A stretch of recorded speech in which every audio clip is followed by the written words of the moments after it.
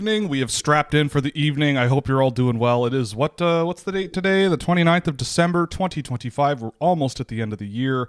Welcome to Scouching Live. We're strapped in for tonight. We're going to do the Slovakia-US game, and we're going to do the Canada-Denmark games tonight. Got the Canada jersey back on. Producer AJ's back on the phone with us. Yes, I am. I'm here for a short time, but a good time, ladies and gentlemen. AJ's burning the midnight oil tonight, doing his big boy job, but he was so gracious to give us some time before he goes. Also, some special friends of the show have an open Google Meet invite to this meeting, so if they choose to join in the next 5 or 6 hours or so, they will be free to do so. So we're fully strapped in for the night. We have a bunch of glasses of water. We've got San Pellegrino Aranciata, which is the best soft drink available. Yes, sir.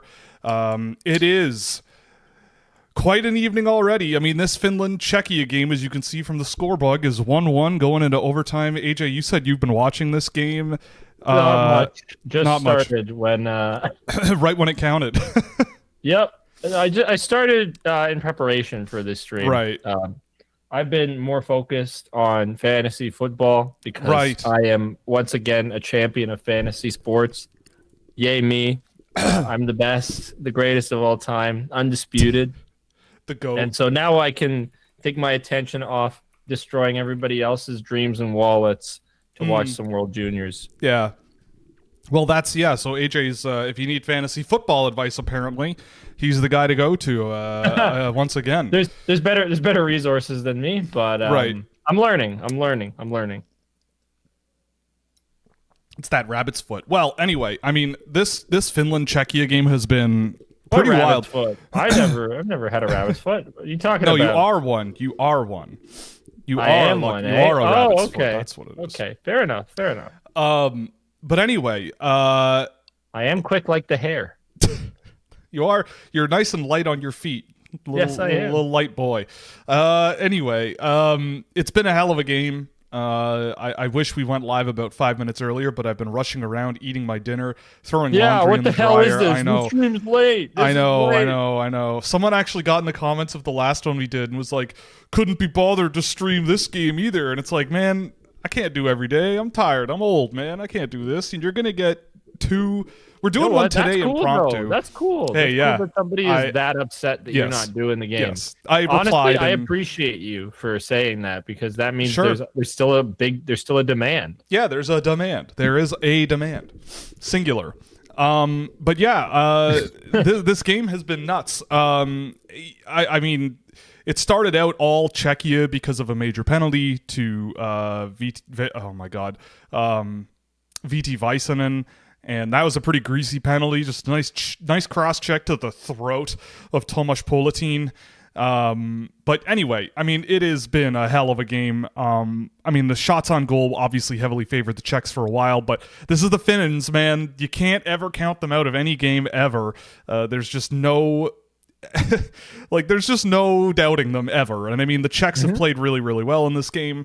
The Finns have had their chances. I mean, a lot of people have talked about, like, in the commentary of this game, they were talking about, like, oh, they need to get their offense going. But in reality, I mean, their offense has been going decently well, at least when they're going at even strength. Like, these teams are pretty evenly matched, but the Czechs definitely have shown... It's almost like they can play a little bit better at Finland's style of play than Finland. And also Thomas Galvas has been going off this whole tournament, but this game especially, he's been quite good. I heard Radim Mrtka's helped him. Whatever. I mean, Mrtka's been fine. He's been, again, solid defensive guy. But the Sabres will. Going into this game, Galvas was the tournament leading scorer, which I did not know. So there's that. That's awesome. And guess who's out on the 3-on-3 right now with on their second shift on the 3-on-3? It's Thomas Galvas. Not Radim Mrtka. I mean, I don't know if Radim Mrtka started the overtime. I wasn't really paying attention. I was more doing the recap, but. Fair enough. Special guests quote. No, the bald one has the invite. We may see the bald one. The bald one may get an invite. Alec Baldwin, as we're calling him now. But the best bald scout in the business. I mean, no, That's your favorite bald draft analyst, right? That's his line. Bald draft analyst, specifically from Windsor, specifically in the contained to the geographic area. Yeah, of there's Windsor, other Ontario. scouts from Windsor we like more. Well, there's bald scouts outside of Windsor that we like more. Like who? Exactly. Yeah, I don't know. I don't have a good answer. Who for else that. is a bald scout that does internet content? I know one. I know one in the NHL. I know one in the NHL but quite that's well. in the NHL, okay? That's why Tony's gonna make it and you aren't. That's true. I need to get on the hair loss wagon. I have been growing my hair. I've been too lazy to go get it cut this holiday season, but yeah, me too. We're growing. I need a cut. It's growing. It's growing nice and strong. My hair once it gets to a certain length, that flow. Yeah, I need that. Well, that's my hockey ticket. Boy haircut. Right. You need to be bald to get an NHL job or have crazy long hair. Then maybe, if I get the Barry Melrose look, or I could combine the two and go Ally Afraidy with the bald head, but the back is still flowing. The Donnie Benet hairstyle, if you're a Donnie Benet person like I am, something like that. But yeah, Barry Trotz in the 90s, he also was pretty. He still is bald. But Barry Trotz in the 90s, yeah, that's a bald was scout. Also bald. Yeah, I mean, I feel like Barry Trotz with hair is a weird thought. He just looks like a perpetually hairless man. There's nothing wrong with that. It's just that's how he looks to me, and it's a little strange to think of him with hair. But that's cool. It looks like there's already a goal in the U.S. game. Oh, is there? On one of our subscribers going Stiga. Okay, well we're gonna finish this game because this is more exciting at the moment. Is it finished? Get it finished, but you'll see. I'm a few seconds ahead of Mr. AJ. A little new here. Usually I'm ahead of you, but because I have been so gracious and shown up on stream, I'm watching on my phone and it's a little behind. Yeah, I can't believe this game is still going. Spoiler, but I can't believe it. A little new here. Do the World Junior Games have to wait for others to finish? Oh, no. Never mind. There has been no goal. Yeah, there was no goal.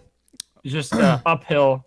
Is very happy that Stiga's on the first line. Oh, yes. That's all it is. Teddy Stiga's been upgraded to the first line. There you go. Okay. So, false alarm on my part. Yeah. I made an assumption, and I made an ass out of you and me. Oopsies. Well, there you have it. Well, I hear a goal horn. There you have it. That's my top-ranked defenseman from a couple of years ago, Adam Juracek, doing his thing. He's also been excellent this tournament, I think. Man, hell goal, yeah. Man. That's what crazy. A goal. I had to stop myself from swearing twice. I can't believe that Emil Hemming didn't score there on that one opportunity he had. Oh, I love this turn. How can I say it all the time, but how can you not be glued to this? How is it physically possible to function in daily life while he says after playing EU4 all day? I didn't do that. I was half watching. It was I was half watching games, but I did watch How can enough. You not? No, EU4 exists. Will's a liar. I mean, Will's it was Germany. Germany. Everybody. It was Germany, Sweden. What am I gonna do? Once it got to be like once it got a little, and then put Ivor Stenberg at 1. Right, you already haven't. Got it. Yeah, that's about right. All right. Well, let's go. You got to constantly flip up and down the rankings, like based on which draft eligible is playing at the current moment. Right. Who has the guy who wins the team who wins in the finals? Yeah.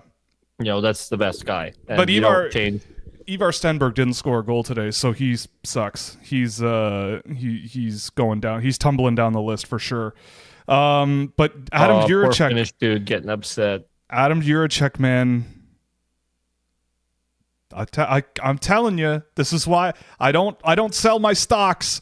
I don't sell them. Juracek was down and out for so long, and now the dividends are paying off, baby.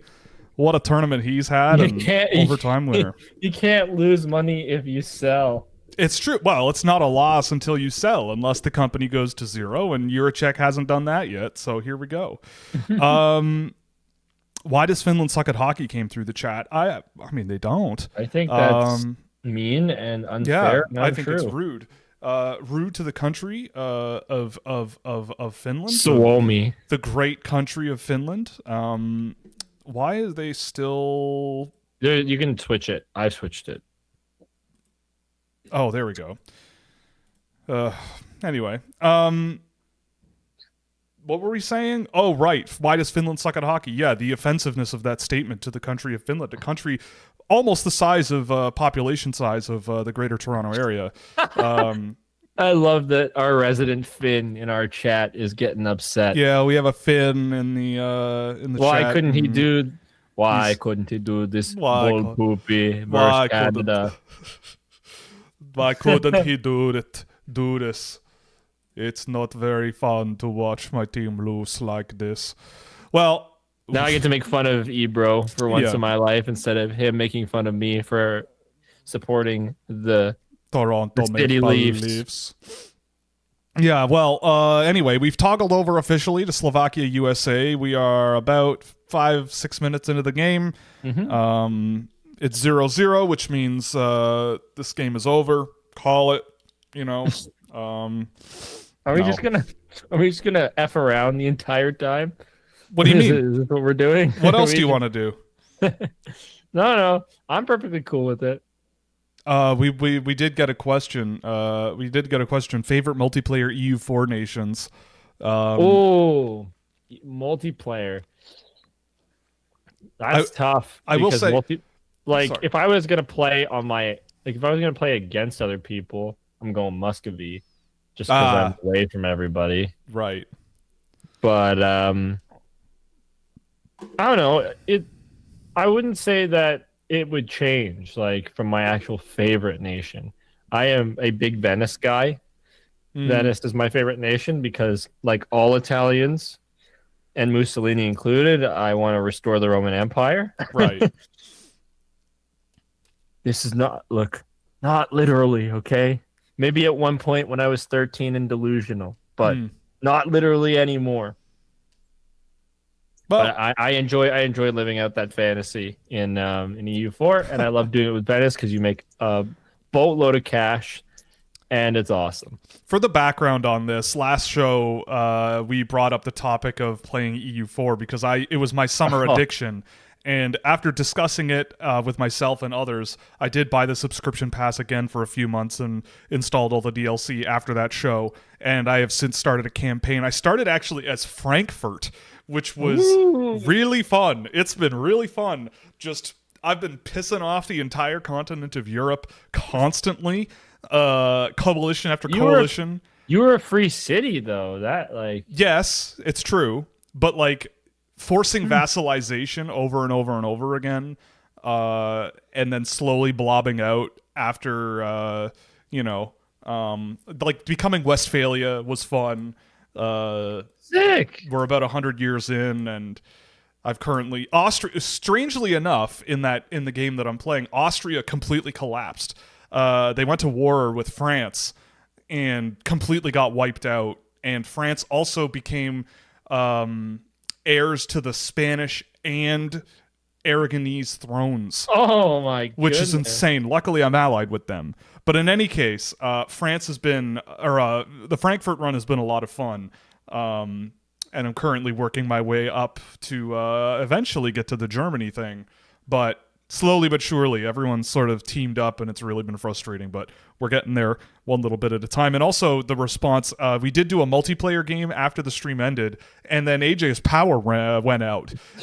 So we couldn't play it. And the third participant, username King Kairos, was in there playing as the Timurids and failed miserably almost immediately, which makes him bad at the game because I've done a Timurids run, and I had a ton of fun doing that because you just blob so fast. And eventually I became Persia, which as a former, what's the word? A former horde, is kind of interesting to go from a horde to a Persian kingdom. But anyway. And yeah, it is always AJ's fault. See, right? Yeah, exactly. It's not my fault. I told him that we could leave and do we could go to a older save so he could save his campaign. But I was doing fine. I was raiding all the European coasts as the Tunisians. Right. Getting some money. Yeah, you were pirating. Right. Yeah, I was a pirate. That's what I do best. I'm an Italian pirate. Yar. I guess Italian pirates probably did exist.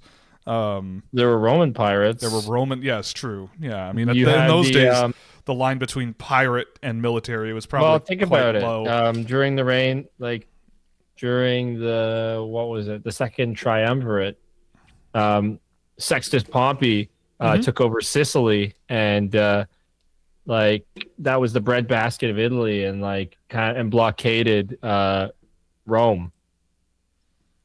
So Octavian had to deal with that. So there have been Roman pirates, and that's on the Italian peninsula. Yep.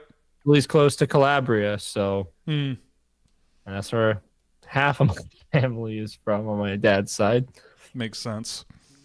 Well, let's catch up on the chat here. We're not answering that. The Chinikov trade. Oh yeah, Yegor Chinikov got traded today. For a second-round pick, a third-round pick, and Danton Heinen. Danton Heinen, the guy who's just been passed around the league. You know, he gets passed around like a blunt, man. It's crazy, man. He's all over the place, and so I look at. I mean, I don't know. People are saying that they gave up a lot to get Chinikov. I mean, Pittsburgh has had a lot of draft picks. I'm sure they'll have the opportunity to get more. I feel like looking up and down that roster, they could use a little bit of a pure goal scorer. I don't think it's that crazy. I think they drafted really well last year. Oh boy. There you go. Oh, Slovakia on the board? Oh, let's go! Slovakia strikes first. Hey. Heck yeah, baby. LJ Mooney. Sorry, Habs fans. LJ Mooney is bad again. He sucks, even though I met him and I like him. That was one bad play. That's it. He's too small. The party's over. Who cares? It's over for him. I'm happy he made this team though. That's cool. Oh, he's been so much fun. He's been largely quite good, I think. Definitely very exciting to watch. So yeah, but he turns the puck over and he's small. I mean, they were playing. I think they let him take the last 2 or 3 faceoffs of their last game, which they barely won. Like the fact that he was taking faceoffs at 5'6" at the end of a game like that was pretty wild. Yeah, there's a Canadian fan dancing. That's awesome. They were hitting the bar. Our Habs fans in our freaking Discord server saying washed. Oh no. Yep, it's over. Ripperoni. This guy sucks. What's it called? He's a cool guy. I like LJ. And just like LJ, I love his cousin, Logan Cooley. You're sick, dude. They're cousins? I didn't know. But yeah, we forgot when we did the interview and he brought it up. Luckily, he saved it for us. Yeah. Yeah, I mean, well, I got a little distracted there, but Chinikov, yeah, I mean, I don't know. I think it makes sense for Pittsburgh. I think they drafted really well. Last year, they obviously have a longer way to go. I think they're playing, Chinikov's pretty young, right? Like, he's not old. So this is kind of a young player for them to add, and I guess the argument is, if Hainen's not really a fit there, are you going to get a Yegor Chinikov with a second or third round pick? And the probability on that is probably relatively low, statistically speaking, that is. So, I don't know. I don't see it as that big of a deal, but that being said, it's a good experience or a good thing to say before Columbus nails their second round and third round draft picks that they just got and ends up with, whoever that goes off to be way better than Chinikov. Oh, Slovakia power play? Yes. Here we go. There we go. Been a while since I've heard anything about the Calder race. Is Schaefer still the front runner? Has anyone closed the gap? I mean, I still think Schaefer gets the lion's share of the attention for it. The only other guy, because he's the only guy that matters. I think because I met him. I think Demidov might be a guy that I would consider a contender, but Schaefer... I wouldn't consider it because I met Matthew Schaefer. I didn't know that. And that makes me more special. Oh, okay. He wins the award. Okay. But yeah, I mean, look, I think it's an interesting discussion, but I don't know. As much as I love Ivan Demidov and how much fun I've seen him have this year and all that, I don't know. I just feel like with Schaefer, it's been more impressive doing what he's been doing. Coming off an injury, helping literally propelling a franchise into a playoff spot as well. Right, exactly. That won the first overall pick last year. Granted, they weren't that terrible of a team. They were only kind of bad. Bad enough that they missed out on a playoff appearance, but good for them. It's really cool that they got the pick. Yeah. And he's been incredible. Yeah, no kidding. Talk about some good luck there. Nope. Well, what else is going on here? So if Canada beats Czechia and Czechia beat Finland at the under-20s, does that mean Norway is better than Slovenia at hockey? Yes, that's exactly what it means. Is this Felix asking this? No, this is in YouTube chat, man.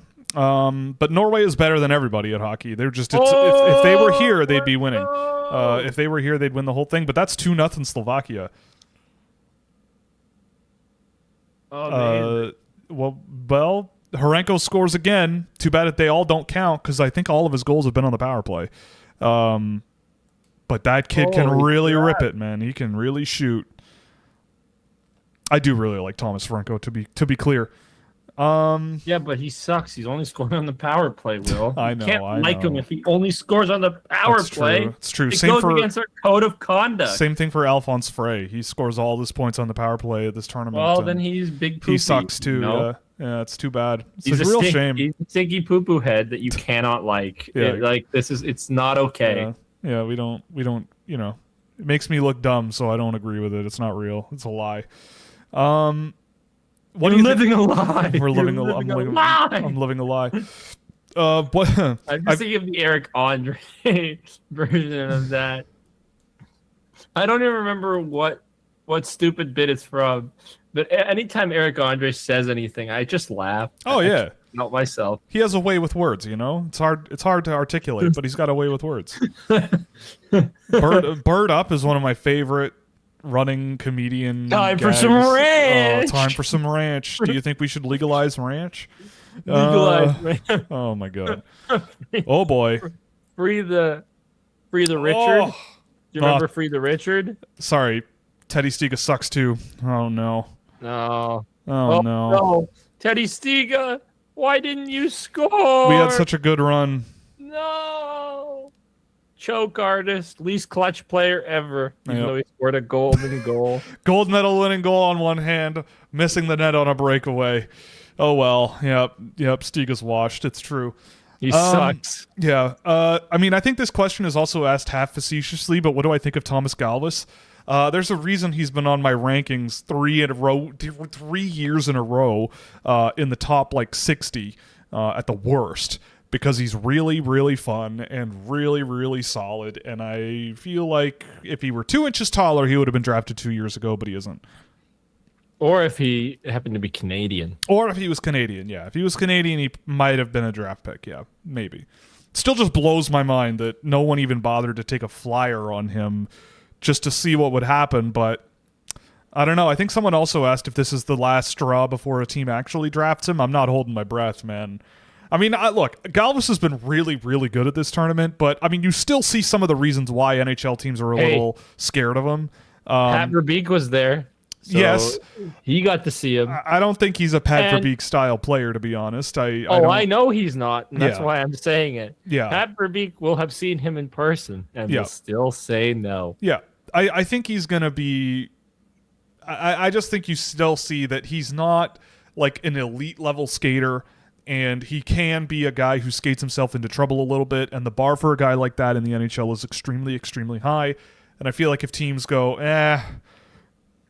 if the style of play requires X and he's not X, then why would we draft him? But it works here. It's fun here. It's fun at this tournament.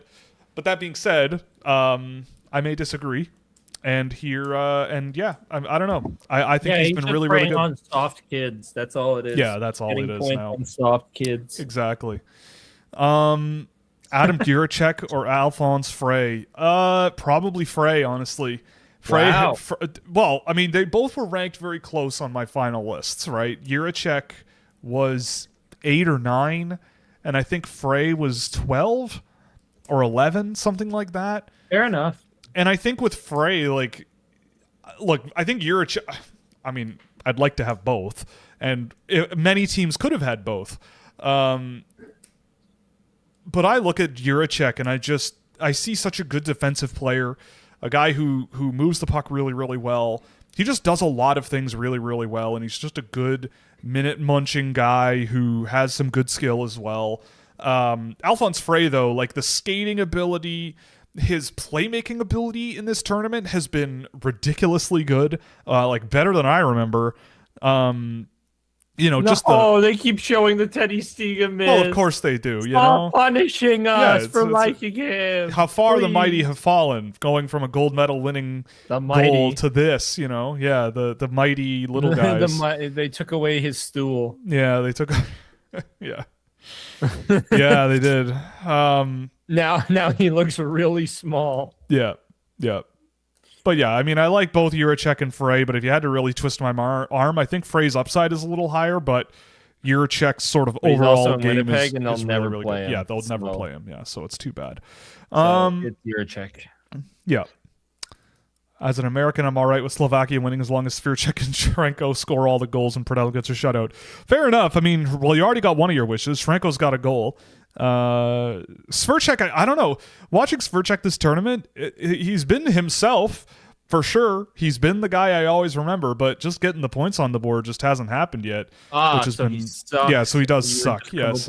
But it's one of those things where like just like Fabian Lascelles. Yes, all the hard work is kind of going the right way for him. It's just the shots aren't going in. He's, his footwork is a little bit clunky, and changing directions and getting going is a little bit clunky, which is not something I remember from last year. But playing the long game, I think he's been pretty solid. But no points, so he sucks. No points, yeah, no points. But he's doing the hard stuff pretty well. Who sucks more at hockey, the U.S. or Finland? The U.S., obviously. Well, yeah, one team is losing by 2. Yeah, the one team is lost by 1. Yeah, the other team went to overtime. Yeah, so they get points. Exactly. Yeah, Svirček's been hitting a lot of posts in this tournament, but those don't even count as shots on goal. So, like we said, that's it. He's cooked. We had fun. It was over. What are your thoughts on Shrenko? And then someone else asked, why do I prefer Nemec over Shrenko? So I think with Nemec, I think I see a bigger floor there than with Horenko. Like Shrenko's skill and finishing ability is really, really good. I think he is a guy who has a good read of the ice. He uses his teammates okay, but I really worry about the skating ability projecting, especially as like not a very big center. Like maybe as a complementary winger, he might be a thing that could work. But yeah, I mean, like a lot of his goal scoring in this tournament and a lot of his offense comes from the power play, which watching him a lot at 5-on-5 this year, like he's got the skill. He can do all the things you need him to do. But for me, for a guy like that to project to the NHL, like I don't think he's going to be a bottom 6 guy in the NHL if things don't go well. Maybe a third line winger, but but I feel like the bar is going to be pretty high for him. Whereas Nemec, I mean, you haven't seen Nemec like with the razzle dazzle and the flash in this tournament very much. But the big thing I think that he's done in the games that I've seen him over the course of the season is just how smart he is. Like he's, I think, a better skater than Shrenko is. He gets up and down the ice a lot more effectively. He makes good reads off the puck. I think he's a really effective player. And I think he just moves the puck better. Like I think he sees the ice better. He moves the puck better. And it's like I see a safer floor with him. To be clear, I think they're in the same tier on my list. They're pretty close. But I think Nemec has more of like a clear function on the line. That was a loud post. James Hagens, loud post. Man, that would have put him back in the good books. But yeah, I think with Nemec, it's just a matter of like how comfortable I am projecting him as he is. Shrenko is, I think, a like fancier player with like higher end upside, but the length it'll take to get there is probably relatively high. But they're both guys I feel like are maybe second rounders in realistic terms based on where my list is sitting. Okay, sure. So Shrenko's just outside my first round then, if he's not in the first round. I'm looking, yeah, now I look.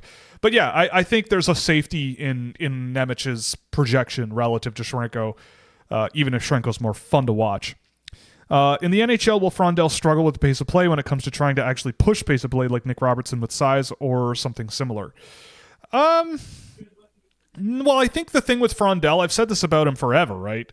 I think that the way that they're using him in this tournament is exactly the way that you need to use him to get the most out of him.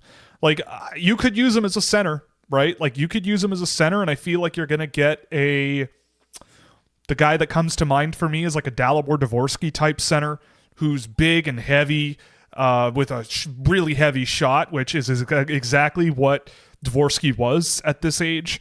But playing him at center, I feel like you take away a lot of the real benefits of his game.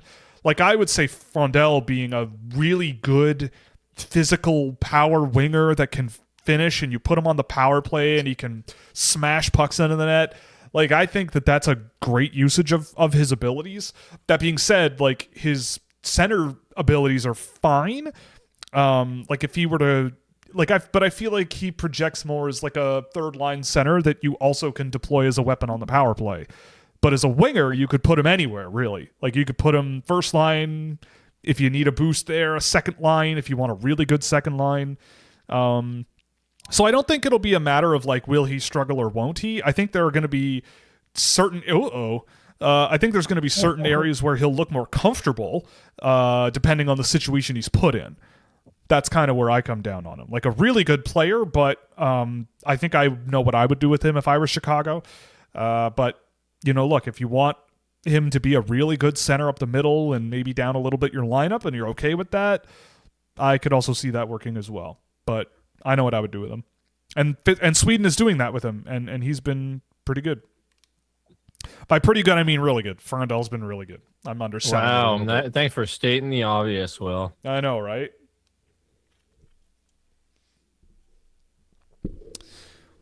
Yeah, this whole draft stuff, it's actually very obvious. Will just states it. He doesn't do any good work. He doesn't find any real players. I just yap, man. Yep. I just yap. Yap. I just hit yap on my brain control panel, just the yap button over and over again. And I just randomly mash numbers into a database, and people for some reason pay me for access to it. It's just mashing numbers and randomizing names. And make comps like that. Yeah. Sasha Pashajov is Nikita Kucherov. Oh wait, that's Byron Bader. Oopsies. Wrong person. Hey, he doesn't need to be catching strays. Come on. Player comps are fun though. No, don't listen to PNHLE. It's a scam. It's a rug pull. I'm an NHLE guy, and yeah, it is a scam. It's a rug pull. Yeah, it's a hockey rug pull. It actually is a rug pull. Yeah. You get the wildest player comparisons. Oh, you for get sure. Two guys that are like in completely different skill sets. It's like projects to be like Tom Wilson or Nikita Kucherov. Yep. Awesome. Yeah, Jonathan Taves. I saw Jonathan Taves thrown around again today about Frondell, I think it was. Wow. Is that because he's a Chicago center? Whoa. Or is that just because of his... Yeah, it's because he's a Chicago guy. Exactly. Yeah. Okay. God, I hate player comparison. Put your things ever. Chat, put your favorite player comps in the chat. Do it. Owen Power, Victor Hedman. That's the best a good one. That is a good one. That is the best one ever. I cannot believe that was the player comparison. It is the furthest thing from the truth. One player is a multiple-time Stanley Cup champion. I don't know if he's a Norris winner, but if he isn't, he should be. at some point. I think he has won one, right? And then there's Owen Power, who's worse than Fabian Lysell. Hey, his JFresh card's really blue this year. All right, so shut Owen up. Power? Yeah. Get the hell out of here. It is. JFresh card. It's all blue. It's another blue on blue scam. on blue. Another scam. It's blue on blue. Stay away from JFresh cards, Look, kids. I don't know. Thoughts on McKenna? I don't know about you, but I thought the no-look assist to Martin was kind of lucky. Well, I don't know exactly what play you're talking about, but look, I mean, Gavin McKenna... That's just hate. That's just hate. Gavin McKenna is actually really good at stuff like that. Yeah. McKenna... That actually is just hate. Yeah, exactly. No, McKenna has been, to me, like, he's been Gavin McKenna. Like, it's the same player I have seen for a calendar year at this point. Like, he is an absolutely... Oh, jeez, Riker Lee. He has been an absolutely Probably ludicrous... right, though, that it was lucky, because he likes to just throw passes. Well, I think he's such a good playmaker that he makes things that seem lucky, like they seem lucky, but I think he actually is a extremely talented playmaker, because stuff like that happens. It happens all the time. It just happens all the time. And it works a lot. Like, I think with McKenna, though, like, you still see a lot of the stuff where you're like, oh boy. Like, I remember a couple of times in the Czech game, he was tossing passes off the boards in his own end, and they were going like 3 miles an hour along the blue line, and you're just asking for a quick 2-on-1 coming the other way there.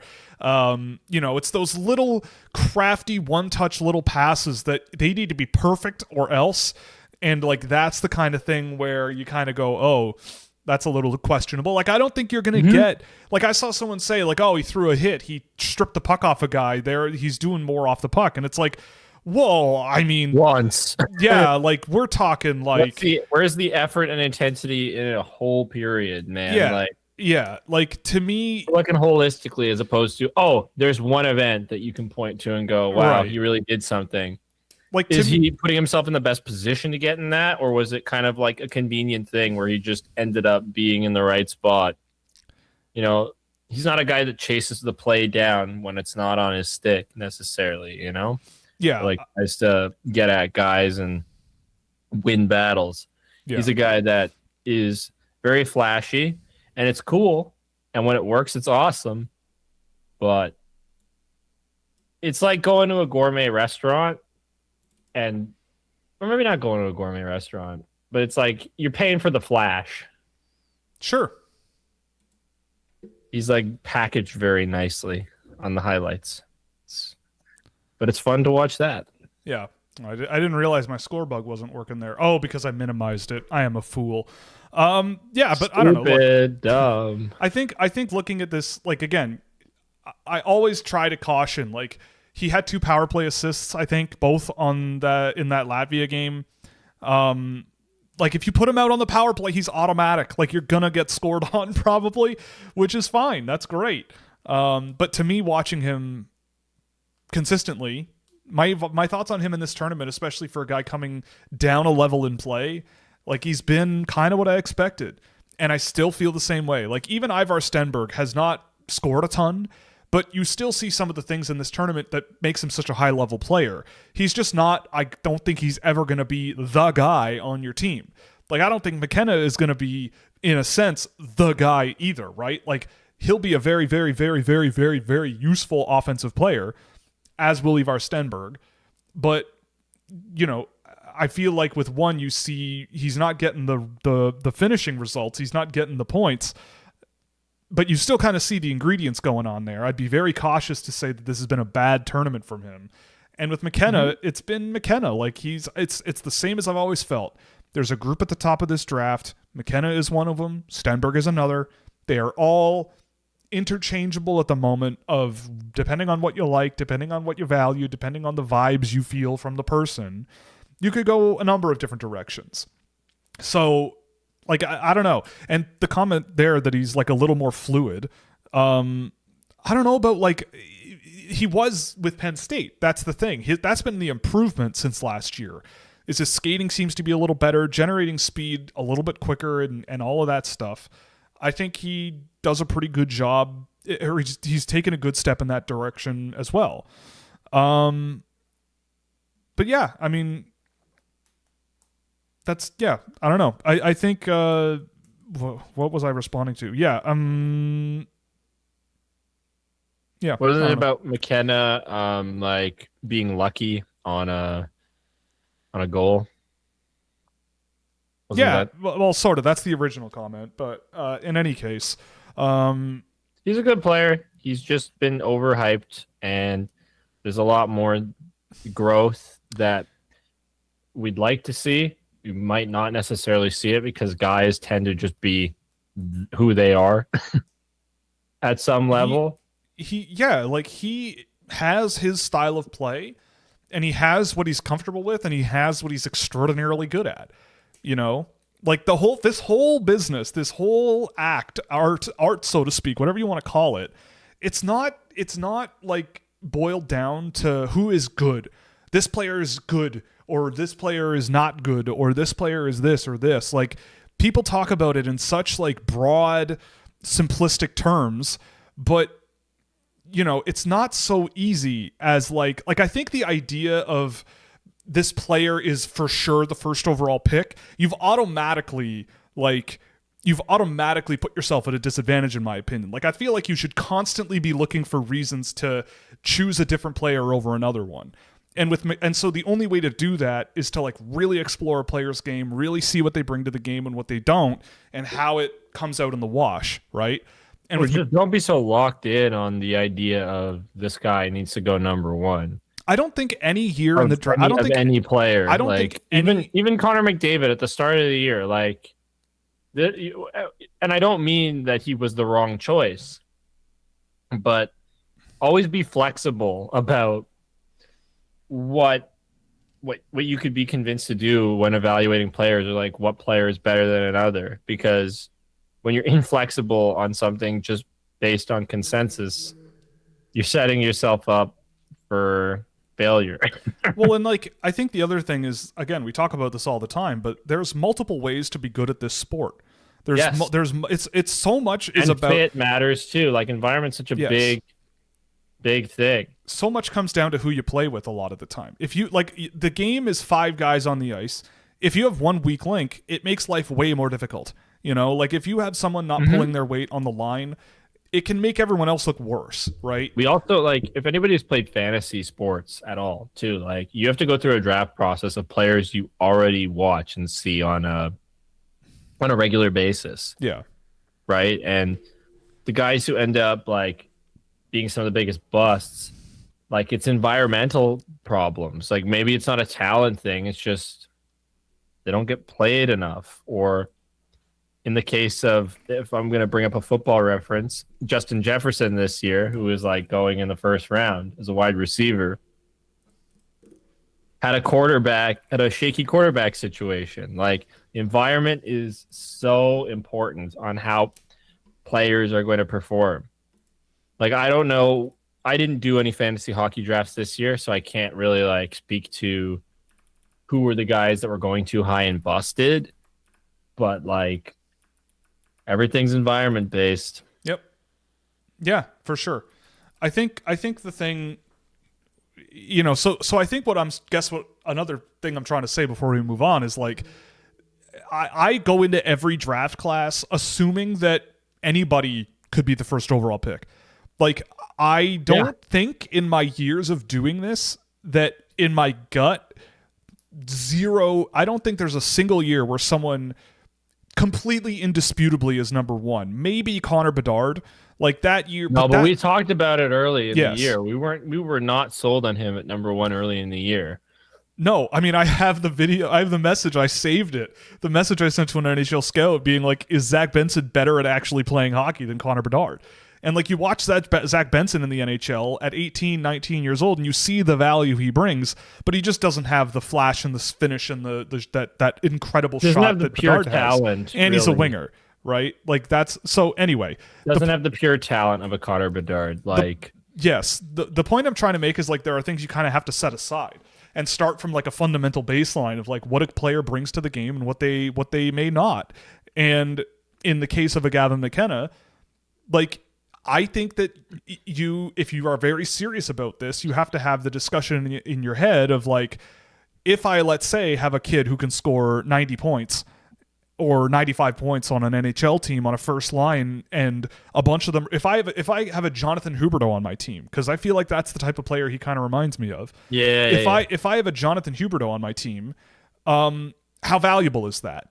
You know, if I have like Nikita Kucherov has been Nikita Kucherov forever, but you know, like he's had a pretty good supporting cast in Tampa Bay, and you know, like, I don't know. I feel like you have to really look at what you value, because I just feel like it's very, very tough, because the game is mostly played at 5-on-5. So that's why I always look at from a baseline, because the power play.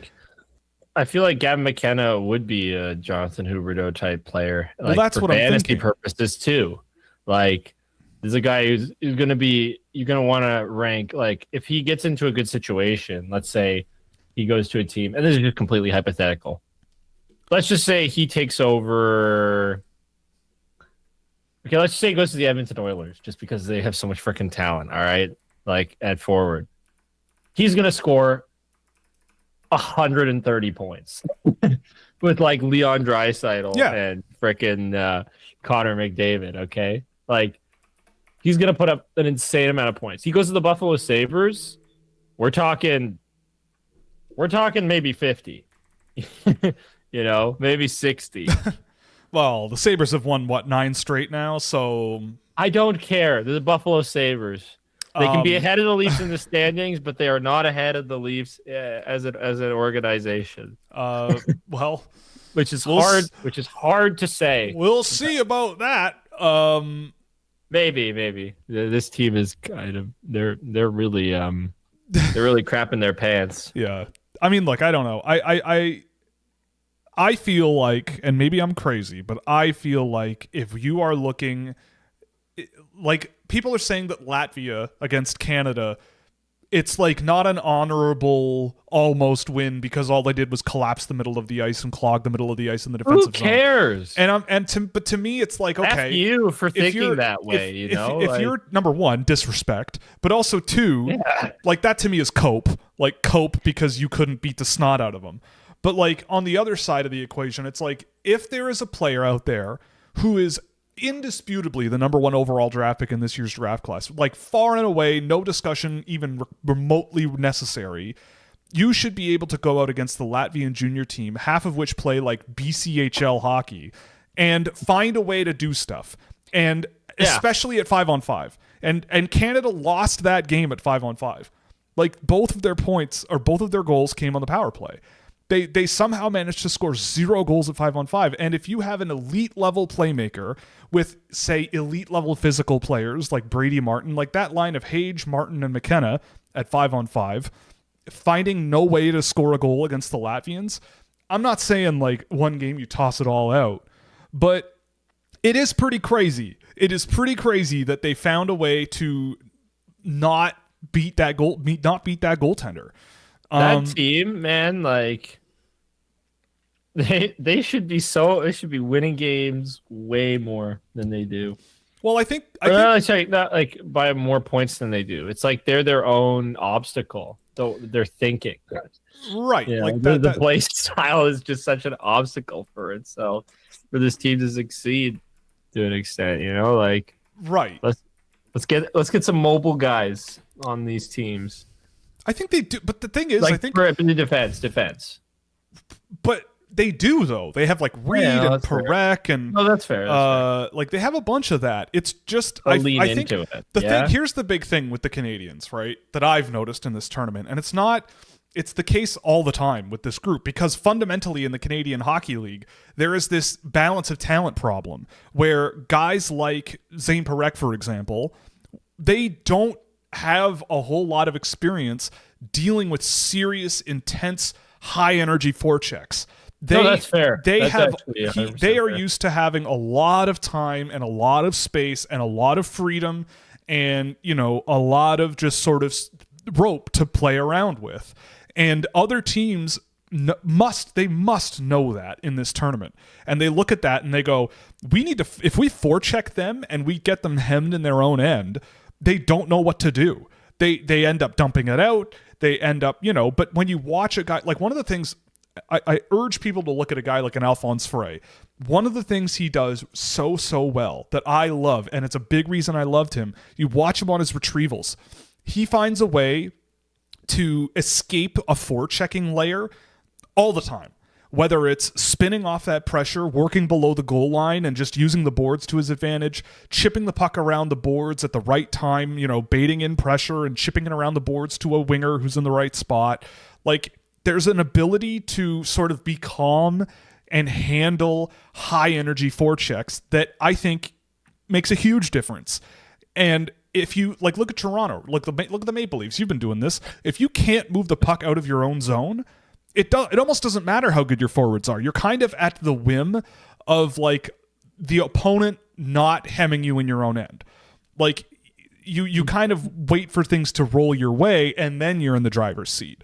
So for Canada, a big thing I've noticed is if you just send a 2-1-2 forecheck after them and sort of limit their options and they aren't used to really quick and high energy exits and retrievals and all that, and they sort of rely on individualistic play, it's really risky.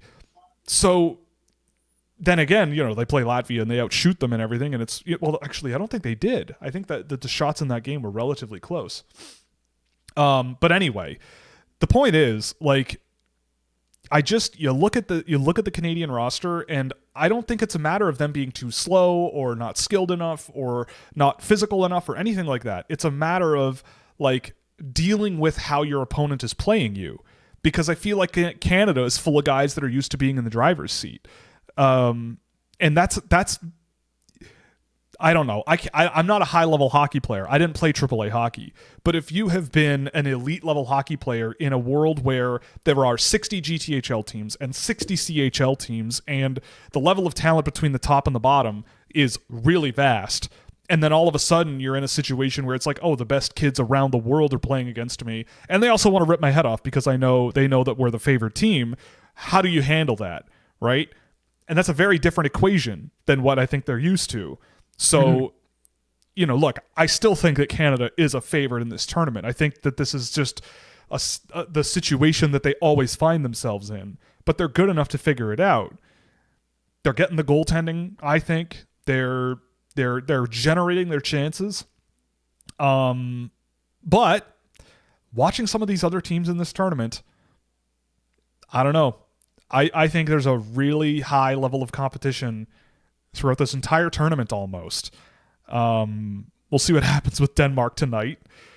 I think we all can kind of maybe foresee what's going to happen there, but you never know. I don't know. But in terms Canada's going to lose, the country's going to go on fire. If Canada loses tonight, we're calling Mark Carney right now. I got my his number? I was with my dad the other night for Christmas dinner, and he is a donator to the Canadian Liberal Party during that election campaign, and he got a Christmas card. Dirty live. He got a Christmas card from Mark Carney and his wife and his cat.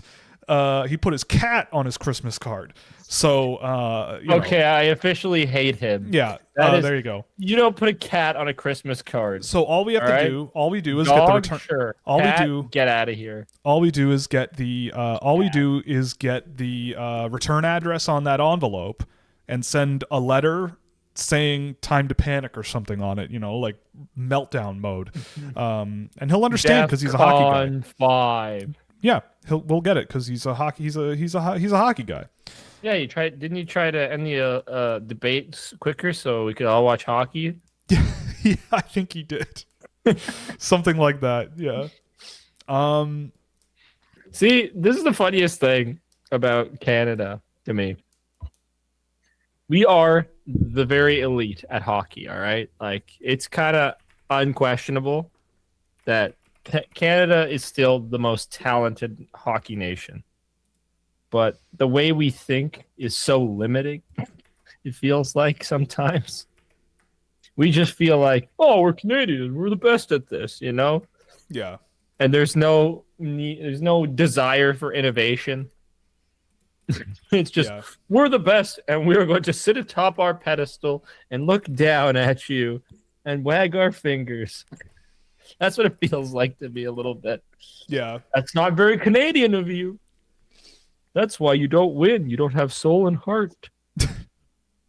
Yeah. So, yeah, I think anyway, the point is like I never will panic over Canada's performance in this tournament because I am very pro Europe in hockey. Like I watch these kids all the time and I know how good they are. They're way more fun. They are way more fun. They play as I think that they play as a team a lot better in terms of like even back with their clubs. Like it is very clear that it is a we all win together style thing, which number one might breed players who may be a little bit less overall talented. But I think in other senses, it's like depending on who you play them with, they are very, very valuable players. Again, and it's like what would you rather? What would you prefer? Because you can't deny Canada's the best team in this tournament, if not one of the best teams. So it's like it works. You know, like Canada, they're winning. You know, so again, that's the fun thing about hockey is that you can split it a number of different ways, and if you you can have an intellectual conversation about hockey in a way that a lot of sports I don't think you quite can. I don't know, and so I think other teams know how to play Canada. They know how to get their weak spots. In Canada, I think it's not a matter of like how good the players are on the team. I think it's a matter of like they're out of their comfort zone, you know, and so that's a hard thing to like train for because the way the leagues they're coming from is the CHL where like unless there's 20 teams in the league, you're not going to be able to really deal with that issue, right? But now that they're going to college hockey, I think that's going to maybe change some things in the right direction, hopefully. But we'll see. But gone are the days of beating Latvia 12-0, that's for sure. Yep. And I honestly, I'm happy. Oh, me too. You know, we've come a long way from who was it? Who's that guy? That guy from the Hockey News, he's retired now. Ken something. He every year at the World Juniors, when there was a single blowout, he would go on Twitter and just yap about how this tournament needs to be just Canada, just US, just Sweden, just Finland and Russia. And like, that's it. And the rest of them are not nearly good enough to keep up. And it's like, I don't know, man.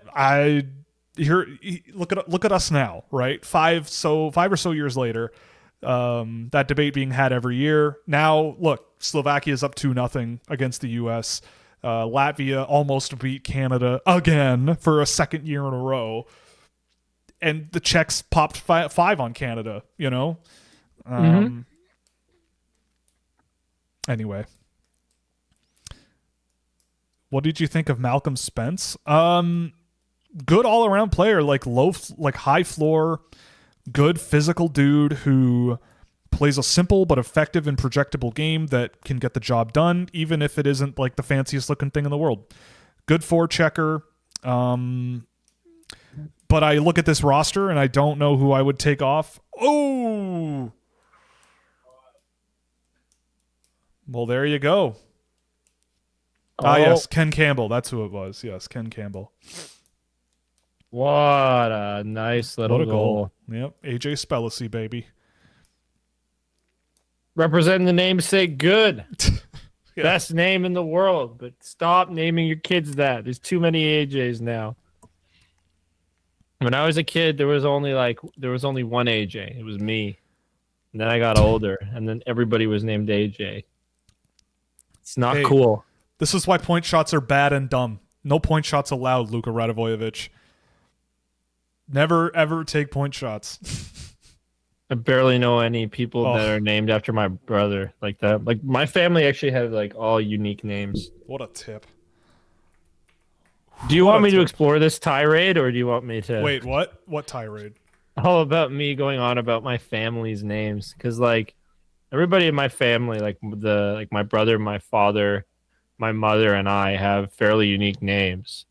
But I think my name is actually the most popular of the names, which makes me sad. Gonna need to see that hit again. Oh! Oh.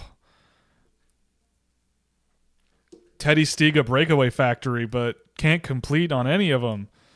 He sucks. Theodore. Theodore, no spitting on the floor. He's losing his Teddy privileges. That's what it's for. We did get word that we may be joined by Joel Henderson at some point this evening. Ooh, lovely. If anyone doesn't know, he's our favorite Puck Preps regional director out west, Regina, Saskatchewan's favorite son. Very talented musician. Just the an only person dude. from Saskatchewan I know. I think that's me too. Actually, yeah, he's like 8% of the entire province. But yeah, actually, that's not true. I do know one other person from Saskatchewan. Shout out to producer Corey of the Rod Peterson Show, the guy I talked to on the phone. Show. Dude, Rod had Rod's tweet got picked up by Bar Down this week. Oh, wow. Yeah, it was the one about John Cooper staring down the kid. Oh. Will sounds like he just had a orgasm. LJ Mooney. Oh, my goodness. Who's number 7? No, LJ. Is that Kalman on Slovakia? Yeah, Adam Kalman. No, LJ. Good player. Adam Kalman, fun Little player. John, short. Oof, what a hit. Boy. LJ Mooney, just like his height, so close to being something. But he's just short. He falls just short. LJ Mooney. What a play from Adam Kalman there. Smart read. I love on you, the LJ. wraparound. You know that, brother. Good call. Well, I'm saying you know that, brother, but that's in the event you somehow hear this, which you probably won't. But I'm just covering my bases. Mm-hmm. Yes. In the 0.1% chance. That's more than zero. Do you think some countries have gotten better at development? These games feel closer despite what the scores say. Well, yeah. I think it just goes back to the same. Canada hasn't gotten any better. I don't think Canada. I don't think Canada necessarily has gotten any better, but I do think other teams have gotten. They're closing the gap, Well, especially the Slovakias and the Czechias of the world. They are definitely making it more competitive. The other teams, it's almost as if other countries look at Canada and go, okay, how do we beat those guys? What's the plan to?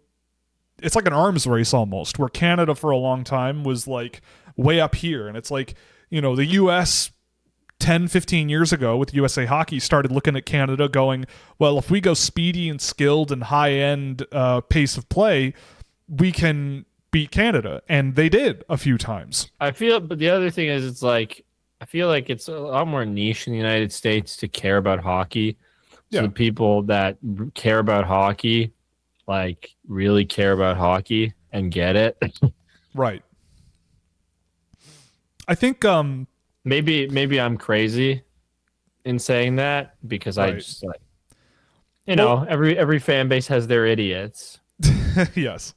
But I feel like those positions would be more merit based because the types of people that are looking to break in are younger is what I'd imagine. Yeah. As opposed to the older sort of existing aristocracy of hockey. Yeah, I think in Canada. I think it is that. But also I think there's another comment in there too. European players, I think there is also just the overall environment in European hockey is also just more. I don't know. Think about it this way, right? Put yourself in the shoes of a high level athlete, right? If you live in Sweden, most of your life, if you choose to do so, is under the same club. You don't really change teams. Maybe you change once when you're 16, 15, and then maybe if you're 18 and you're really good, you move up the ladder a bit or whatever. But you're Fabian Lascelles and a horrible person. Well, yes, yeah, that's there are exceptions. I love him. There are exceptions, but by and large, you have a club team and you stay with them, and at the pinnacle of it, you get to play pro hockey against men, right? That's one model. Here, it's like you could play on a different club every year based on if you like the coach or not. AAA hockey in Ontario is like notoriously capitalistic, crazy, not always necessarily about player development as much as you might think. Again, like the thing is in the and if Jordan how Millett, do we take money out of these kids and then market them? Yeah, and also like Jordan Millett will attest to this. There's like 4 or 5 teams in the GTHL that just never lose because they have everybody. That's not a good developmental environment for those players, right? It's the same problem as always. So, the CSSHL is even starting to get like that, where, I mean, it's one league where it's very competitive, but interprovincially, there's just like not a whole lot of competition.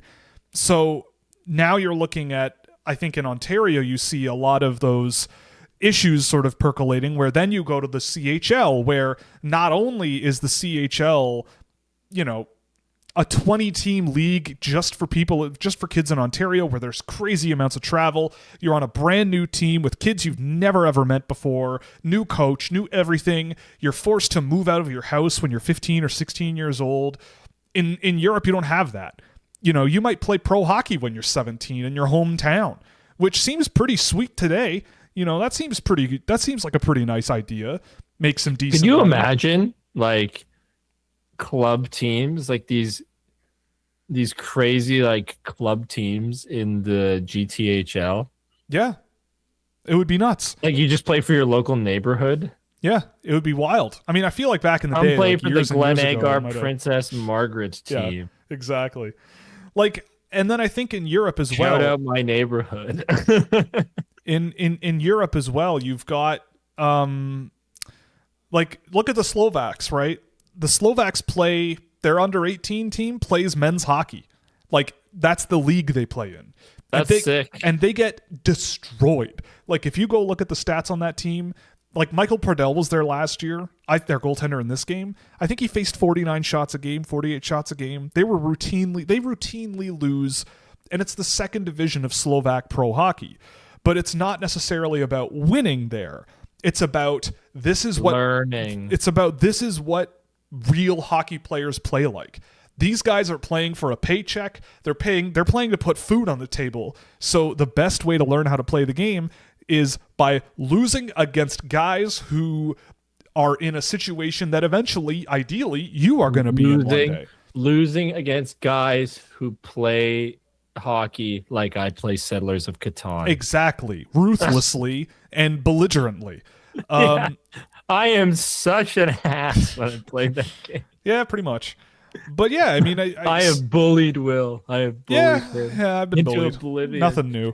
But but it was crazy. Like you were so close. You were one turn away from winning, and I sniped you at the goal line. He did do that. Oh, that was so good. That was so awesome. Will has never beaten me in that game. Yeah, and we have played 10 times. I stopped playing you. You did. Do you want to play again sometime? No, I'm good. Are you serious? Not right now. Okay.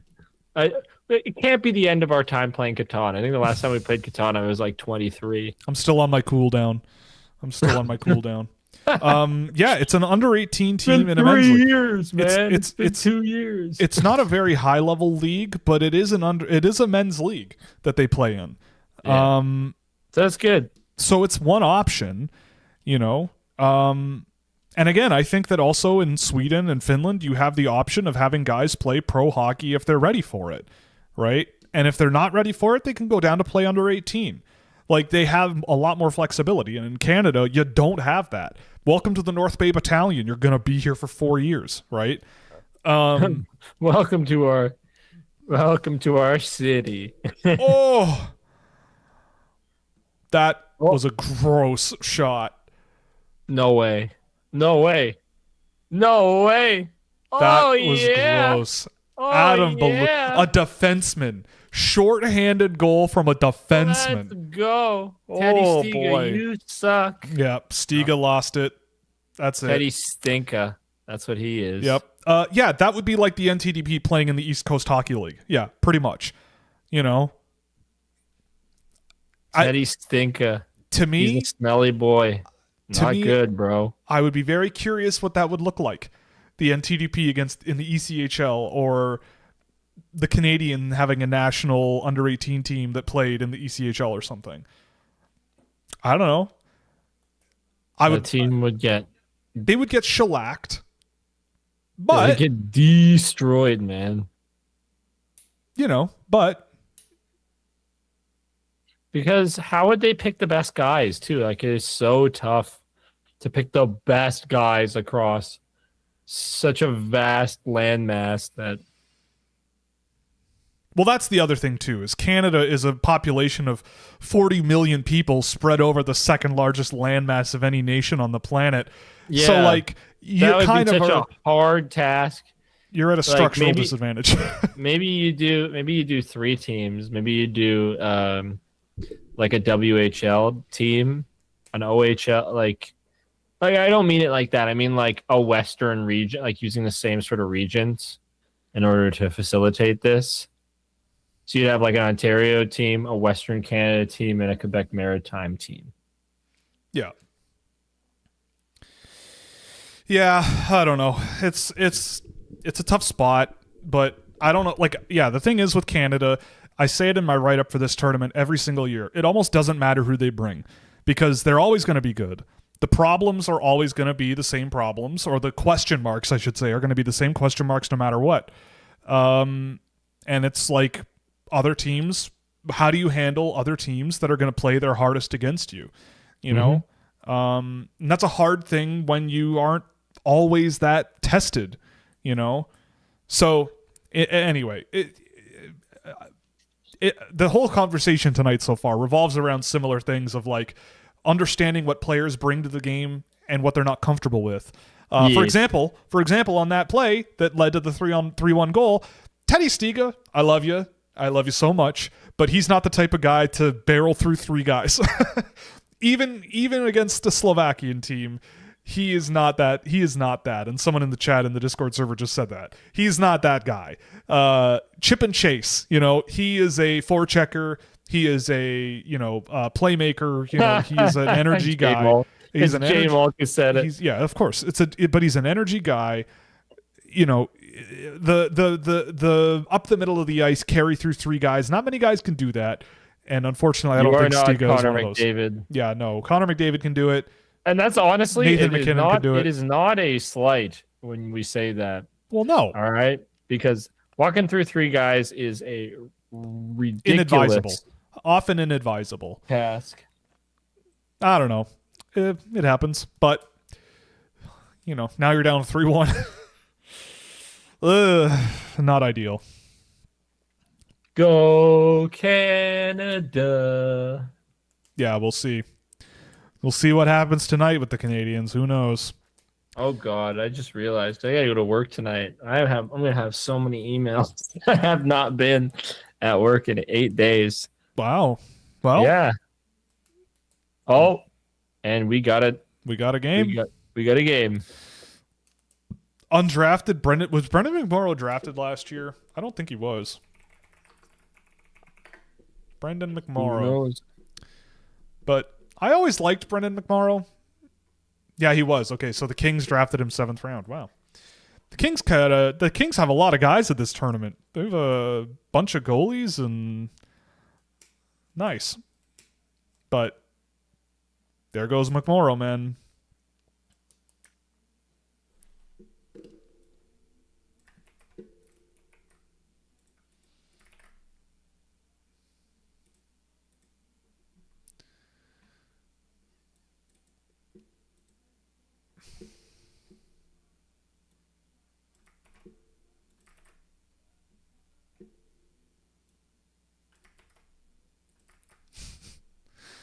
I could be wrong, but the person writing Russian in the chat said that Canada has ballerinas playing for it, which I think is very funny.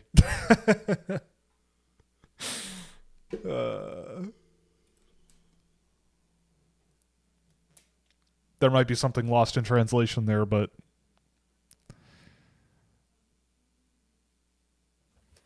Here we go again. Here we go.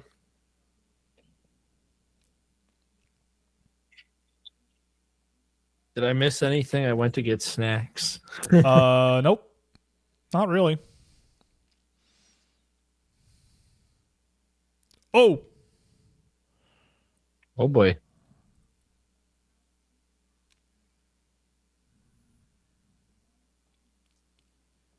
Yo, Slovakia is not going away. I remember watching this Miran kid last year, I think, and thinking he was a nice little grindy boy. Not on my list at all, but I forgot he existed, and then I was like, I remember this guy for some reason from last year, and yeah, looked through my logs and stuff, and he was in there, and you know. Yeah, beef, exactly. Nice beef on that play from Miran. Ow. Beef is actually the most important attribute you need to get drafted. Yeah, my beef sweater's in the wash, otherwise I might have worn it tonight. Oh. That is such a great series, though. The SB Nation series. Oh, it is, yeah. That's why I bought the sweater. Support creators you love, like subscription over at Scouching.ca, where we're running a Boxing Day / Boxing Week / New Year's promotion. 25% off. 25% off until January 5th, or the end of the day on January 5th. You can hop in and follow along with the riveting discussions going on in the Discord server about who sucks the least. Chill, sell out. Yeah, I'm shilling my own business. Who would have thought? Yeah. That reminds me. Concept. Instead of playing EU4 during the Germany game today, I might have probably instead worked on my data visualizations. But you know, I'm an entrepreneur. I can do that once in a while. I can take a day off if I so choose. If Sam Bankman-Fried can become a multi-billionaire by playing games in meetings with investors, I can take a day and mess around in EU4 while watching hockey at the same time and still be decent at my job. Right? Right? Right? Just fudge the numbers. Anyone? Anyone? We're not borrowing from our users' bank accounts. No, we're stealing. We're just stealing. Yeah, it. Not borrowing. They're not getting it back. It's ours. It's always been ours. Daddy needs to buy more 3D printing filament, you know?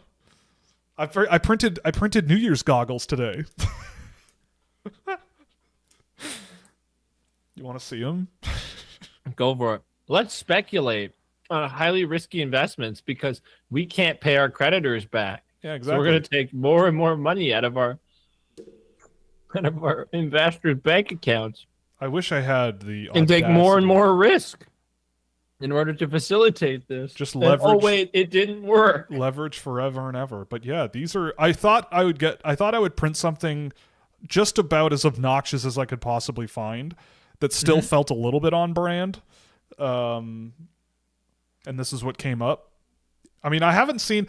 This might be me being a millennial, but this used to be a thing, right? Glasses with the slits in them. I don't know why they were a thing. I think it was a Kanye West thing before he lost his mind.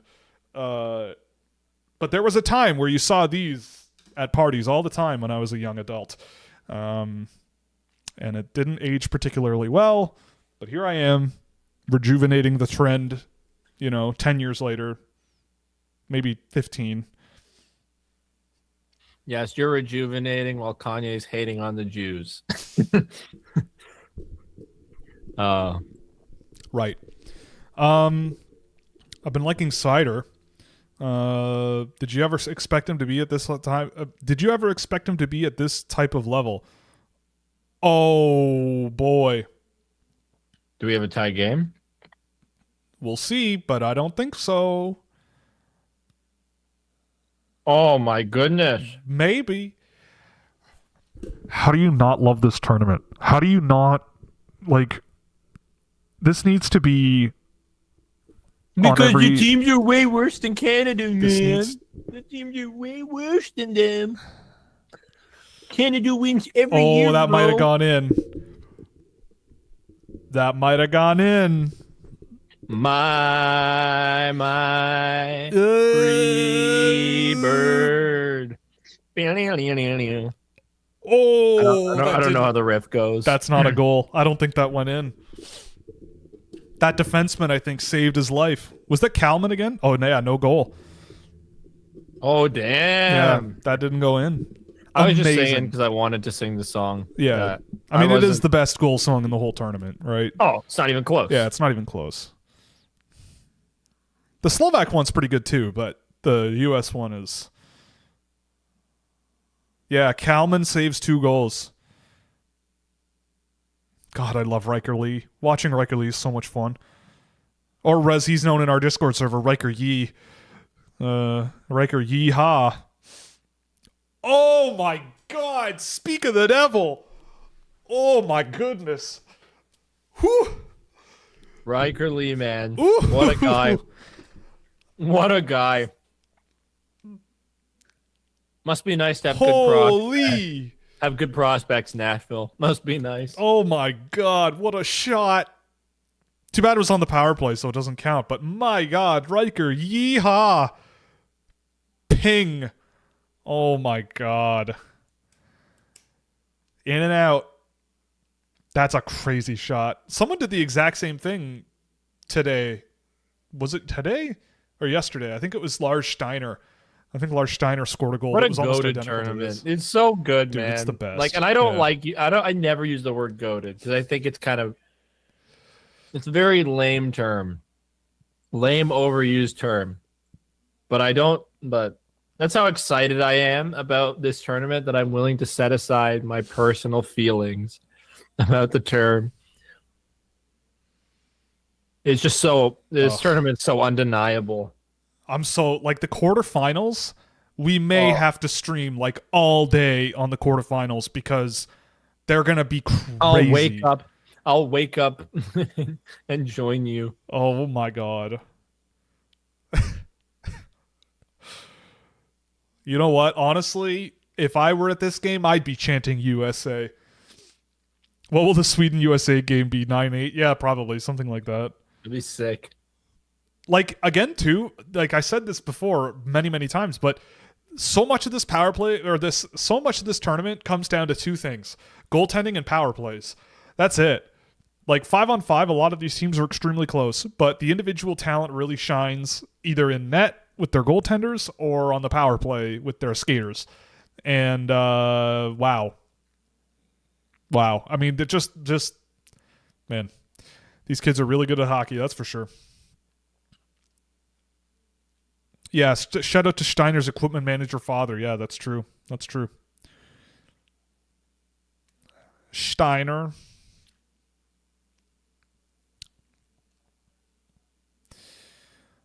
Oh, man.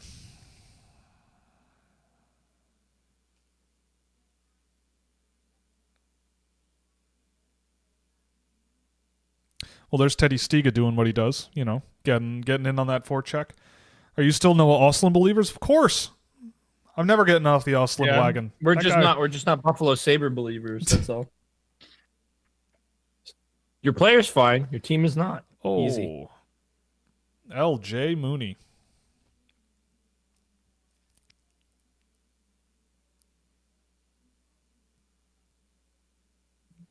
Yeah.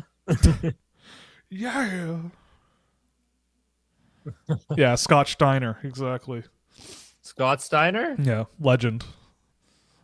You know, Braun Steiner is a wrestler. His brother's son. So his nephew. Yes, his nephew. His brother's son. I love Braun Breaker. That's it's his actual. That was a late penalty call. That's his ring name. Uh-huh. He's so sick. Bob Motzko looks displeased. Do you know much about Scott Steiner, Will? No, I don't know anything about anything, man. You know this. Oh, I don't know. You don't know. I don't know anything about anything. Why do you think You don't know the Steiner Math promo? You don't know it? No. Oh. You got to watch it. It's amazing. One of the greatest Greatest promotional pieces of material you'll ever see. And it comes from the promotion that I work for, TNA. So you got to see it, man. I'm going to send you Steiner mats because it is a brilliant video. And I think it is very important that you watch it. You can watch it if you want. You don't have to. I'm just trying to have a good time. How dare you? Yeah. How dare you? How dare I have a good time? Okay, I see you sent me the video already. Yes. Look at these beefcakes in the thumbnail. I'll put this on after. That's Scott Steiner. He's that beefcake. I remember this guy from the WCW NWO video game that I used to have. Yes, I think I remember that. Yeah, dude. Yeah, something like that. It's amazing.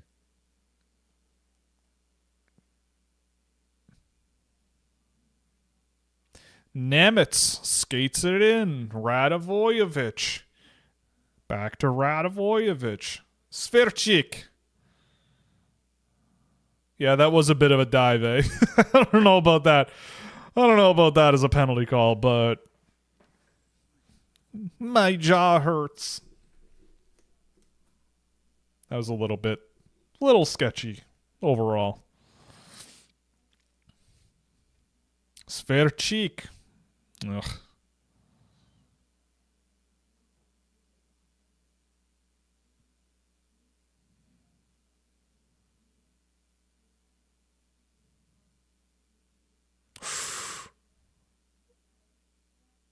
Oh. No, that was my boy. Sverchik with the grind of the net, baby. I'll take it. Attaboy.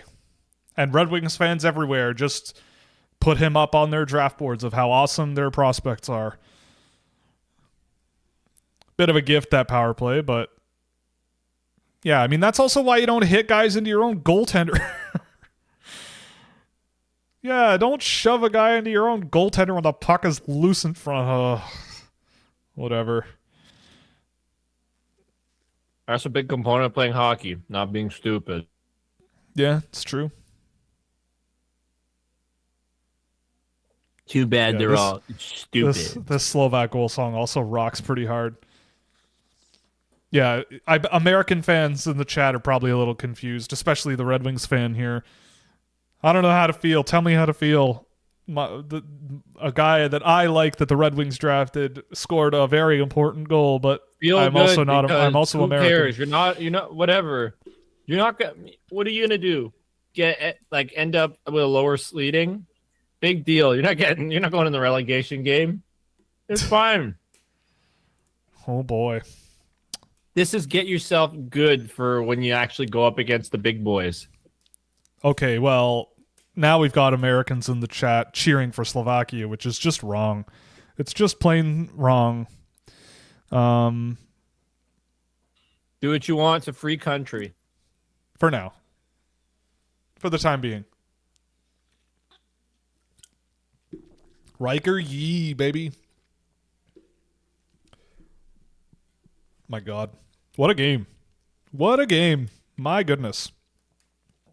If only, if only the USA had the Somalian Cale Makar, which, if you didn't know, is our graphic designer in the chat, Ray Ann. Played defense, and if you ever look him up and you see his stat lines, this is a guy who played like 20 games and had 24 goals and 1 assist as a defenseman. So, Somalian Cale Makar, worst defenseman ever. No wonder this guy likes Evan Bouchard. Exactly. No, Bouchard. Oh, I love him. Boo. He's easy.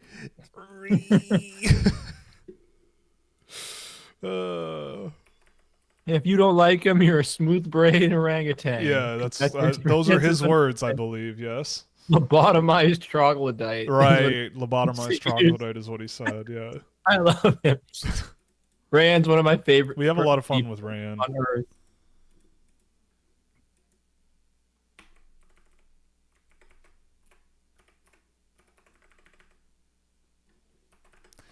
Right, so we'll see what happens, but tomorrow could be very interesting. Let's see. Yeah, Bouchard for Norris, exactly. Forever, every year.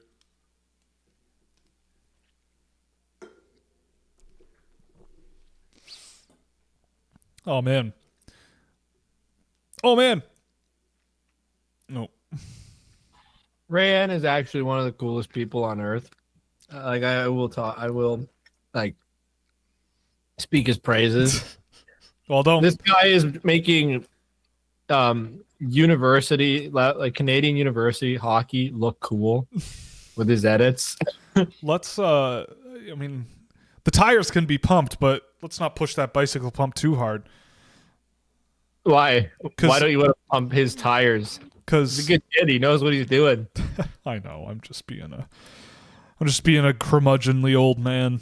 Well, we can't promote other people on this channel. Oh, we can. We are. We can and we are. We can and we are, but we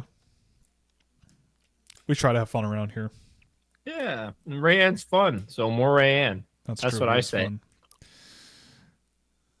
Elite. Uh-oh. He fell down. Max Plant fell down. No Hobie Baker for you. Hudson for Norris. There you go.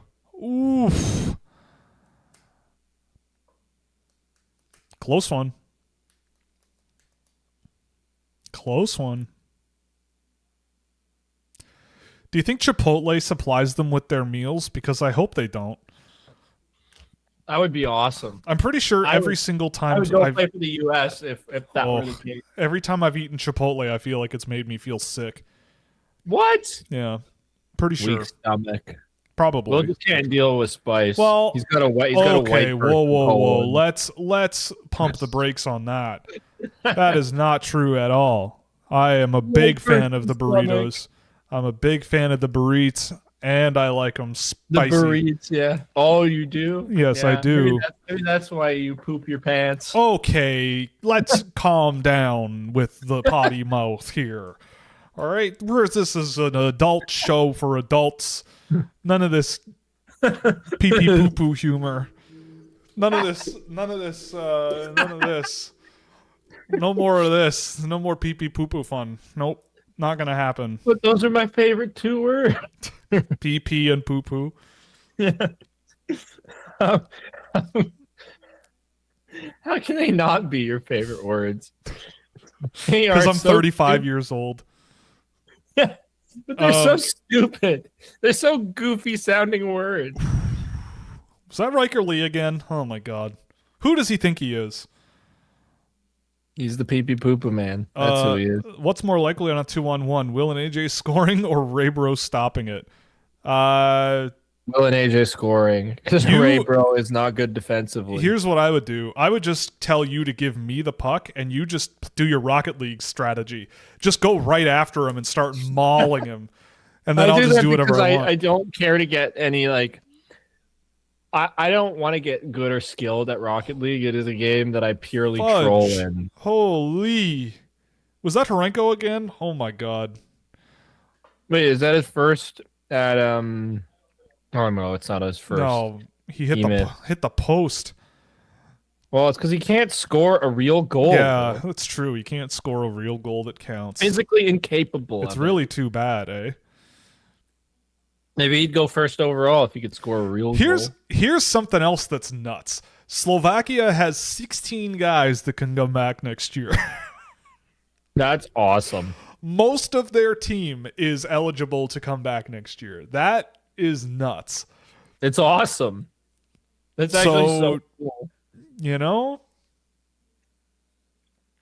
Okay, excuse me, Rayan. coughing baby versus hydrogen bomb. I can skate. I can skate quite well for what it's worth. I can skate in a forward. I would be very curious to go toe to toe, blade to blade with one graphic designer Rayanne, because I can skate, and it's the one thing in hockey I'm actually kind of decent at. So there's that. I feel like if I went out on the ice now, I could get it because I'm more confident. I wasn't as confident about stopping as a kid, but I feel like I'd be good. Coughing baby versus hydrogen bomb. I wouldn't get around laterally all that well. Like that would still be an issue. Like turning would probably be something I would have a problem with, but put me in a straight line. You're the Luis Mendoza? No, Kenny Wu. You're the Kenny Wu of the crew. Sure. Well, I mean, I guess the Mighty Ducks movies are a little bit too, a little bit too early for you. Oh, yep. Finally.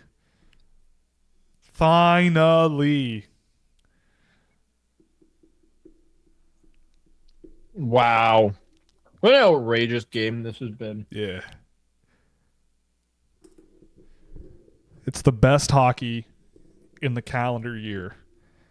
So many people have to be put overnight while this tournament's going on. So many people take themselves so seriously during this.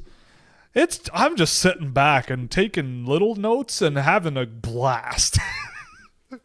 This is insane. The low scoring games, the low scoring games are insane. The high scoring games are insane. Even the blowouts, like today for a long stretch, the Germany-Sweden game was pretty decent. And then Germany just ran out of gas. But for a little while there, yeah. And that's also what happens when you put James Haggins on a line with Teddy Stiga, by the way. So good things happen. Good things happen. Mm-hmm. 4-4 in the second period. And Slovakia did the Leafs thing. They gave up a goal with less than a minute left in the game. And that's never where you want to be when that's a game-tying goal. Okay. You're not wrong. Who wins a period? They win a period. It's almost like this game is a quarterfinal, but it's not. I mean, obviously it's an important game, but boy, howdy. Yo, what a game, man. Mm-hmm. How does this stack up to the Czechia-Canada game?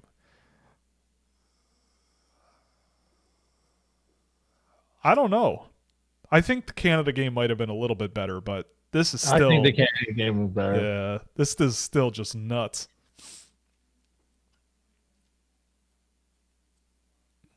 Canada-Latvia was awesome, too.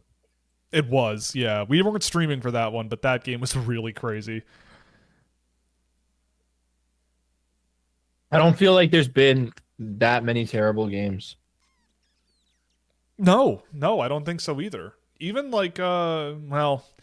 Denmark is treading water barely, but not Denmark. They're not having a good time. And they're really not going to have a good time tonight. They probably are not. Probably not. Maybe for the first 5 minutes, but yeah. I hope they score first, just so it's interesting. Yeah. They got to score at some point, right? They did score. Now watch the Steiner math. Watch the Steiner math video. It's good. Promise. They have scored. Denmark actually has 4 goals. They have 4 more. They have 3 more goals than Latvia does. Big sad for Latvia.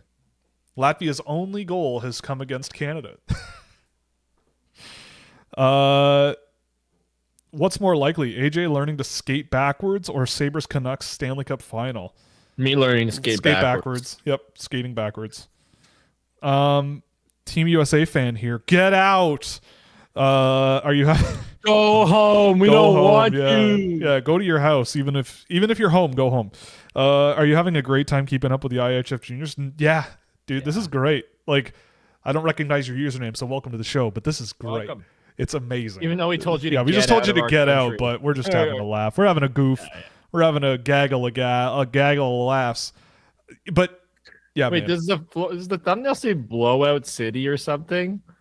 Blowout proof. Oh.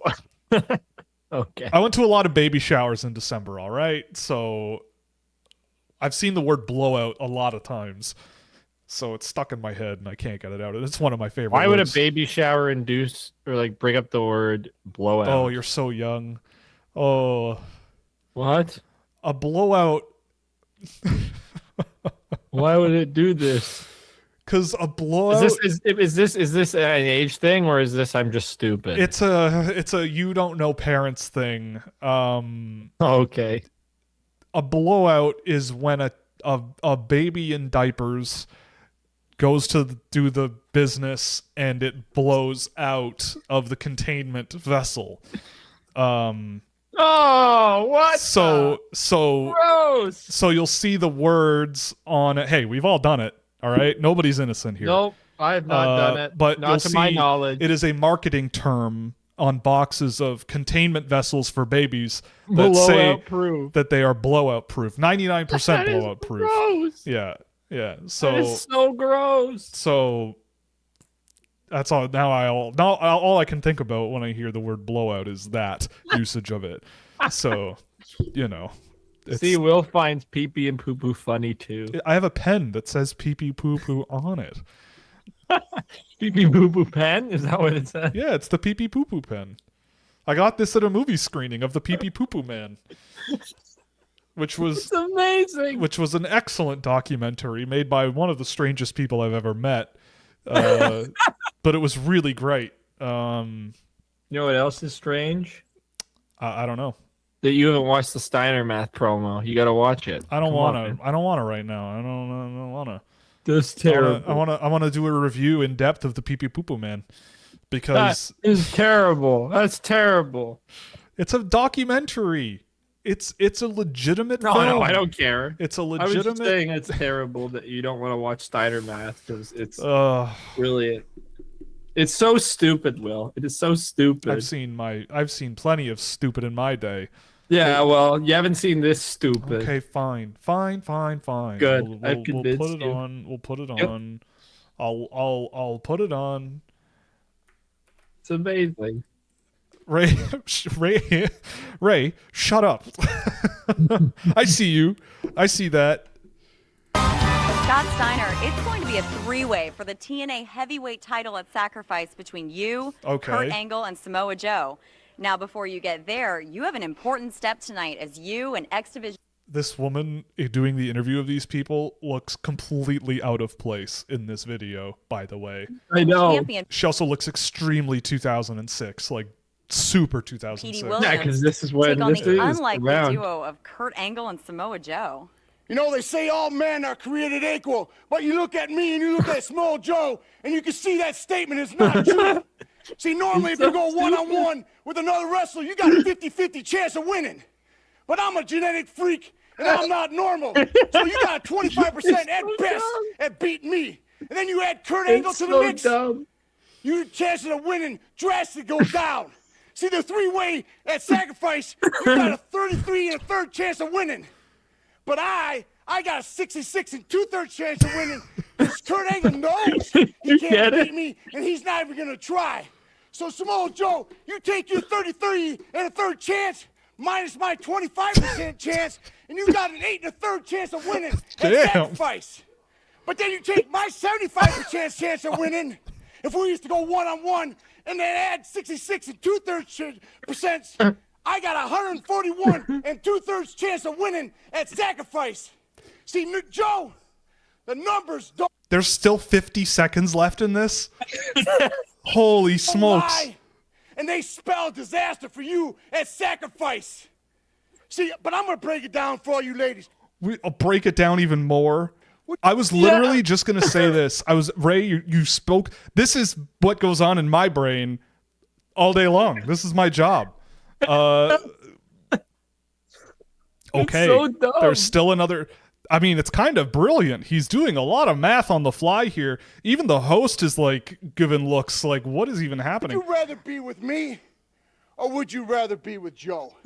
Well, I think Joe's kind of nice. I mean, Called Samoa Joe So you're Senior. one of those girls that like romance. Point. I'm going to talk to all my freaks out there. So good. Would you rather come home to me, a genetic freak, to That's be my satisfied company's every promotion. night, or go home to That is my fat-ass company's Samoa wrestling Joe? promotion as well. See, tonight we're going to win, and I'm going to be the world champion at Sacrifice. Come on, Pete. TNA. Scotty, just like you always say. Wow. Yeah. Well, wasn't it incredible? that went very differently than I expected. Yeah. But Steiner. okay. Math. Yeah, Steiner math, man. That guy's got some he's a calculator. That's pretty remarkable. That's our intermission hockey analysis, by the way. Do Scott Steiner, he's fat. Oh my god. You want to go home to that? Do you want to go home to that, or do you want to go home to me, a genetic freak? Scott Steiners Steiner. are genetic freaks, man. No, listen. She's not only ugly, she's fat. Oh my god. Are you watching through that? Rick and Scott Steiner, let me welcome you back. Oh, Team 3D, you guys are out of your mind. Coming to Atlanta, Georgia, the place that the Steiner brothers got their start. But you had a good time, right? Wrestling. You had a good Wow. Wow, that's a lot of words. There are other videos that people are recommending of him, and quite the colorful dude. I mean, the one that I saw, he immediately clasped his hands over the mouth of the woman interviewing him.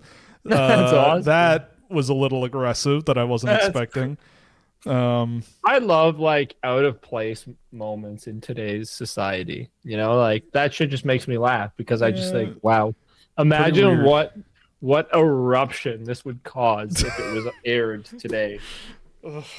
Well, now I've seen it. I can't unsee it. I can't unsee or unhear any of that. Neither can anybody watching this show during. So, are you saying there's a 114 and 2/3 and 2/3% chance that you'll remember this video for the rest of your life? Yes. Yeah, pretty much. Yes, Will, there is a 100% chance that Preston goes first overall, but a 50% chance that Brad Lambert is the next McDavid, but a 67% chance McKenna is like the next Huberdeau, but a 50% chance Villeneuve is better than Preston. Okay, so we've spawned something here. Yeah, we've spawned a meme in our community. 17% chance that someone's going to be worse than another guy, and yeah. Wow. There's a 67th and 2/8% chance. Yep. We'll just come up with we'll amalgamate some random numbers together. That was an adventure of the mind. That was quite something. Anyway, we're here to watch a hockey game. You know, he totally like blew that too. Like that was on the fly. Like this is an improv promo. He had it for a while at least. I was more blown away with just the sheer tidal wave of volume of words coming my way. But for a while, I was following the numbers, and I'm like, yeah, that's true. Yes. Okay, you're starting to overwhelm me here. And then my brain just kind of shut off and just kind of like let it happen, whatever was going to happen to me. And I'm glad I did. It was so overcooked. Yeah, it was overcooked. Exactly. And it was the best piece of overcooked beef you've ever had in your life. It's like the greatest well done steak. Yes. You know, it shouldn't be this way, but somehow I'm still enjoying it. You know? Yeah. Which reactionary narrative about a player post World Junior will be the most frustrating? I don't know. It's hard to say. I don't think there have been that much. There's not that much people have really caught on and said that's really catching a lot of fire. I don't think. It seems like a lot has just been like, I don't know. Maybe that Stenberg has been like not good, or that he's like not what people thought he was. Because I don't know. I feel like he's been pretty decent in this tournament. But I don't know. I haven't seen much of that. But I mean, if Sweden has another disappointing finish, then who knows what people throw out there. But I don't know. Finish, so they will finish bad. Yeah, exactly. I mean, the thing is, like, I feel like it will be very intriguing if, say, like, Canada loses again in the quarterfinal and, like, in a game that is, like, 3-2 or something, and like a toss-up, you know, like how much do people overcompensate saying that it's like a failure or something. But I don't think that people are already spiraling into a certain direction. Perek being the best defenseman in the tournament. I mean, I don't know if anyone other than Flames fans are doing that. But he has been very good. Like, Perek has been very good in this tournament, which is pretty good to see as well. Pretty expected, but pretty good to see. What's a funny cringe AJ should watch? Oh boy. I don't know, because I'm trying to think of stuff that was... I'm assuming you've seen, like, The End of the World. That the world is ending? No, the end of the world, the old Flash animation from like 2005. No clue, man. Oh, okay, that's pretty cringe now.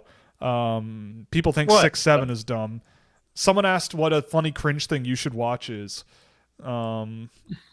Or the one, have you seen the video of the woman stomping grapes on the news and she trips and falls and wins herself and she starts like wheezing on the ground and just like is in incredibly deep discomfort and goes, oh, ow, ow, ow, ow, ow, oh, ow, ow, ow, I can't breathe. No. Oh, okay, those are pretty good. I'm sure if you just Google grape stomping lady, it'll come up. Oh, look, it's Porter Martone. I know him. Oh, you do? I didn't know that. Yeah. Yeah, interesting. Someone did also mention this earlier on the show in a comment, and I saw it and didn't respond to it. But yeah, people asking about like Viggo Bjork maybe being a better option than a Stenberg, and I actually had that thought the last time I watched them play back to back. But at the very worst, my thought was that they belong in the same tier. But I still think that Stenberg is a better option. But I don't think Bjork is as far behind as people think. I don't think he's as far back as people think. I feel like I need to know this. Actually, you do your thing. So. Well, what? Which one? No. I was gonna say, like, I want to know if people appreciate my goofballish nature, and our goofballish nature. Well, I hope so. Yeah, it's like I love being a goofball, you know, and I feel like that's what the sport needs a little more of, right? Like we need a little more goof energy. Gotta stop taking ourselves so seriously all the time. Yeah? Just goof off, goof around. Yeah. When you don't get so serious about stupid things, like things that are stupid and supposed to be fun, like you have a good time. Exactly. Well, oh, it's coming. I don't think we've come far enough in the event. It's straight up the worst part of the OG. Oh, that's true. We're not deep enough into the event, you know. The normies aren't watching it. You know, well, maybe that's not true, but the quarterfinals is when the rubber really hits the road. But in any case, I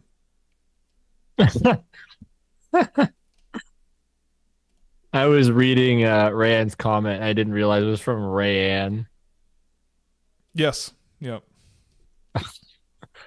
But 100% of the time, I'm cringe. Oh. It happens to all of us. Damn. It happens to all of us. Damn it. No. This just is horrible. fades away. Just My fades life. away into the ether. I don't want to live anymore if that's what I am cast as. Cringe. No. I'd rather be dead. You got to embrace it, man. I do like that I am a lovely little goofball gremlin. That's perfect. You That's all I you want got to to be. just embrace it, man. It's like constantly worrying about being cringe is cringe. So you're damned if you do and you're damned if you don't, if you ask me. I didn't realize we had a Russian guy in the chat. That's cool. Yes, there is Russian flying around. We got Cyrillic in the chat today. Fun times. Well, I mean, do we have any thoughts on the hockey game for the intermission before we get back to the game? Been awesome. Yeah, It's been awesome. Yeah. There's a very spirited discussion going on in the Discord server about Viggo Bjork right now, stemming, I think, partially from this discussion, which is kind of fun. Who's funnier, Will, Ray, or AJ? Ray. I think Ray's the funniest. Maybe it's me though. I don't know. Will's funny too. It's tough. Actually, I think we're all funny. What do you mean, Who would you pick? Because I have a hard time picking. I pick myself. That's lame. You're not allowed to pick yourself. I vote for myself. Anyone who doesn't vote for themselves is a fool.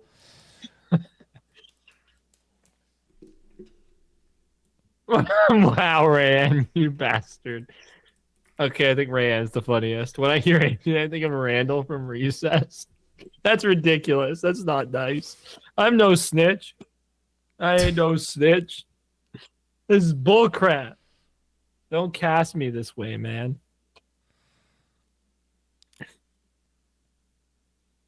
Oh.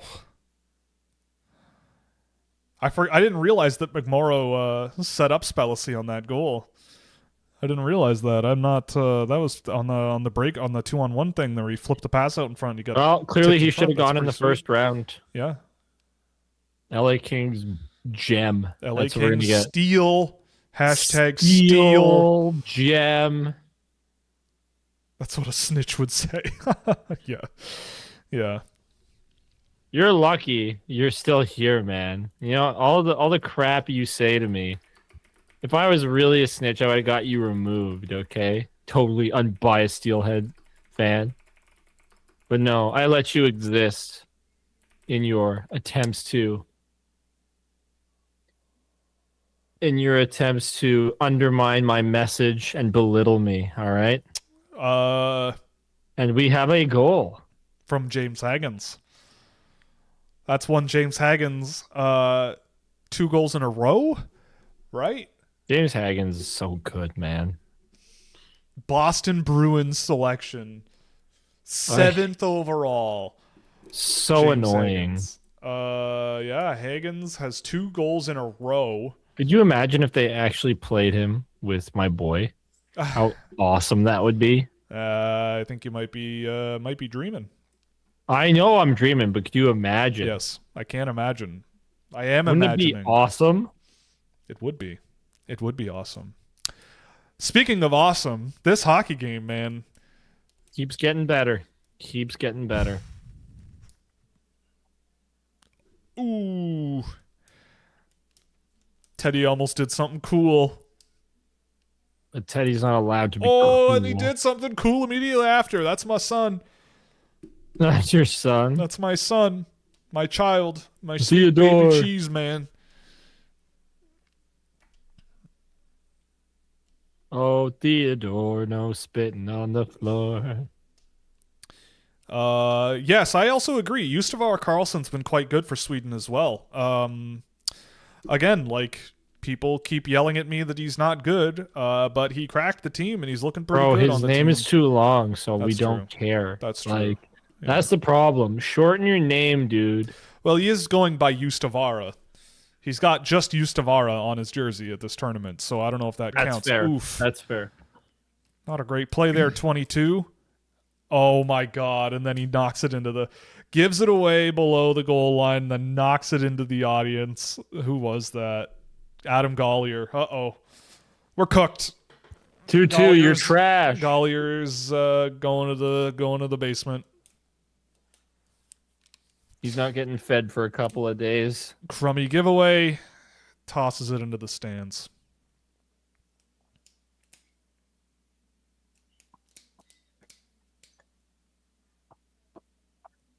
Don't worry, I still love you.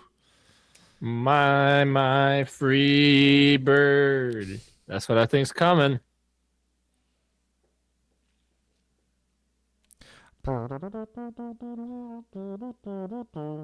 Boom. That's sick. You did that with your mouth? Yeah. Nice. That's good. That's sick. That's actually fairly impressive, and you got all the notes right too. I do spend a lot of time by myself at home, so yelling and talking to myself and making trumpet sounds with my face happens quite often. So you're a practiced face trumpeter? Yeah, I face trumpet relatively often. Yeah, that sounds like a euphemism for something gross. But that's why it's actually cool. Because it sounds like I do a lot of different acts when really I'm just a loser. No, I love you, Will. You're the best.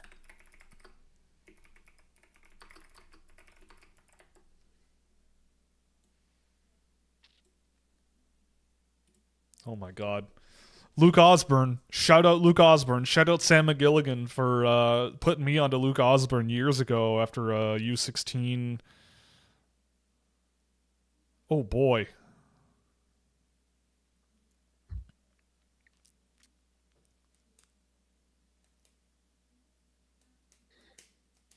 Oh, damn. Face trumpet is Canadian for rusty trombone. That's gross. We don't. No. We don't. Oof. Bass trumpet. We don't. Bass trumpet does sound like a euphemism. We don't do that up here. What would face like? I can't even imagine what face. No, I can kind of imagine. Let's not go there. Yeah, let's not go there. We're busy watching a hockey game here. This is a serious YouTube channel for observing sports and enjoying the beautiful game of hockey. Okay? The greatest game. The greatest of all games.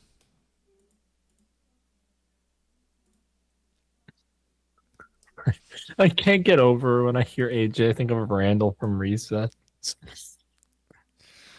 Which one's Randall? The snitch, the little kid, the kid that like loves Miss Finster and reports on all. Yeah, I can see I could see that. Miss Finster. Yeah. Good boy, Randall. Here's a cookie. Oh, we all love Randall, don't we? No, we everybody don't. hates Randall. Yeah. Randall's the worst. Am I Mikey? No. No. You have a bonky obsession. You didn't like Oliver Bonk, so Bonky. you can't be bonky.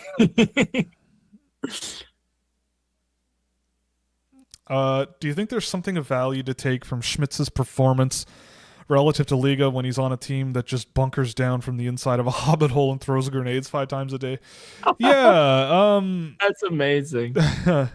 I like this guy. Last limit breaker, I like you.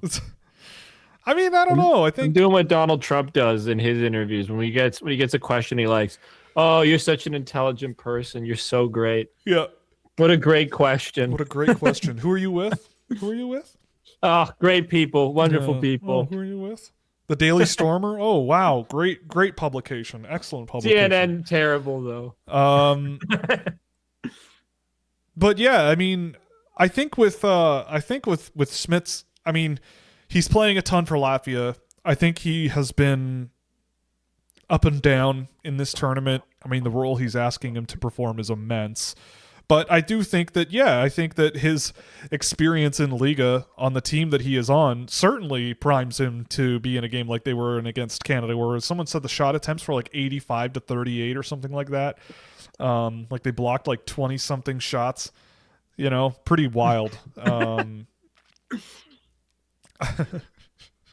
Pretty wild. Thank you. But I will say, like, I want to go back and watch more of Schmitz at this tournament because, you know, I've had a bit of an up and down experience with him in this tournament. Yes, thank you, Last Limit Breaker, and your love to this country.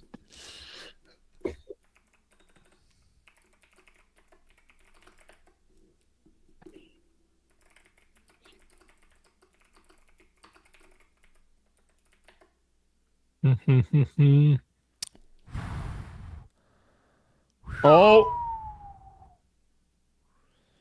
Okay. We got another one. Play Freebird, baby.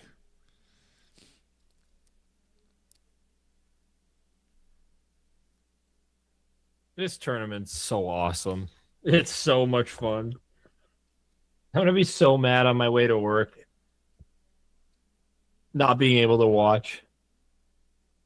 Why did I jinx Slovakia? How did I do that? Did I even jinx them? Brody Zemer. What a goal.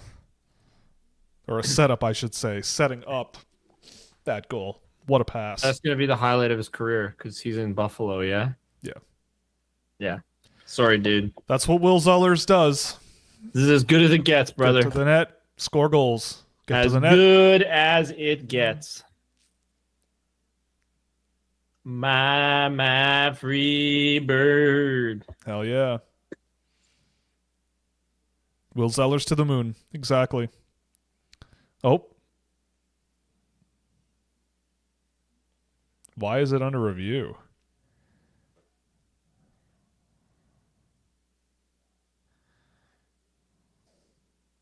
Oh, kicking.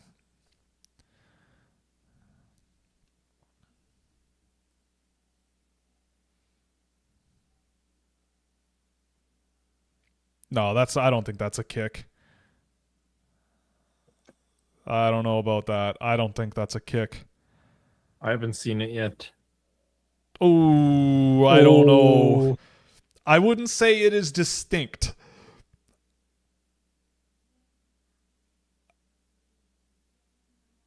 Yeah, I think it's coming back.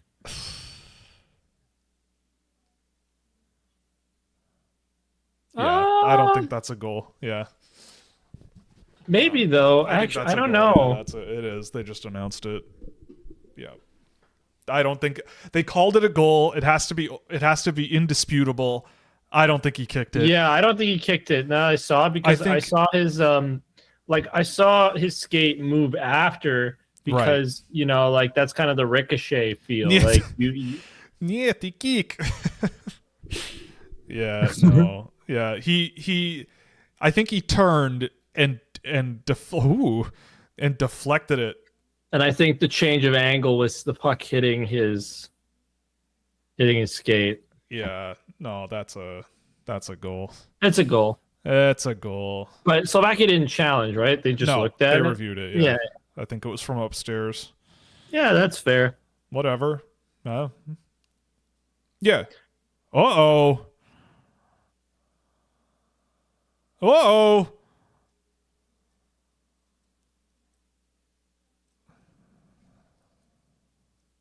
Oh, I see it now. What's the best accent in the world? Finnish is up there. Yeah, it's got to be up there. Finnish. Scottish. A good Scottish accent. Ooh. It's tough, man. Like, there's some funny ones. I feel like there's not one best one. There's just ones that you like to go to every once in a while. Yeah, you can't do that. Some of the best accents are the ones that are not real accents, but are performative stereotype accents that are stupid. That's an NHL play, AJ Spellacy. You can't do that in junior hockey. You can only jump into your hits and hit a guy in the face when you're playing against NHLers. That's the only way you can. I like a good rural Newfoundland accent too. By the way. Yeah. Oh, you're here. Just can't understand a word they're saying. Well, let's see what they can do here. It's on the power. They're on a power play. This is probably one where you want to score. Most power plays are ones where you want to score. Yeah. I think there's an 100% chance that you want to score on a power play. Yeah. That's also a Steiner math reference. Yeah, it is. Yeah. Percents. Harenko. Uh-oh.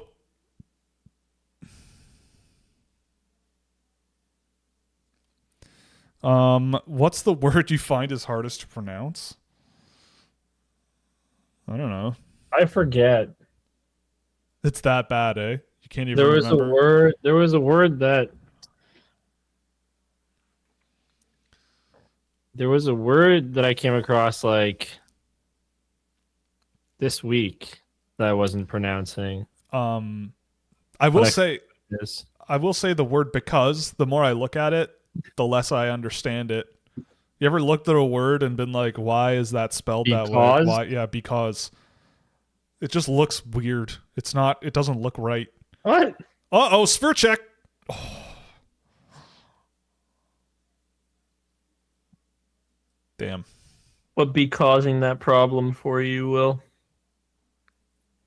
I don't know. Probably some sort of budding degenerative brain disorder. I don't know. That makes sense. Early phase. Something wrong with me. I'm 35. Unk's getting old. Unk's getting old. Time's ticking. You're gonna die soon. Yeah, probably. It's over. Anti-disestablishmentarianism is not a hard word to say. Come on. Yeah. It's not even hard to spell. It's just a bunch of words mashed together. What is this, German? Establishmentarianism. Oh. Yep.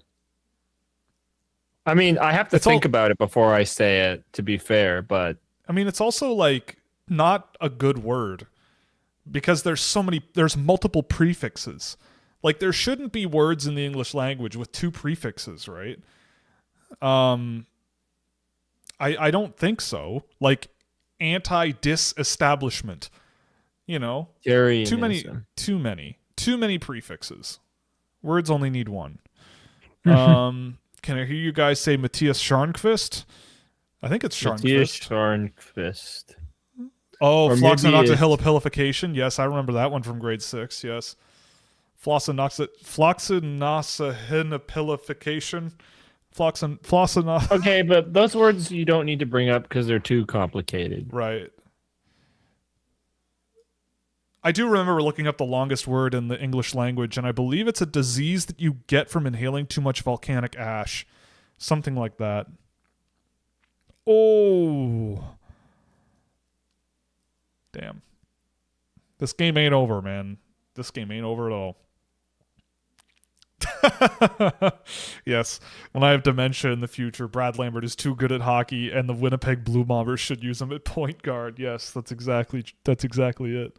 But that's a football team. Yeah, and point guard is a basketball. That's the joke. I have dementia. Maybe I'm stupid.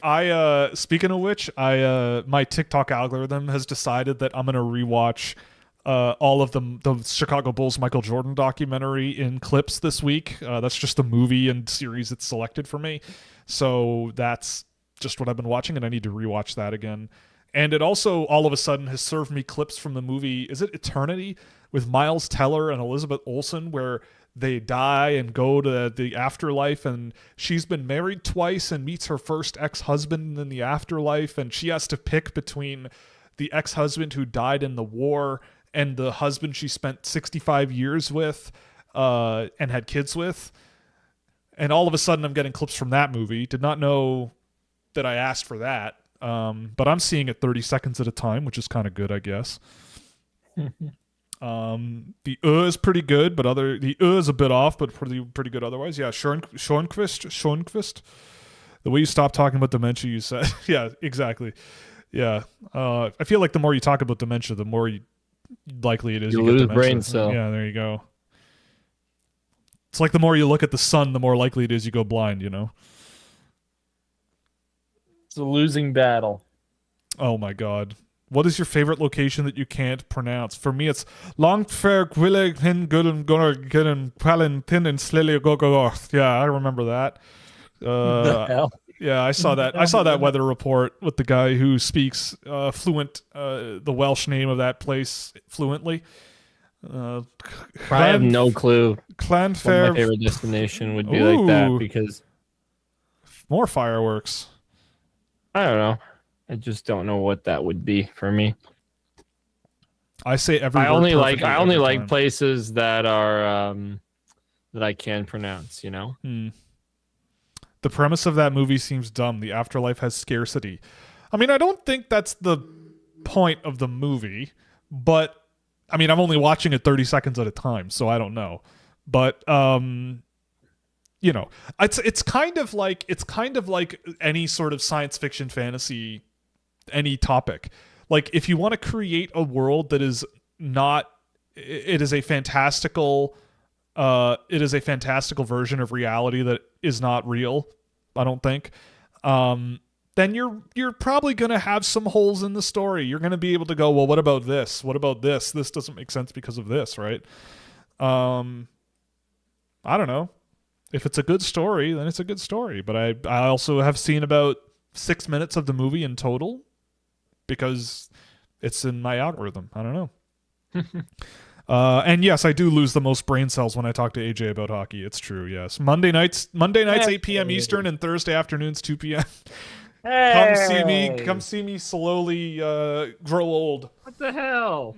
No. That's not cool. No. I lose brain cells more in other ways. Probably up at 2 a.m. playing EU4 when I really should be asleep. Mm-hmm. Yes, everything about this game is fake because it's all been on the power play. That's exactly right.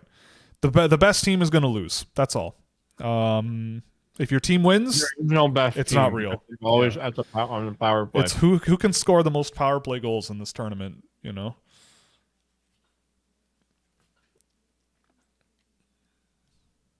Oh, nice defensive play.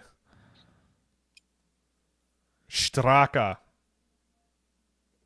They all suck. The Toronto Maple Leafs would win this tournament if they were in it.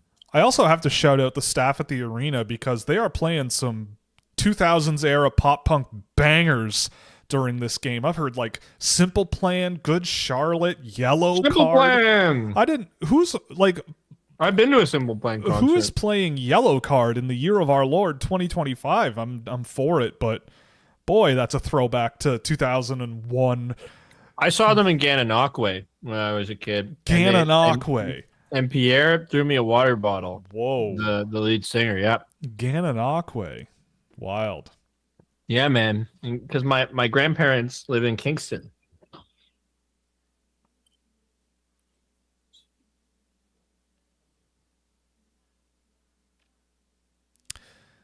Zemer. He's a nifty guy. Mm-hmm. The Leafs would lose against Denmark. Maybe. Maybe. We'll see tonight. Oliver Jerberg Larson has really come alive in this tournament.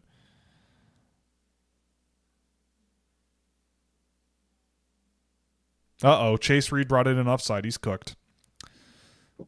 Jamaica? Maybe he shouldn't go first overall. Maybe he shouldn't be drafted at all. Can't trust him. Oof. Nice blocker save there, Michael. Don't care about his stupid upside.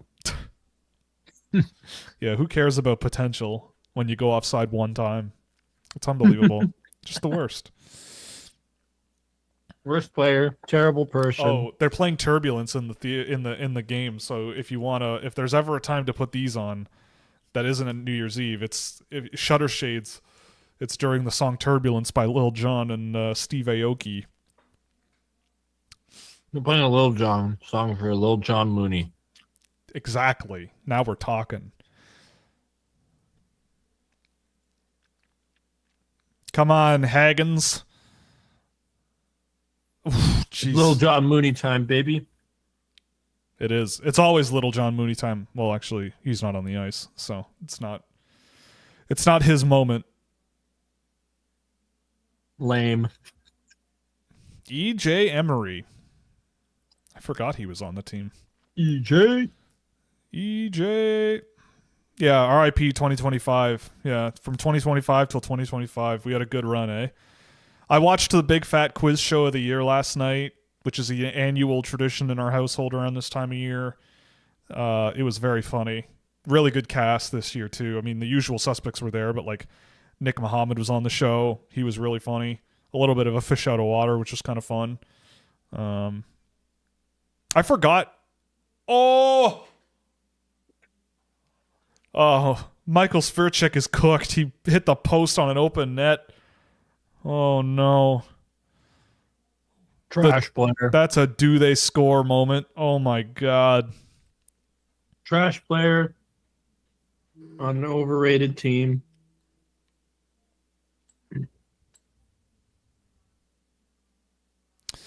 That's right, Detroit Red Wings. Give us back our top spot in the Atlantic.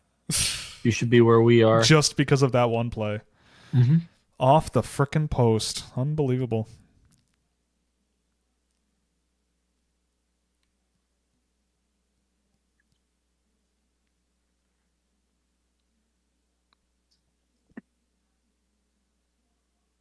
Stiga. Teddy Stiga. Yeah, Michael Sverchek is the next William Nylander, exactly. So he sucks. Yeah. Oh. He had it. Oh. Oh. Ouch. Michael Sverchek missed about as bad as Josh Allen did at the end of the Bills game yesterday. I don't get it. Is John Gibson good again? He was never bad, son. He was just on the Anaheim Ducks. All right. During this commercial break, you're going to have to entertain the people because I will be back in a minute. Yeah, I apologize. Yeah. Damn. Be careful. All righty. Well, that's an interesting situation to put me in, considering I'm eating dinner, but okay. I'm going to look at some of the chat here and see what's going on. Seems like we've been kind of keeping up with it for the most part. Also, guys, if you are enjoying the stream, please drop a like. I know it's a very shill thing to say, but it is nice when we have more thumbs up. And it's free. It takes nothing to do. So please do that because it helps us. I don't know how much it helps us. I'll be completely honest, but it helps us. So please do it. And thank you. And we love you. So what are we thinking for tonight in this Canada game? What's the score going to be, guys? Like, I want your best attempts at the score prediction between Canada and Denmark. Or you could completely defy me and not write in the chat at all as well. That is also a possibility.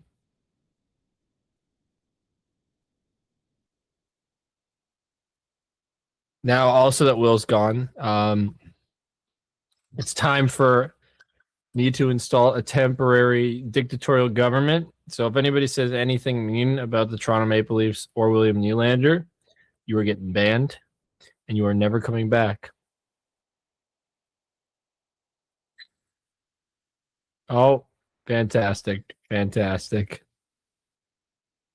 9-1, 3-2 Denmark. Okay. 3-2. Okay, the dream. Fair enough. That is a dream scenario for somebody who does not like Canada. So I get it.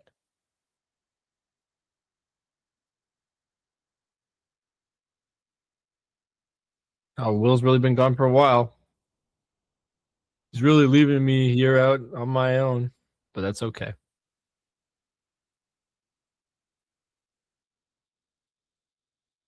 Matthews is a choker. Banned. It's over for you. It's over for you.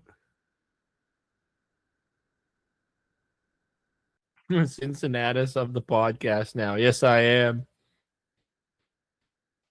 What do you imagine the Leafs will be in 5 years? I don't know. I have no clue what they'll be in 5 years. They could be terrible. They could be great. I think that like this could be the end of a good run and them being like and them turning it around maybe in 5 years, but then they could also just be terrible. So there's so many different possibilities of what this team could be in 5 years that it's really hard for me to project. But I'm going to be optimistic and say they're just going to be actually, I don't know if this is optimistic. They're just going to be mid. That's where I think it'll be, sadly. It sounds like you've returned, William. Are you here? Oh, maybe not. All right, I've returned. Oh, okay. He has. What? It sounded like you'd returned, like you'd sat in. Oh. And listened. but I don't know. I had to throw some stuff in the dryer too. I forgot. Oh, what did I miss? What did I miss? Dude, that's a Peloton. Yeah, I didn't pay for it. I actually stole it off the back of a truck. Actually, now that did you actually? That's awesome. Yeah, I stole it. Someone in the Costco had it in their pickup truck bed, and it was a Cybertruck pickup bed, so I just like pulled the plastic off. And did you actually just take it out of the back of somebody's trunk? Yes, I am admitting on the internet that I stole a Peloton bike. Yes, that's exactly what I'm doing. No, we purchased but you could. Facebook Marketplace. Who's actually going to charge you on that? Do you know how heavy that thing is? It's like 100 pounds. There's no way. No one's stealing that. I don't know. It's heavy as hell. I don't exercise. These days, neither do I. I should, but these days, neither do I. So it's Lindsay's Peloton bike, yes. Perhaps. Perhaps. Anywho. Yeah, so Will's not a baller. I'm not, no, trust me. Just his girlfriend. This was like a month's worth of pay. I'm kidding. But not really. Oh, yo, the referee took one off the dome. Yikes. Dome Depot. Yo, Peloton is like $65 a week or a month, and it's like if you don't pay it, the screen doesn't work. That to me it should be illegal to sell a product where the hardware simply does not work unless you pay a subscription. That seems ridiculous. That is ridiculous. That seems absolutely ridiculous. But so it sounds like somebody does not enjoy it.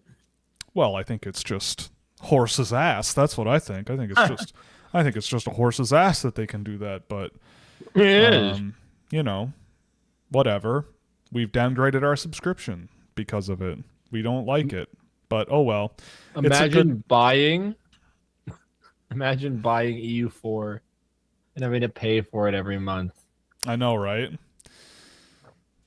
Imagine buying access to my databases and paying for it every month instead of but that changes. It does. That's true. It is a dynamic product. You can get 25% off at scouching.ca/subscribe. It's applied automatically at checkout on your first payment, whether it's monthly or yearly. And that's why people buy at the end of the year. Exactly. They pay for a month and look at it for a day and then cancel in June. But I'll take it. Exactly. I'll take it. See, at least there's more value in that than a Peloton bike. That is true. You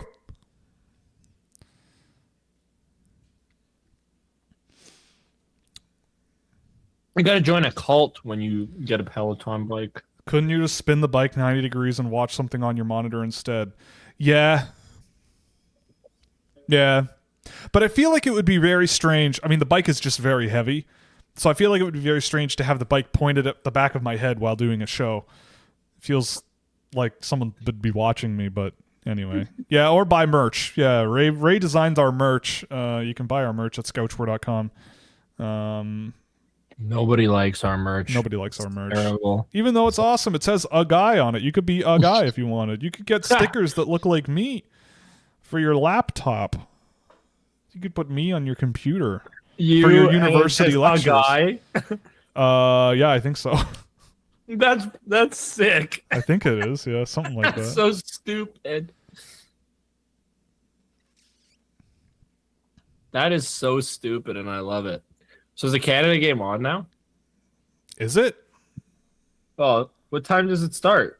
It's 8:30 now. Oh, it is. Oh no, it's 4 minutes to puck drop. So it's a real Canadian start time. Yeah. Excellent. All right. None of our friends have joined us so far. This is quite upsetting. I know. That's okay. They probably all are. They have like lives and stuff. What, and I don't? No.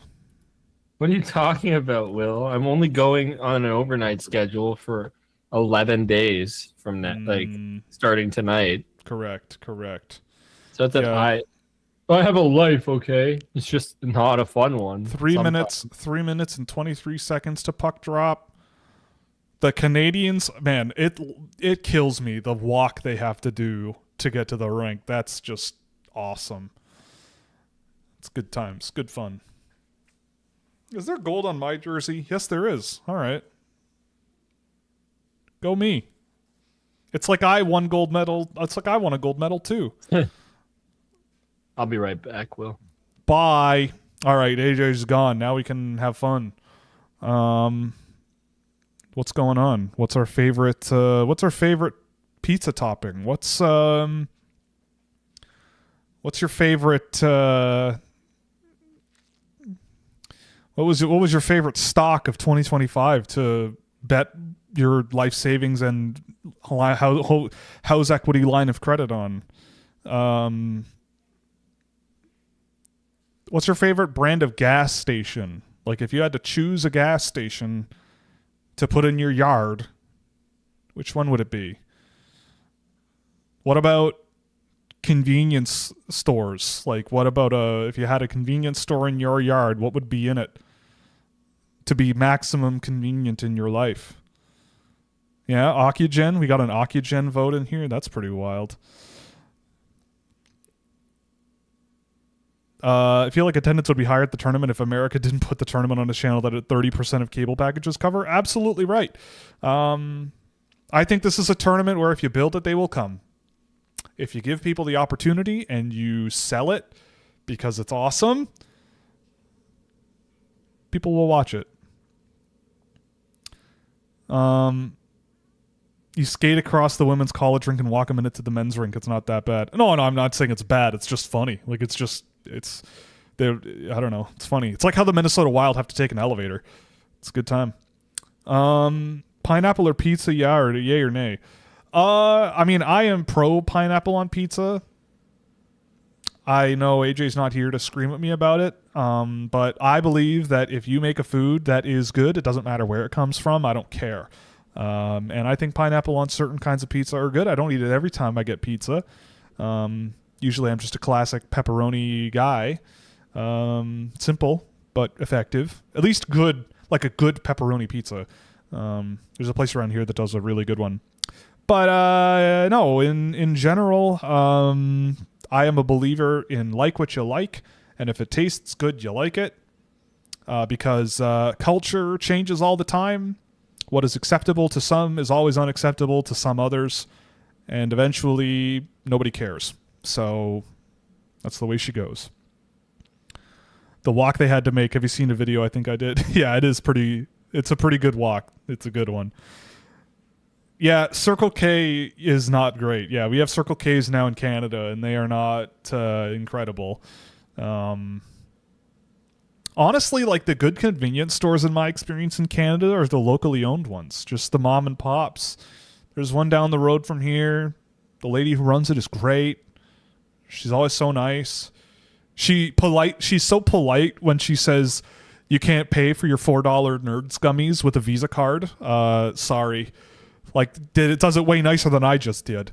And I forget every time, I forget every time.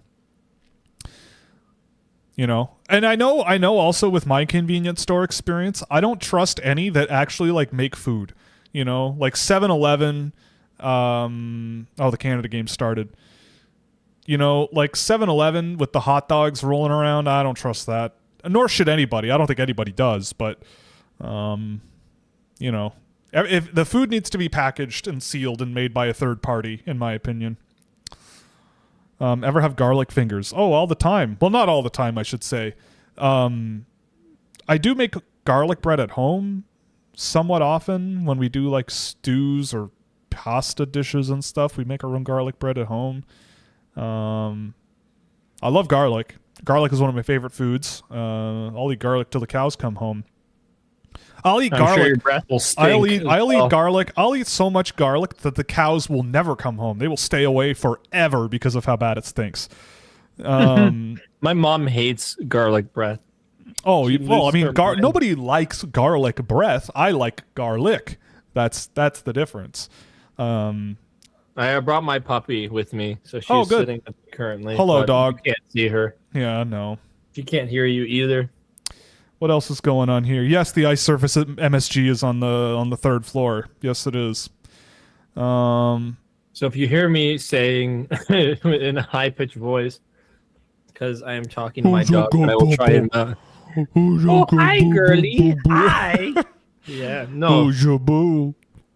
Hi, girly. I love you. Yes, I do. I love her. She's the best. Come on, let's make this a game. Let's have some fun. Not that we haven't been having fun. We're having a great time. Michael Sverchek needs to shoot the puck more. Oh, Mitch Marner. And then he passes the puck to the center for a scoring chance. Beautiful save. Oh, we have someone popping in. Who could this be? Oh, we do? Who is this? Uh-oh. We got a Joel Henderson popping in. Hey, welcome, Joel.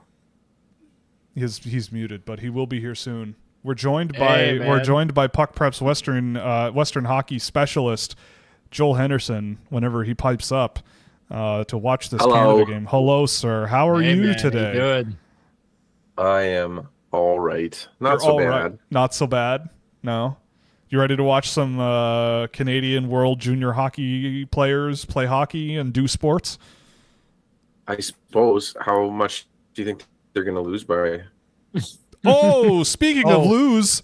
Uh-oh. Did you hear my dad in the background yelling, yeah? No, I did not, but we got a game. My dad's happy that the U.S. just got scored on. Well, it is now 6-5 with 2 minutes left in the game. We got lots of game left here. We got a game, baby. We got a game. Joel Henderson, have you seen much of this tournament?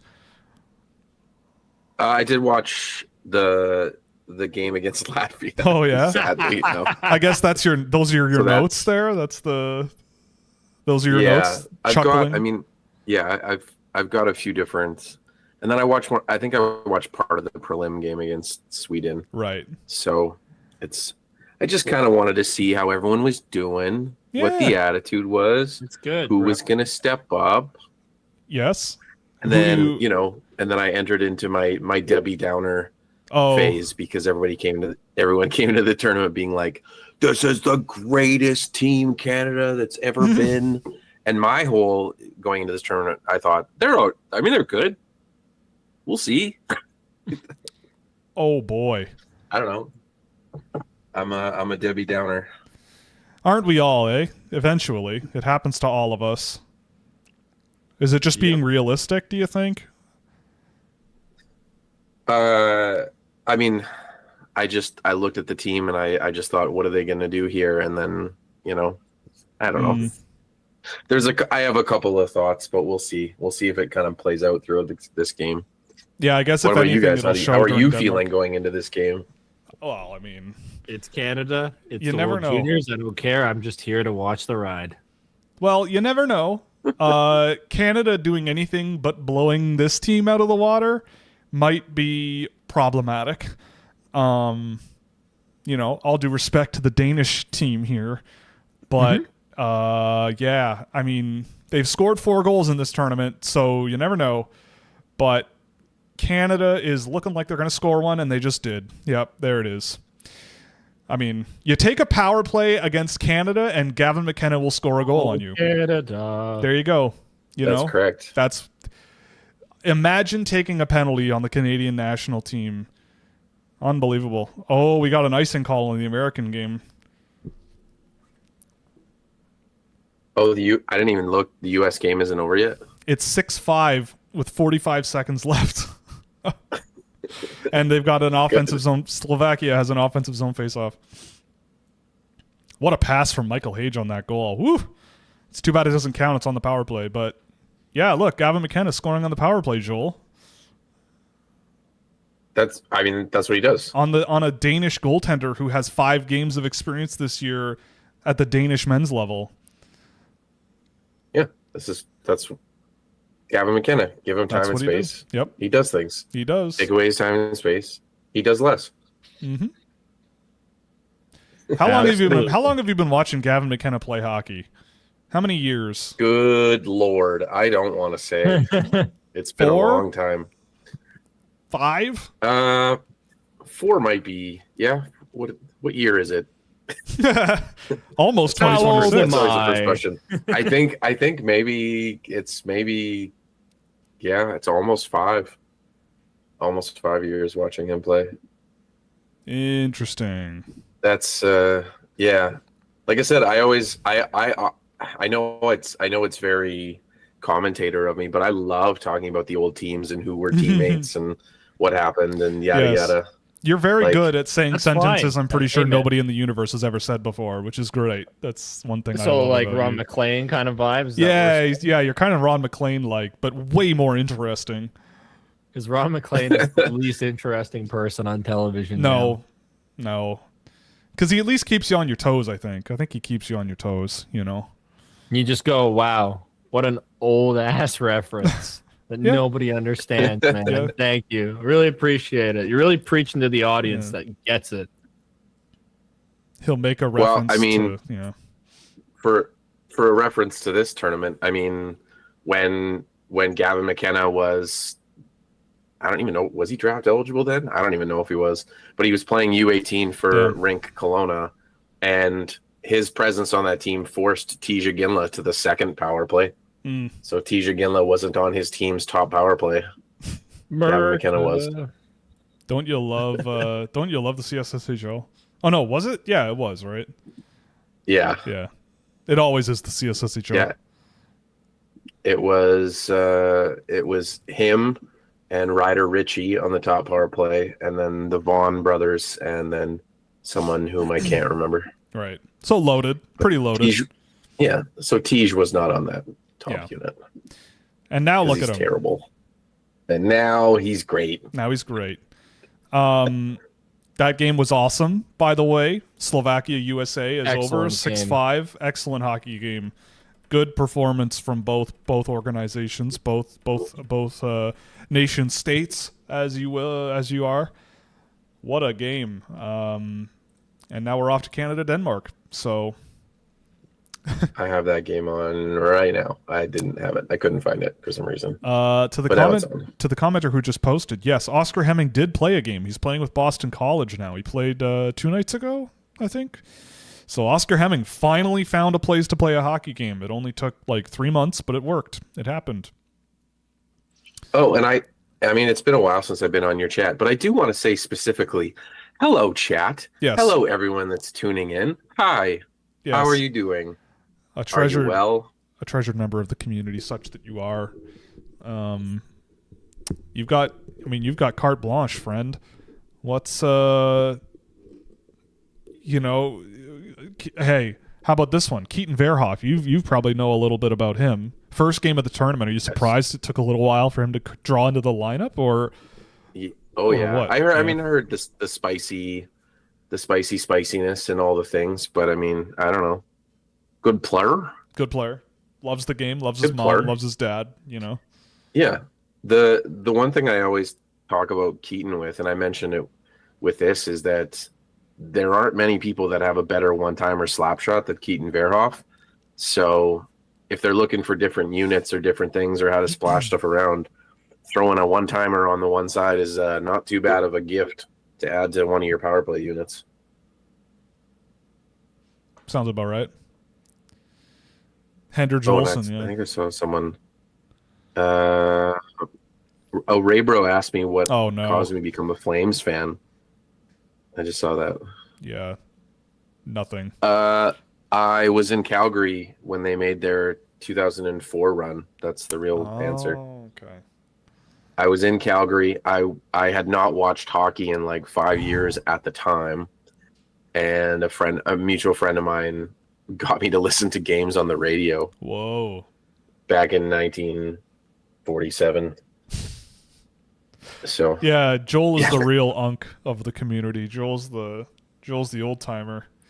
He's getting the seniors discounts. We used to listen to the games while I cooked and did other stuff. And he was like, no, they're going to be good. They just traded for a goalie. Oh. And that goalie was Mika Kiprusoff. So he's pretty good. That was truly what got me into cheering for the Flames, and then it was heartache then and ever since. So, as I say now, I am a retired Flames fan, but yeah, I mean, still like cheer for them on the side. That's the thing, right? Like, what's the thing is like being sad together is what watching sports is all about. Well, I don't know how you guys are still Maple Leaf fans. When you start to cheer for players, when you start to cheer for individuals, like it just, I don't, there's so many guys I want to cheer for, and they go to all different teams. Exactly. So how do I cheer for a team anymore? It's physically impossible. Physically impossible for me. You know, that's why I'm glued to my boys, my Alphonse Freys of the world, my everyone else sucks, but he's been good. My Thomas Galvises of the world, my Albert Smithses of the world. You know, the whole gang's all here.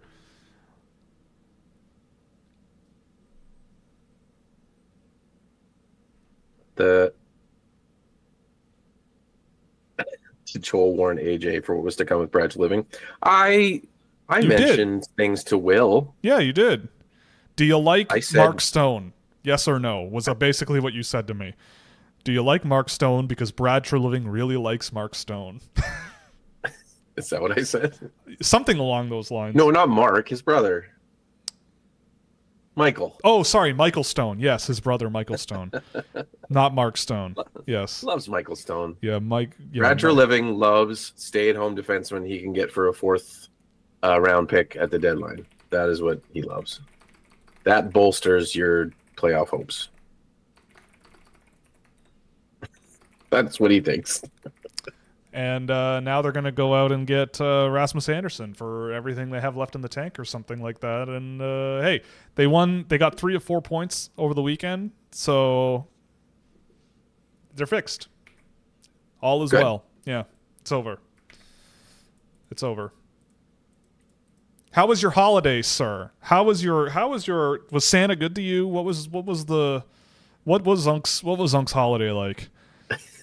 I did get gifts from Santa. That still happens, and I'm very happy about it. That's good. Yeah, I got some socks. Same. I got Santa, 2 pairs of socks, which is good. Santa's, as you get older, Santa just keeps in the socks game, I think. Oh yeah. Which is a big, it's a big plus. Really nice socks. Yeah. Oh yeah, I spent a couple of days with family up in Canada. Nice. Did some traveling. Nice. Roads were good. Roads were sweet. A little bit of both. So, did you guys get? This is now we're talking about the weather, but did you guys get freezing rain out there? Yes. That coated everything we before just got anything crazy, occurred? Yeah, we got crazy freezing rain here 2 days ago, yesterday. Something like that. It was gross. Which one's gross? Shoveling it. So you're not the only one that has to deal with it? Oh, I needed a backhoe to shovel all that off the driveway. It was nasty and heavy. Oh, there's Keaton Bearhoff. Just because I'm usually way behind on the stream. Where are you guys right now? I'm at 11:52 in the first period. I'm at 12:03. Okay, I am 10 seconds behind as usual. What is Canada doing? Holy smokes. I love when they work the puck into the middle of the ice in the offensive zone against a team like Denmark, and then someone turns and spins and passes it back out to the blue line instead of just a one-timer or a shot on net. I love when that happens. Oh, TJ Ginla. Oh, my God in heaven. Oh, no, my dad spoiled it for me. TJ Ginla. Good player, Joel, or what? He is one of my. If Canada's gonna do it, they're really gonna need a Tisha Ginla. Yeah, I could see that to be at his best. Hey, and against Denmark, look who steps up. You know. I think guys like him, guys like Porter, guys that can really get to the inside, jam the net. Yep. Create space for others, not afraid of the physical, force turnovers. That's the guys that are gonna. Not to be too much hockey, man, but I in some of the games I watched, they were so perimeter by their own choosing, and it hurt me. It hurt my soul. So, Now you have your primary assist from McKenna and Braden Coots with a goal, and good player too. Oh, what a pass too. Yeah, what a pass. What a pass. Anyways, fellas, I got to hop off because I got to get ready for work. Joel's going to his job. Yeah. Yeah, I'm going to my job, man. Have fun, son. I'll try. Have a nice shift. Say hi to Rod Peterson for me. I won't see him at my shift, man. Okay, whatever. You know who Rod Peterson is, Joel? He's from he's out your way. I mean, I know him well. Yeah.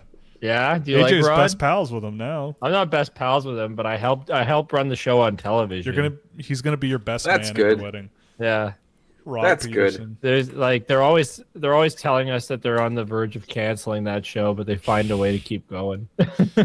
I appreciate when people have jobs. Yeah, me too. Yeah. It's good to have a job. It's good to. Hey, you know what's crazy is he got picked up on a Vegas, like on a betting network too. I think like a Vegas network as well. So good for him. I don't think he's going to be out of a gig anytime soon. So now he has like the Canadian hour with us, and he has the American hour with them. But we still show both hours of the show. Good for him. I just hope he has fun.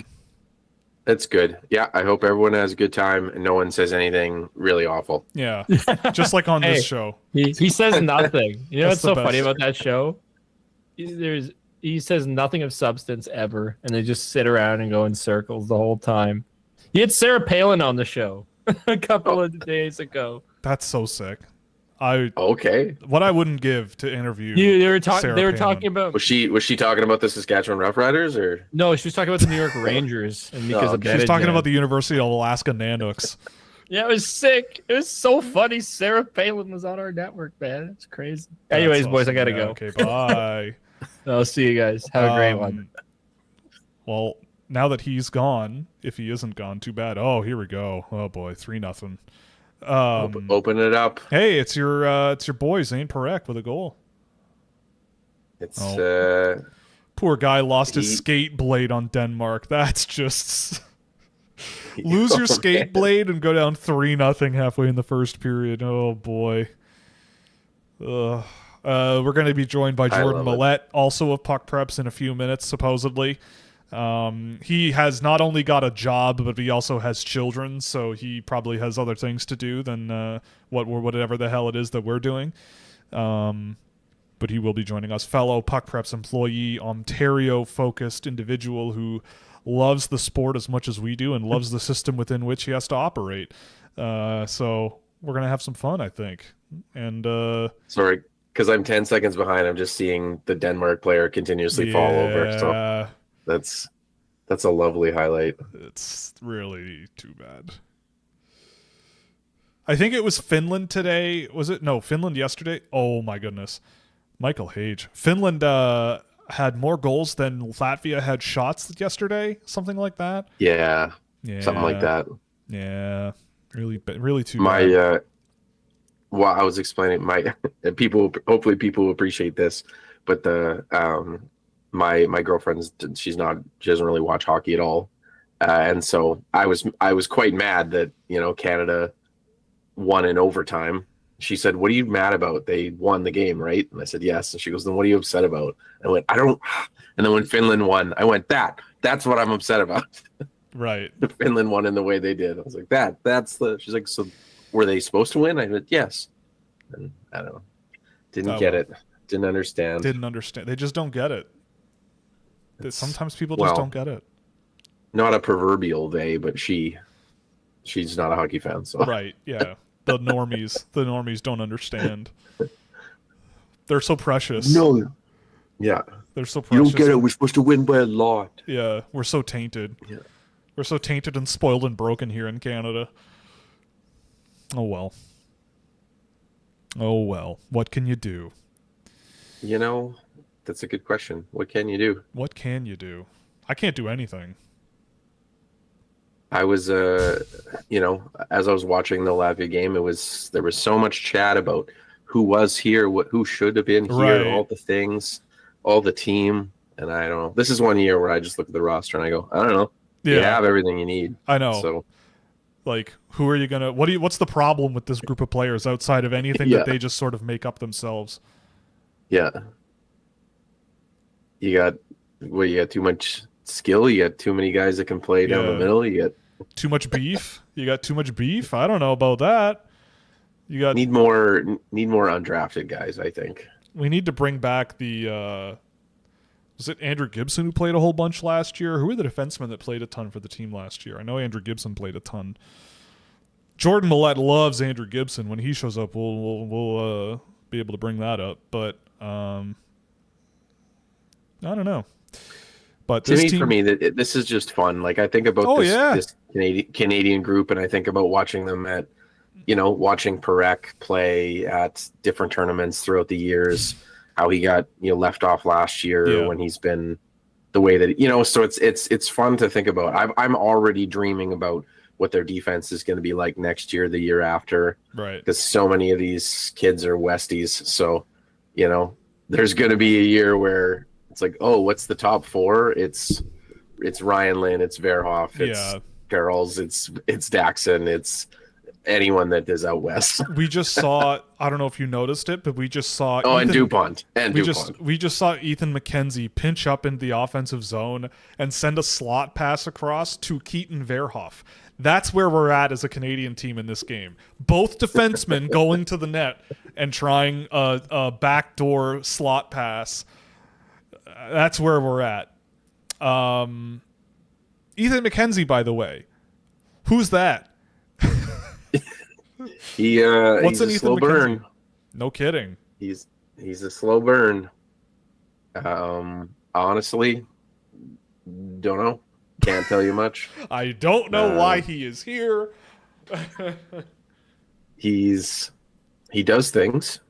I'm not saying I don't know why he is here. I haven't watched him really closely in like a year or so. So we're in trouble. If he's taken a gigantic leap in his game, I have not been the witness to it. So, right. Well, we're joined by Puck Preps Ontario clown in charge, just like us, the rest of us. Jordan Millette. Jordan, what are you doing? What's going on? Why are you here? Why am I here? I mean, my gracious friend invited me. We did, yeah. Why else would I be here? I did.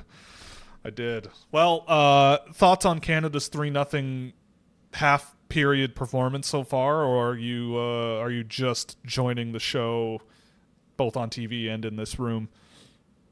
I have not paid attention until about 30 seconds ago, so nice. Totally in blind. Has it been a good game, but bad game? The U.S. game was better. We'll say that. There was at least a little bit of back and forth in that. Are we changing the whole team? Is that what we're doing here? Where they should have brought this guy now and that guy? now we have to wonder if they're too skilled and too much rubbing it in. I think they might be rubbing it in too much now, and maybe it's just the bad character that they have. I remember seeing a lot of people talk about the character of the group after the first game, how they're not endearing themselves to hockey fans, something like that. So maybe scoring 12 goals tonight doesn't feed into that in the best way. I say kill them. I say kill them all. 20 goals. We're mad when we win in overtime. We're mad when we score too many. You can't really win. Well, Canada has been winning, and they're probably going to win tonight. So all is forgiven. New Year's Eve against Finland is going to be fun. Yeah, it is. Yeah, all is forgiven. Every transgression, it's all forgiven. That's good. Jordan, I asked Joel this. Was Santa good to you? How was your holiday? Santa was good to my 1.5-year-old child. That seems to be how she goes. Sure. Grandparents start to go a little bit. Santa start to go a little bit crazy for all you believers out there. Right. And start to spoil the grandkids. So Santa. I mean, Santa was a good guy to me, but it was mostly my daughter who was the beneficiary of Santa this year. Things got a little out of hand, but that's okay. Yeah. We're only, young once, and our basement's now full of endless amounts of toys, and playing with them for 5 seconds at a time before moving on to the next one. But we'll cycle through and rotate and make use of them all. Are there any that you like? Are you playing with any? I mean, she's shown a bit of interest in the mini sticks, so that's been kind of interesting when she's not, using them as a weapon against me or the dog. Yeah. I was gonna say. Yeah.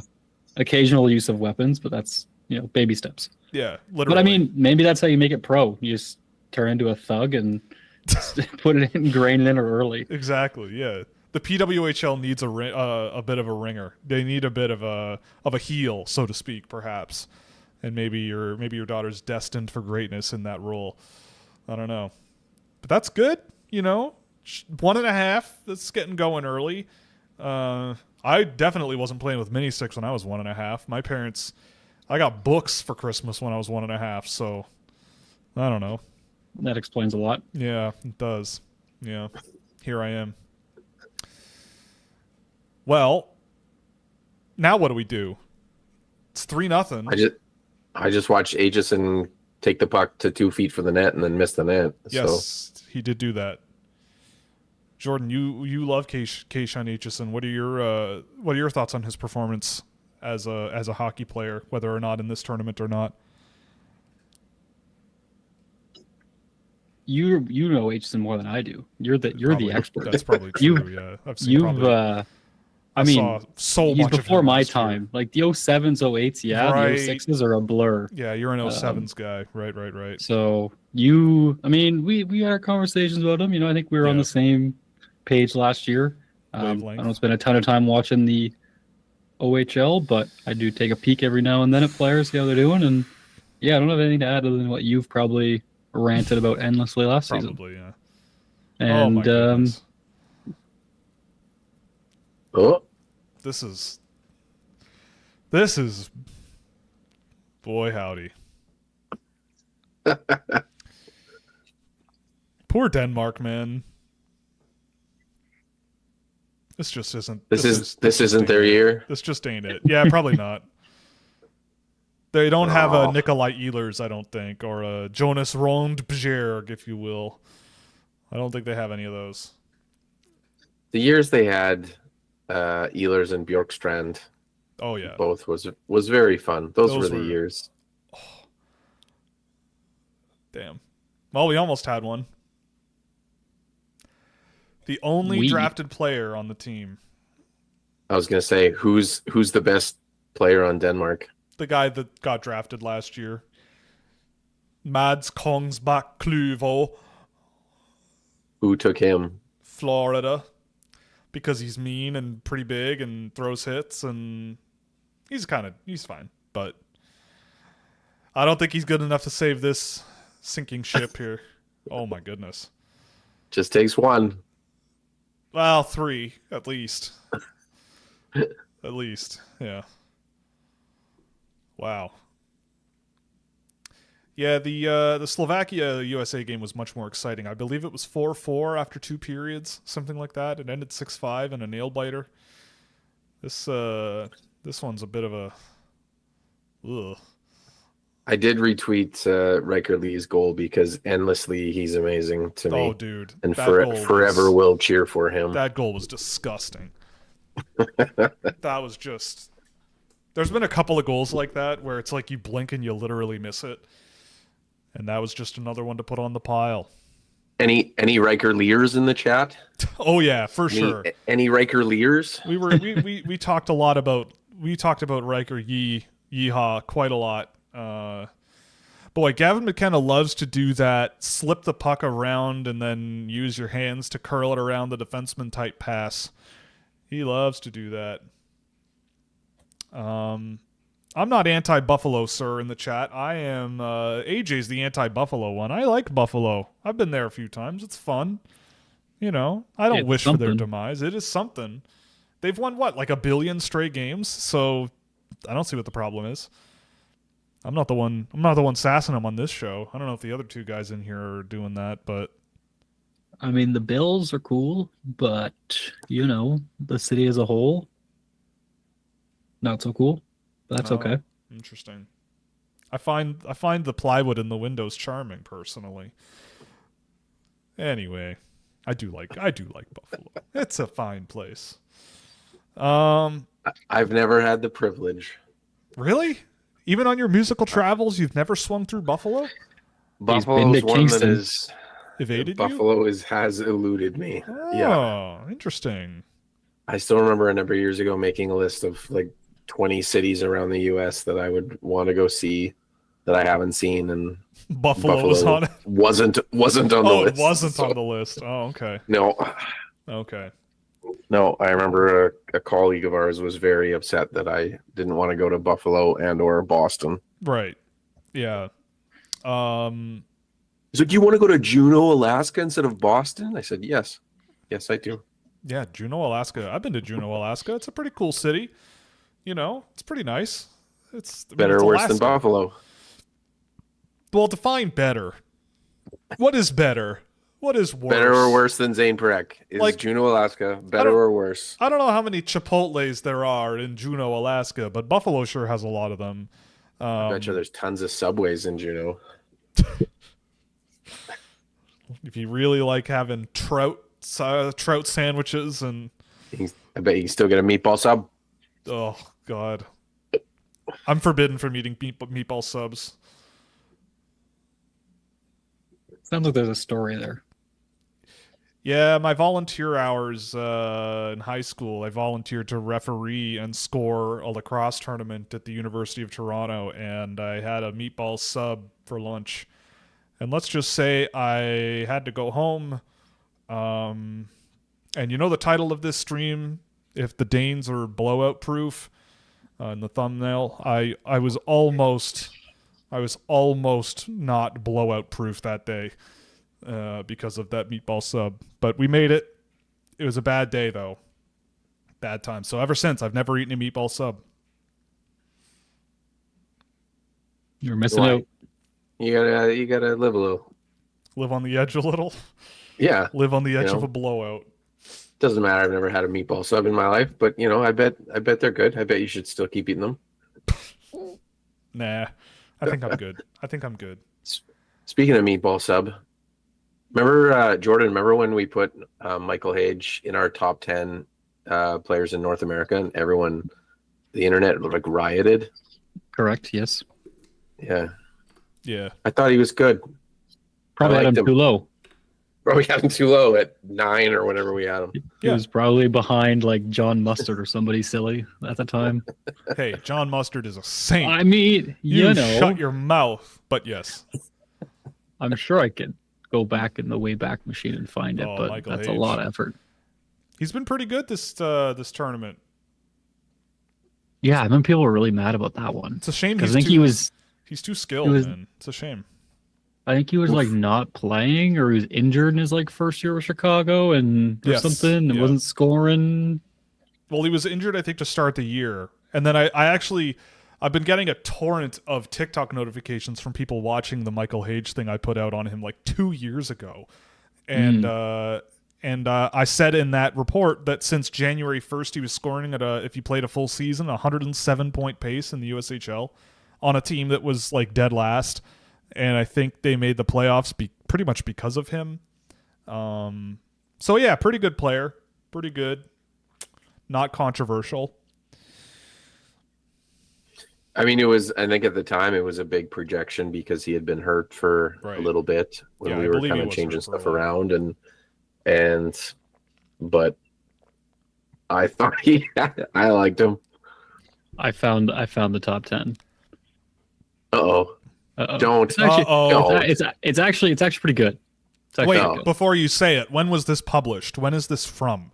November 2022. So in their important like just context. days into their like junior careers. 3 years ago. Yeah. All right.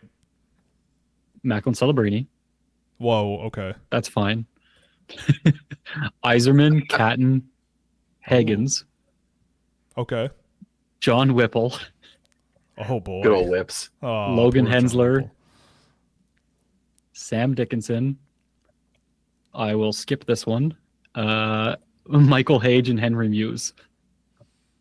And Joel knows who I skipped. Yes, that's okay. I don't. And then Nathan Villeneuve, Malcolm Spence. Yeah. I think that's Ginla's in there. it's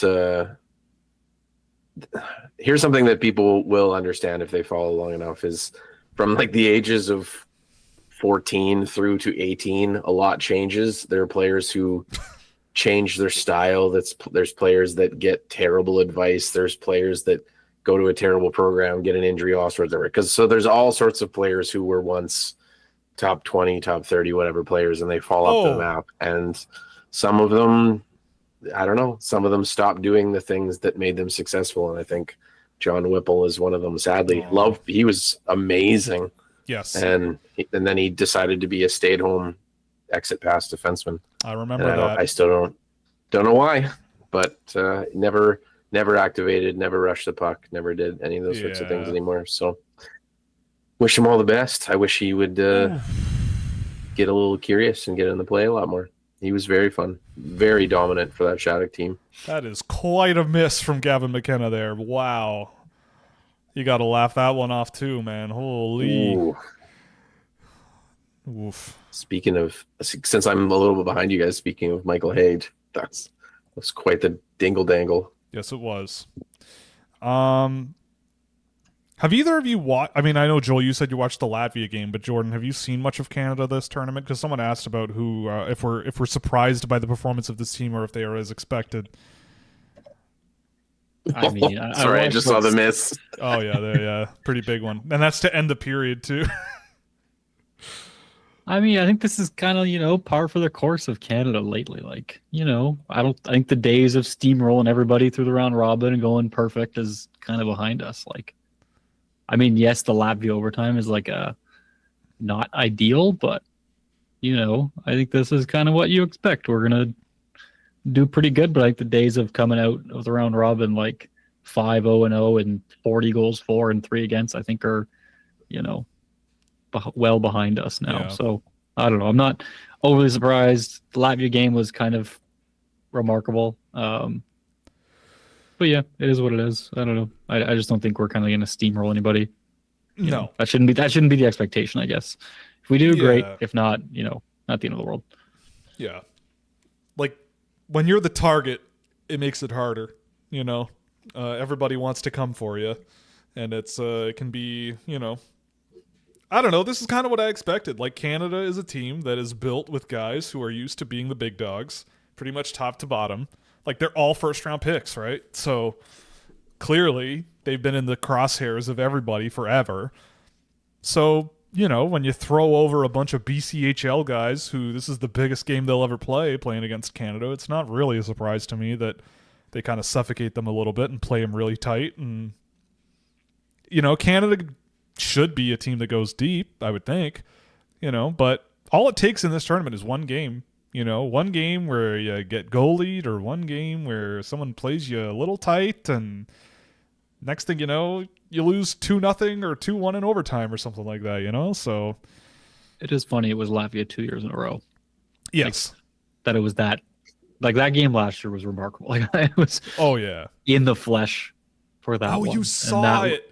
I was like behind the goalie, like front row for the shootout and everything. And that was kind of a wild experience. Yeah. But now it's like there's no way they could do it again, and they almost did it again. And they almost did it, yeah. What was it, a minute and a half left? And but they made it. They pulled it off. And I'm assuming that they're going to win this game, you'd think. So, that'll put them in first place in the division. Or the group, whatever you want to call it. So that's a plus. I don't know. But yeah, I agree. I think the years of Canada being the steamroller are over, Does that mean that they shouldn't all have been first-round picks, maybe? I don't know. But no, I'm just goofing. I'm just goofing around.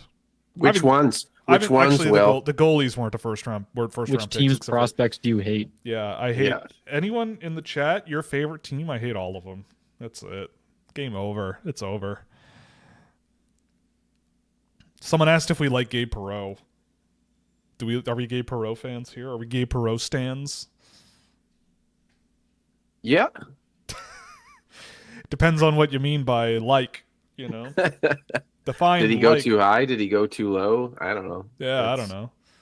He's one of those. You put him in the right job, he'll probably score.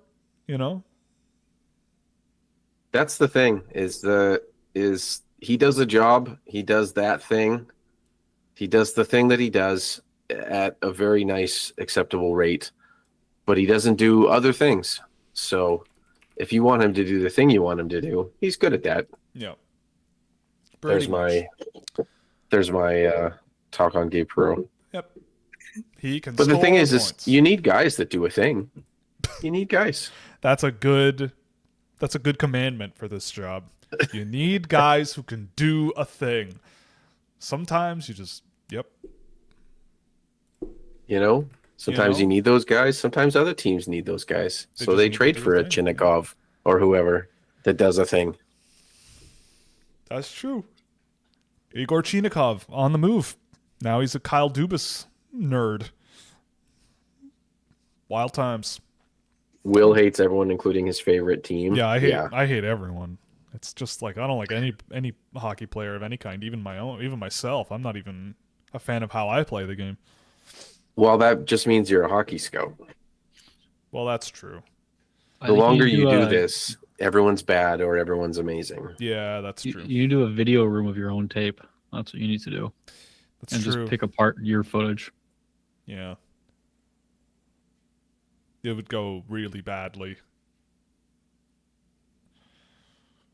Sometimes I like to think I am going fast, and then I see guys who are actually fast, and I go, yeah, I'm not that. Nope. My legs are too fat to go fast. Oh well. Oh? No, you're not a fast guy? I mean, I am capable on my feet. I can skate. But whenever I think I'm going all right, someone else grabs the puck and blisters right through me, and I go, yep. That's why I'm not in the NHL. That's it. That one play is the reason. That's the reason. All the scouts in the crowd go, I don't know if we're gonna give this guy a contract. I don't even know if he's a PTO, but we'll see him next shift. You got cut from the ball hockey team, and it was all downhill from there. He slams the door too hard on his way back to the bench. His body language isn't very good. I don't know. He might not be good. Not good for our dressing room. Got to be a guy in a room. He does puzzles. Yeah, he does puzzles. Yeah, I actually hate puzzles. I don't do puzzles. Puzzles are no. What was the back in the day? Dougie Hamilton likes going to zoos, museums. Yeah. I'd get yelled at for board games. I think the board games would be problematic to people. It's like, what kind of a nerd pulls out Gloomhaven on a road trip, But I ain't ashamed. Ooh. Someone's asking about Mathis Preston. Yeah, what would make me less confident in my Preston projection? He never, ever, ever even bothers to learn or try to take better shots. And that may never happen. But, I mean, I don't know. Probably that. And also, he's a player where he's got to be moving. If he's going to be an impactful guy, he's always got to be moving. And sometimes he's not, and that sucks. But that might just be what he is, I mean, Joel, you've been watching him since he was 15 or 14, and you're lower on him than I am, but I'm also more of a hopeless optimist, I think, than you are. Yeah, I think he's, dating back to his time. I mean, he spent 2 full years playing with the Ruck brothers, where the Ruck brothers are entirely positioning and timing, and their system was everything. And so he really didn't have to dream outside of that system of skate hard, get to spots, shoot for the stars. So now it's, the weight is on his shoulders to both create the separation, to create the lanes, to do all these things, and get good shots off, where the Rucks were so good at drawing pressure for him to take that time and space and give him more room to go. There's things that I wanted him to learn. I think he's gotten better at. Other ones, he's a little bit slower. I still really like him, but I never really had him in a conversation with some of these other guys. My personal is I don't think he'll, overtake any of these top guys. I understand why people like Verhoff or people like some of these other guys at the top too. But I've just been kind of in that conversation where people go, he's first overall. I go, I don't know. And then people go, oh, he's this mid-second round pick. I also go, wow, no. Right. He's not that. As I said, I did a lot of soul searching. I always try to find some sort of comp. And he's a bit of a tough one. He's a tough one to find the comp for, but I think, I still think he can be a 20-goal scorer, second-line player in the NHL. Really, really good one. In the right system and the right fit. So if he can... Yeah. Yeah, sorry. Someone mentioned the name Matt Barzal came to mind from someone's mind a little while ago, and someone put in the chat about his slash on Mason Marchment the other day. And, the idea of a Matty Barzal type player kind of also rings a bell to me. But again, he's got to have that. Like, the thing about Mathis Preston is I've seen him do the thing. I've seen him reach the promised land at times. I have seen him do it where he will run a guy into the boards and just go straight through him, grab the puck, explode up the ice, set up a play, go to the net, all of the stuff you want a guy to do all in a shift. And then it just doesn't happen for another game and a half, right? And it's like, I don't know. To me, he's a guy where the right coach is going to get in his ear, hopefully, and get him to really, do his thing and really flex himself a little, because I think that with me, like, it's like what he could be if everything goes well.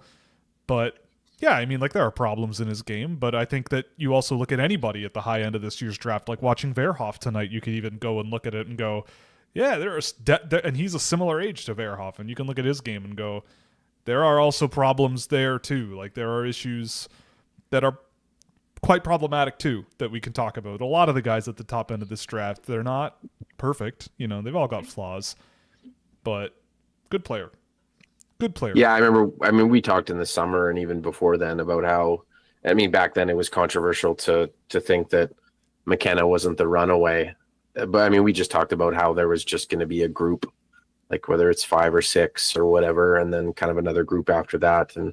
And I wasn't ready to concede that McKenna wasn't the top of it. Like, he was obviously the one to beat still for me, but it's a group. It is a group. Is McKenna a bust since he missed that open net chance at the end of the period? Yeah. He's a bist. A big old bist. Oh, well. We had fun. Who was the last player to have no flaws in the draft? Easy answer. Easy answer for me. Ryan Lynn. Wow. He hasn't been drafted yet. Yeah, that's correct. No, it was, it's the dude who's ripping it up for San Jose right now. Celebrini? Yep. Yeah. He was my guy that it was like, sometimes in the simplicity of it, it's you look at players and you go, what do they have to get better at? And with Celebrini, it's like, is it his one-timer? No. His wrist shot? No. His passing IQ? No. His stick handling? No. Everything for him. What does he have to get better at? I just said he had to go to the school of Nathan McKinnon and learn how to just get stronger all over. Stronger he gets, the better he is, and he's just, yeah. Everything he did, my whole thing was like, yeah, like you said, what does he need to work on? And I went, need to? Nothing? Like, what could he work on? Sure, like, we could go there, but like, what is a need to? And I think with him, the answer is nothing. I think if Schaefer played the full season last year, I think we would also say similar things about him. Because he was really freaking good there before he got hurt. I don't know. The other one, Yakupov. Yeah, Yakupov. The other one that comes to mind is Zach Benson. It's like watching him. It's like, what does he need to work on? It's like, well, get bigger, idiot. Get more big, yeah. But like, what can he control? Like, Yeah. Maybe he could slow down sometimes, but like, I don't know. He's going to be a top 9 guy pretty much immediately, and he was, which I'm even surprised about still, that he went straight to the NHL and he's been there ever since. But here we are. I don't know. He's good. Yeah. He was. I remember that. I remember talking to the Winnipeg Ice crew and how much all those guys like to gush over how good Zach Benson is. Yeah, for good reason. You know, he's pretty good. He's a pretty good player. Yeah. Pretty good hockey player. I think, what was it? I think it was in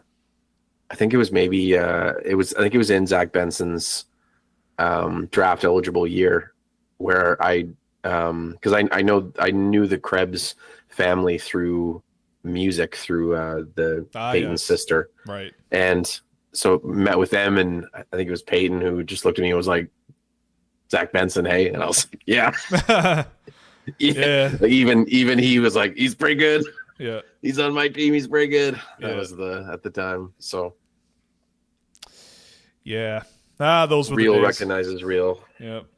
Back when hockey players were good, right? Back in the good old days.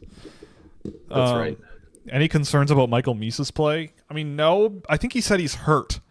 Like he said he's injured, I think, or something. He's fighting off something at this tournament. So I don't know. I don't really think about it too much. I think he's been okay as well in this tournament. Like I don't think he's been like troubling.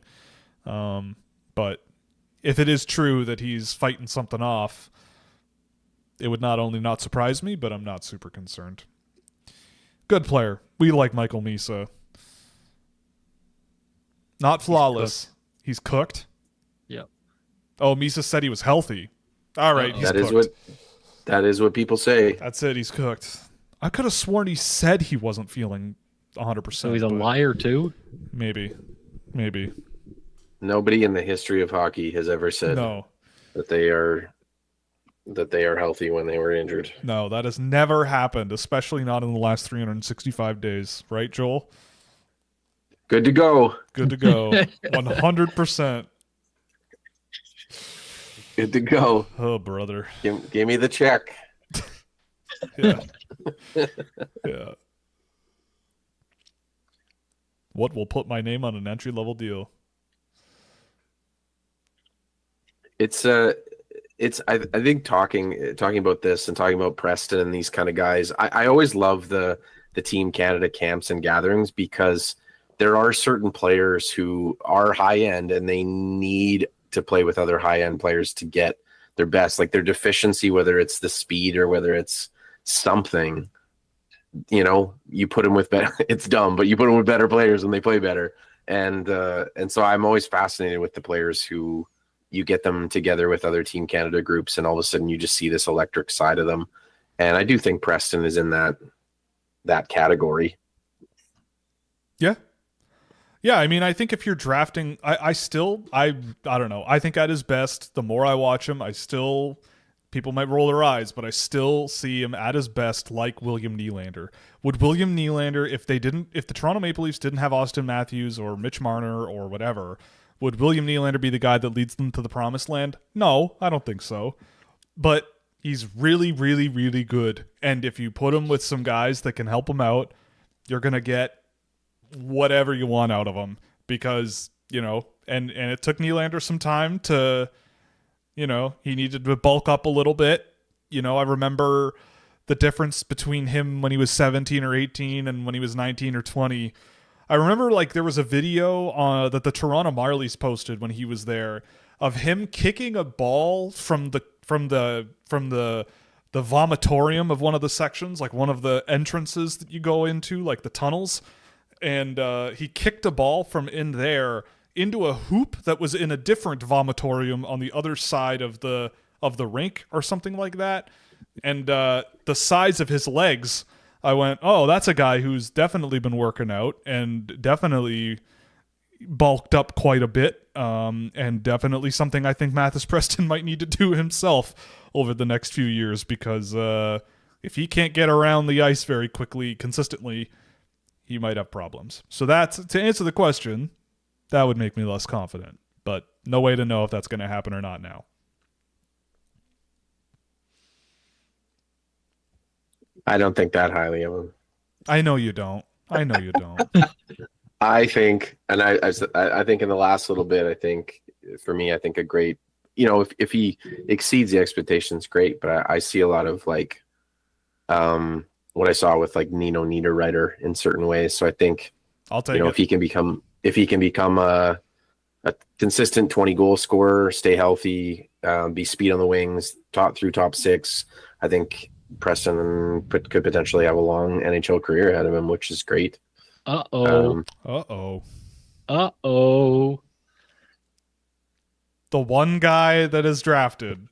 The one guy. Come. What happened? Was it a forecheck and pressuring them on the forecheck? It was. Indeed. Pressure him on the forecheck, knock the puck down, quick out in front, puck on net, goal. Oh. How to beat Canada 101. I will wait until the goal reaches my TV in Saskatchewan. It takes a long time to get to Saskatchewan. You're close. Yeah, that's true. Yeah, that's true. You're closer than we are to Minnesota. Comes to the center of the universe in Toronto, then comes back out to you. Yeah, that's true. Yeah. Well then, do we call Mark Carney? Like, Jordan, you're going to get in the car, go down to Parliament, and knock on the door? And I think if Denmark wins this game, we need another convoy. We need to go to Parliament, demand changes. I agree. Unless Canada scores on this shift, then we're all set. Then we don't need to do anything. We can stay at home. Will you drive your tractor trailer to Ottawa? Who says I haven't already? He's got a John Deere. Honk your horn profusely all the way here. It was a Harrison turnover down low. That's an NHL defenseman right there, sir. Watch your tongue. I didn't say anything. I said a true thing, which was it was a Harrison turnover down low. You did. That's what I said.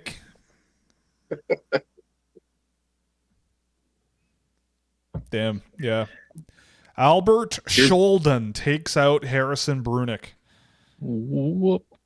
We've talked about a little bit of this too, but I want to ask the chat because I'm sure they've been paying attention. For Team Canada, who's been a player that has surprised you, has been better than what you thought they would be? Good idea. Ask the chat what they think about stuff. That's a good question. I never thought of that. Who has been better than you thought they would be? Talk to your audience. Yeah, that's true. Joel's going to be taking over AJ's role in due time. Getting the audience in it. All right, sure. Yeah, everyone knows I'm a big technical guy. You don't need to know much technical stuff, dude. You could do it. I can color coordinate. Have you struck down and built up your own live shows on a musical tour? Yeah. Yeah, this is easier than that. I don't know. Have you plugged in an XLR cable into a Yorkville studio mixer? It's been a while. But yeah, it's been repeatedly. A while. Yeah. Well, it's pretty much I love games like this where there's a goal on like 2 shots. Yeah, these are my favorite. How much do we blame Carter George for that goal? I would say 0%. I don't know. 6%.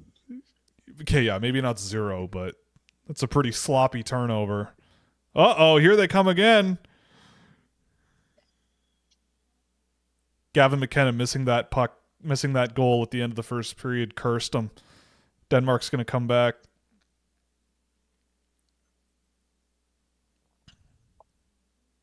Cole Reshny, I forgot he was on this team. He's been pretty good too, eh? He's been a good player.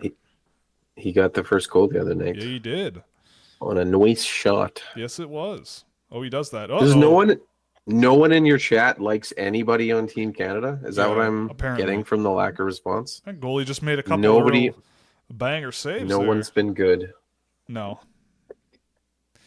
Clearly not. Oh boy. Uh-oh. Oh my goodness.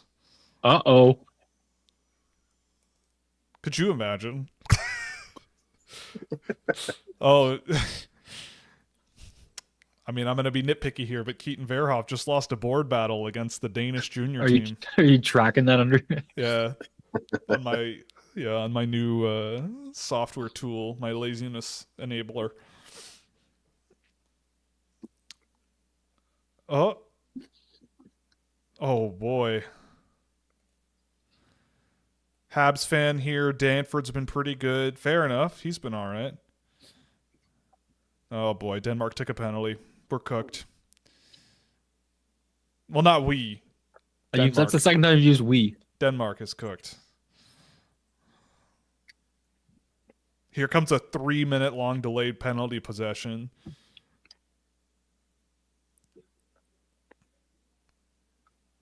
Unless TJ Gindler puts it in his own net here. But he won't because, oh my goodness. Dude. No Canadian player has ever put the puck in their own net. It hasn't happened in days. Just oh boy.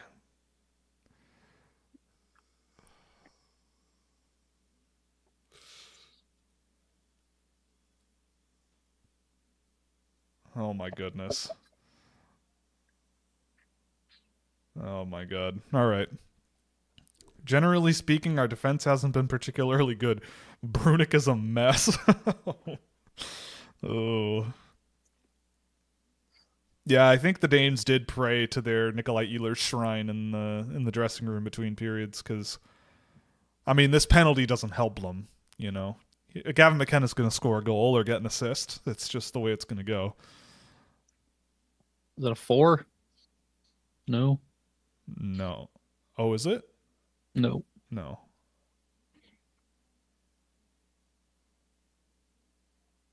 Oh, he didn't high stick him. Oh. That's not a penalty.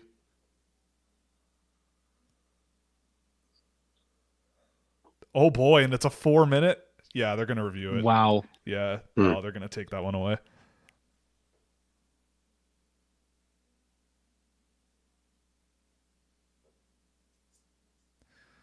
He's going to need a dentist. Yeah. Penalty under review. I don't have the sound on, but I imagine he sounded just like that. It was pretty much that, yeah. Talk about Michael Hage more? No. No.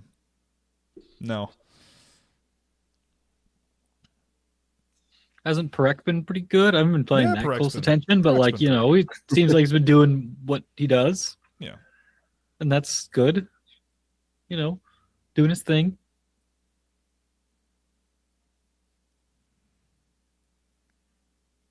Yeah, that can't be a high stick. Yeah. I can't say I notice Carroll's much.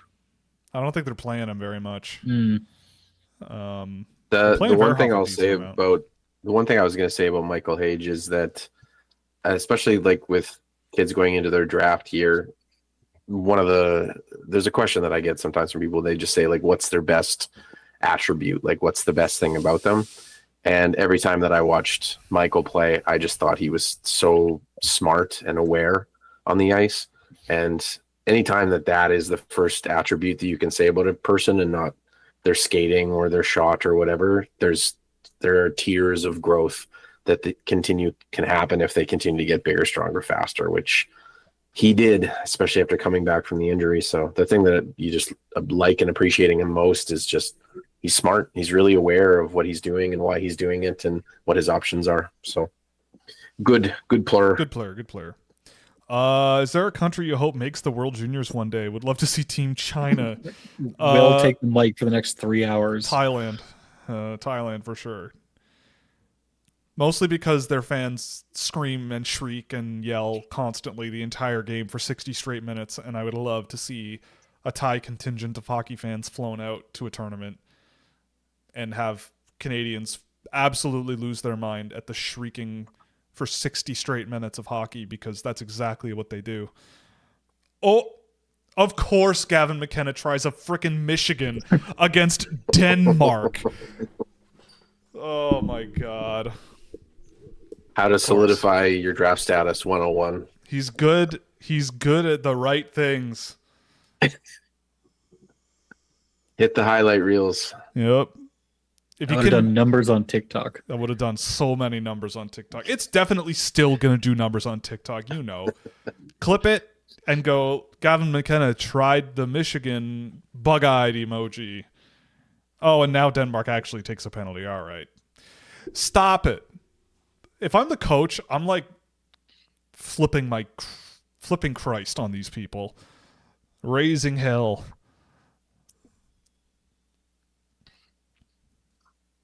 Every time you take a penalty, I take away 2 cookies of your post-game meal. Danish cookies? Yes, Danish cookies. I don't know what Danes eat. Like what they would like be like, oh no, you took it away from me. Oh no, like tinned fish. You get fewer anchovies. Oh my God, man. Just take the shot, man.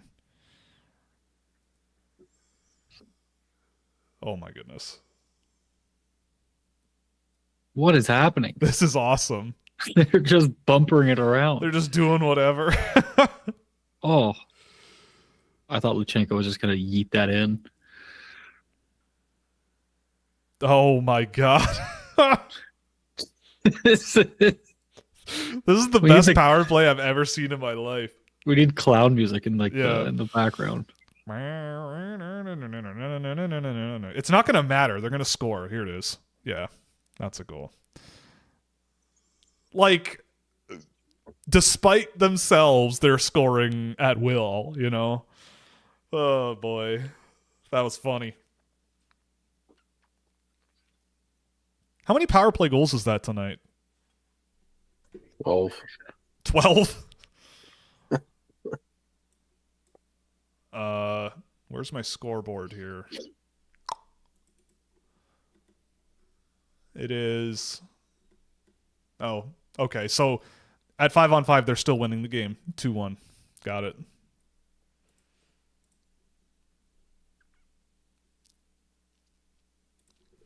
Yeah, don't take penalties against this team if you are the team that probably is going to get relegated. There's a bit of advice. But I guess it's the damned if you do and damned if you don't. You either play them hard and maybe take penalties, or you play soft and don't take penalties and lose. Is Canada too talented for their own good? No. But, I mean, if they think that oh boy. But if they think that this is what Finland's going to be like, I think they're sorely mistaken.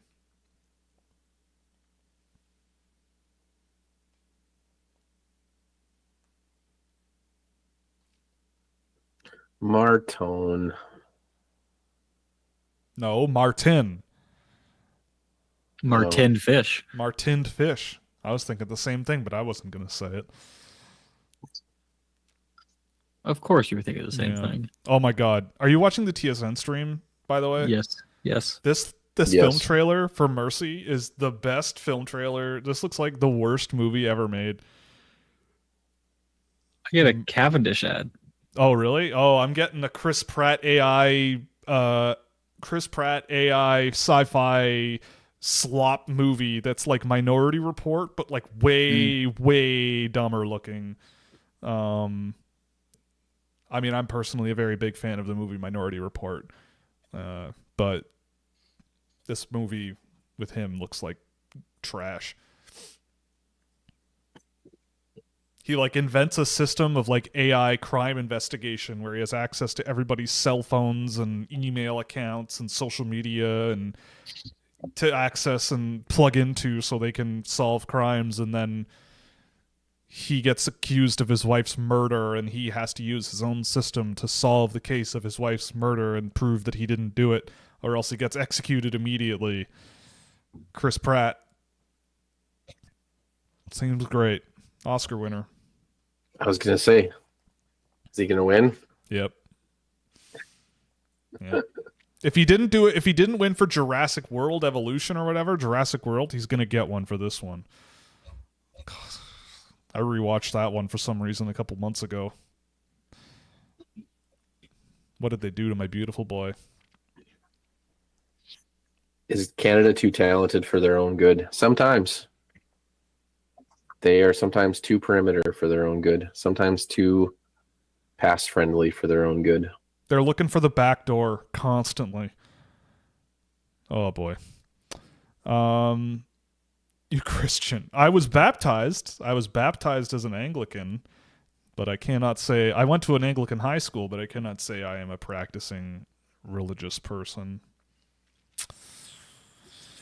I'd be lying. Thoughts on the Mammoth boys playing for Team Canada? Is that Iginla, Desnoyers, and Baudouin? Right? I think so. Yeah. I mean, they've been kind of... But Iginla's been good. I think he's been a valuable part of the team. Baudouin's doing his job. He's doing what he does. Go fast, go straight, play hard, drive the net. And Desnoyers... He's been Caleb Desnoyers. If you watch the show, you know my thoughts. But he's been about what I expected. Oh, my God. The one thing I'll say about Iginla, too, is that, I mean, he was injured for so long that it's just really nice to see him playing well and being healthy and being himself. I think they're playing him on the wing, too, which also suits him. Which is what he will be doing. Yeah. Win board battles, cut back, hit pass in the middle of the ice, stop on the posts. He's going to do a lot of that stuff. Shoot when you can. Oh, boy. Oh, nice play. Anton Linde. Nice play. We need more... Oh, my goodness. Are you kidding me? I could use a couple more Denmark goals. I don't know about you guys, but, keep things interesting. I could use a Carter George goal, personally. That would be the ultimate Hockey Canada thing. In a game like this, Denmark pulls the goalie for some reason, and Carter George scores a goal just to put the cherry on top. Best team ever assembled.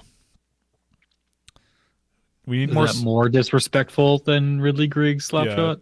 Or less? Where does that go on the scale in the unwritten rules? Oh boy.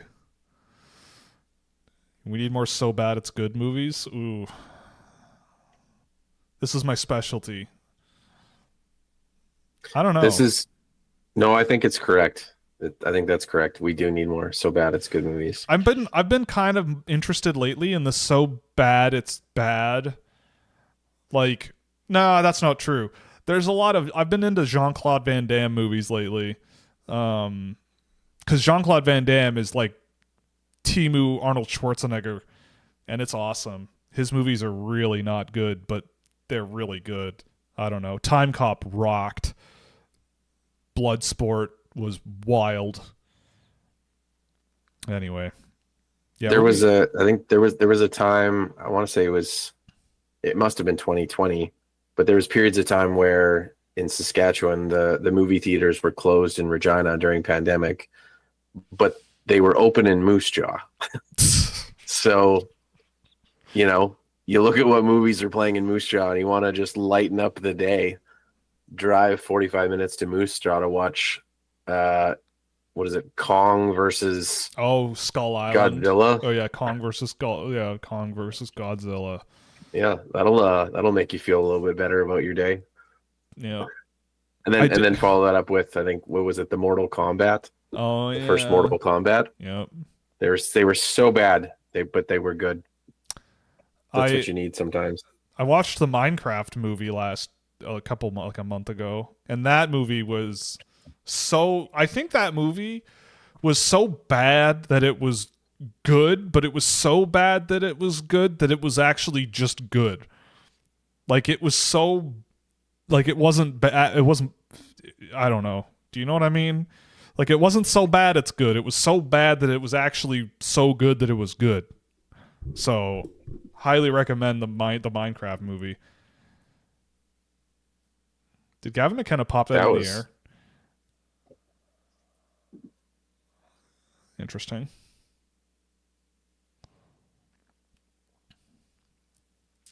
Is this where the wheels come off for the Danes? Nope. No? Nope. They're still cooking. They're third period team. Yeah. They've trained all year for third periods. Oh, for crying out loud, man. Oh, man, that's bad.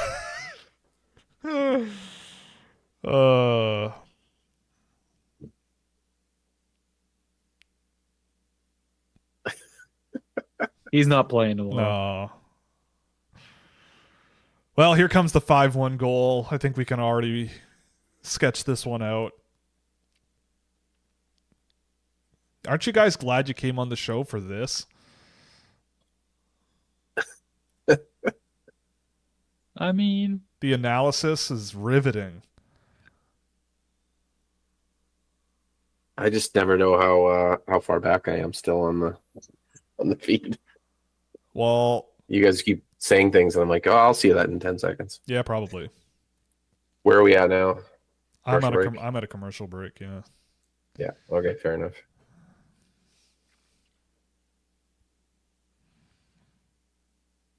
If Denmark is so easy, why didn't third string Canada goalie get the start?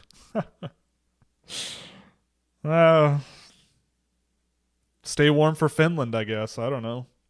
I think they have to I think there's roster limitations that they officially play him. Yeah. Well, Germany played all three of their goalies. Yeah, I don't know all the rules, but I feel like there's something where it was with Bear and Veerhoff today, right? They officially were added to the roster, but they could have dropped them and brought somebody. If Berkeley Catton came, they could have still dropped those guys. I'm sure the goalie is similar, where it's if enough guys get injured, they would drop the goalie and bring somebody in. Yeah. But if they play him, he's on the team. So I'm not an expert in how the rules work, but that seems plausible. Sure. We'll take it as fact. We'll just take it as fact. I mean, it's probably one of the smarter things I'll say today, so that's okay. If anybody has any disagreeing information, they're wrong.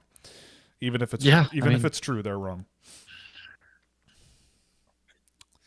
I gotta say, this score bug for TSN, I don't know who's on the power play. Not the easiest. Not the easiest. Not the easiest graphic design choice, but get Rayan in there. Yeah, get Rayan in there. We got a request to talk about dinosaurs. I did see a rendering the other day of the modern rendition of what I guess that's what a rendering is. It's a rendition, but a modern interpretation of what a Tyrannosaurus Rex would look like. And it kind of looks just like a gigantic, like I don't know how to describe it. Oh boy, Zane Perek fell down. But it looks kind of like a big, bulky, fat bird, and a lot less scary looking than the Jurassic Park T-Rex. But I don't know. I'm so down with a world dominated by birds. I think that would be very cool, very interesting. And it's a shame they all had to die violently and horrifyingly in an asteroid impact. Have you seen the movie Birds? Or when the birds attack, whatever that movie's called? Oh, The Birds. Yeah, The Birds. Oh yeah, I've seen that movie. That movie seems like a good time. I remember being 8 years old and my dad telling me it was the scariest movie ever. I was like, oh, that was fine. It is not, the greatest choice for children. Oh my goodness. All right, this is karma. Killing that penalty, it's karma. Here comes three goals from Denmark. Is Iginla your favorite Mammoth prospect? I don't know. Mine. Yeah, who is? I don't even know who Utah even has. Is that defenseman considered a prospect? The Russian dude? What's his name? Oh, Simashev? Yeah, Simashev's pretty darn good. I might like Iginla more, but Simashev is quite good. I don't know. They can't hold a candle to Ludvig Jönsson. Ludvig Jönsson is the man. Yeah, maybe Simashev. Other than that, though. I mean, if somebody's looking to buy, to replace their Utah Connor Geeky jersey, Iginla one it's a nice one to buy. He'll be around for a few years. I'm not touching that one anymore. No? Oh, okay. I'm good. Who are our picks for gold, silver, or bronze? Well, you gotta think Canada isn't going to lose in the quarterfinal again. You gotta compete. You gotta think they're gonna compete for. Yeah, they're gonna lose in the bronze medal. Like they're gonna play the U.S. or Slovakia, and if they win this in game, the bronze, no, they'll play Sweden in the bronze. Yeah, and win. Actually, no. If Finland wins tonight and wins against Finland, then they'll play like probably Switzerland, and that is probably going to be well, you know what? I'm not going to say that's going to be a walk in the park. That Swiss team has been pretty good, honestly. Even though they haven't won a game yet, that team has been pretty good. So, yeah.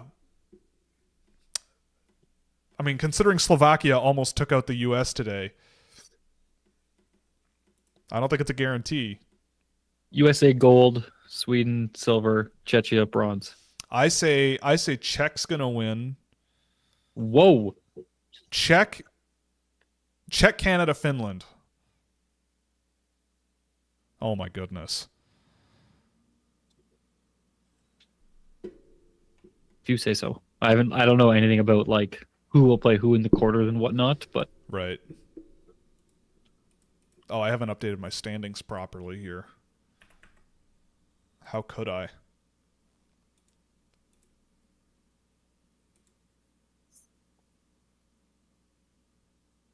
Oh my goodness.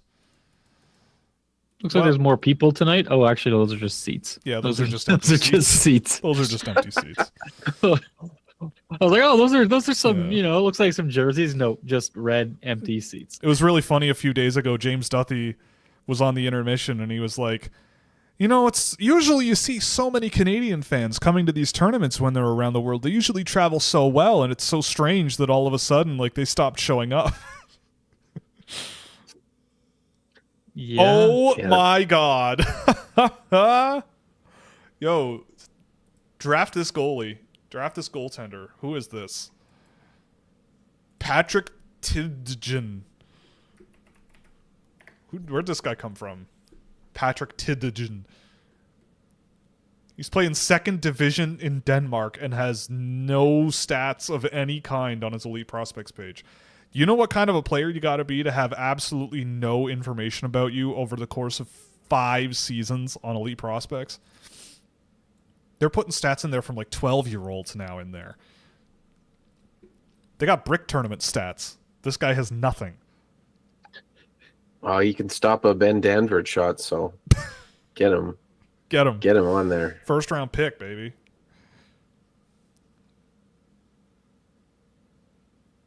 Oh my God.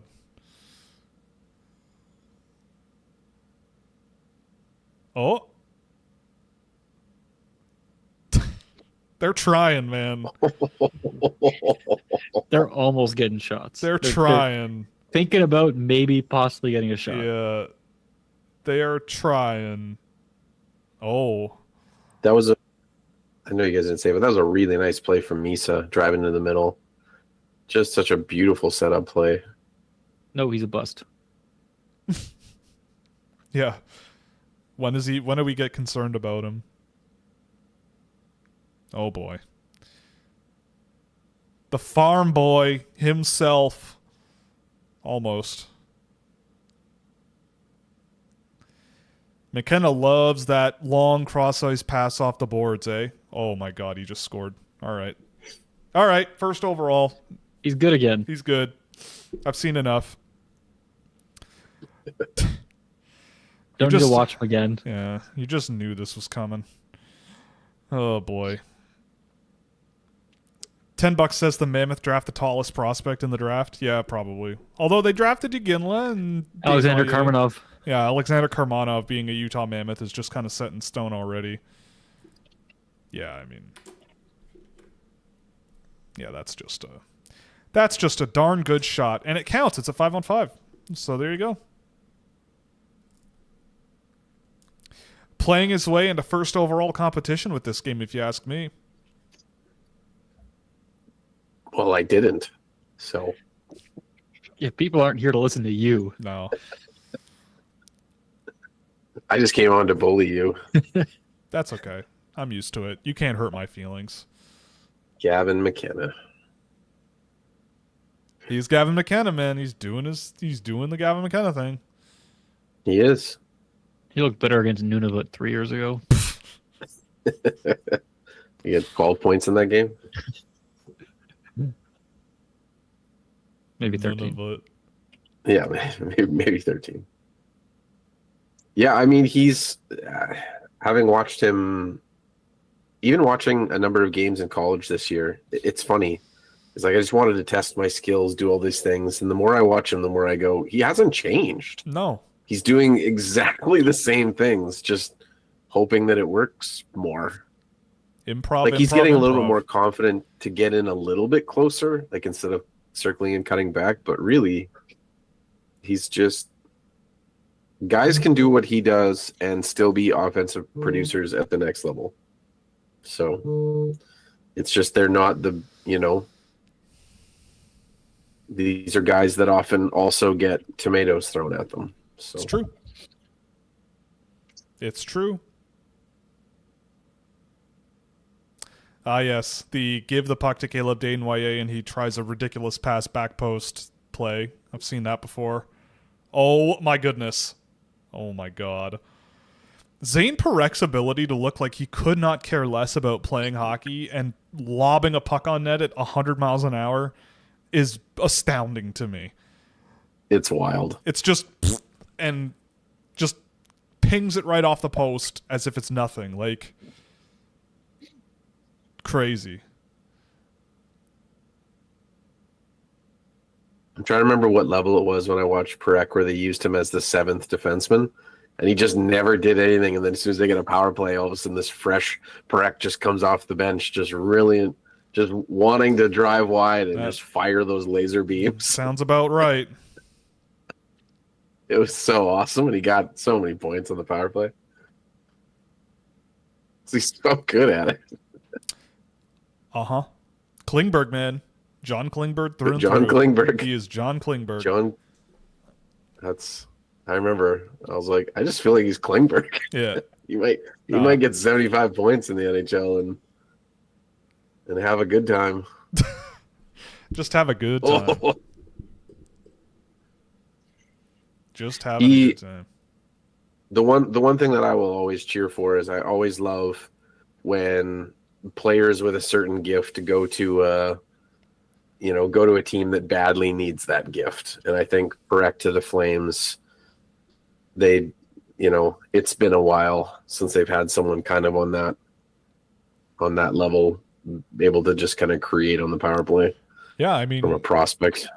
What's his name? Craig Conroy is building probably the most fun group of young players in the NHL. Like, the guys that I hope work out the most out of anybody, because it's just going to be so entertaining. Like Reshny and Parek and Potter and Gradine and next one, I don't know. Next, all kinds of fun ones. Let's hope they're not the Buffalo Sabres. Hey, you don't say that.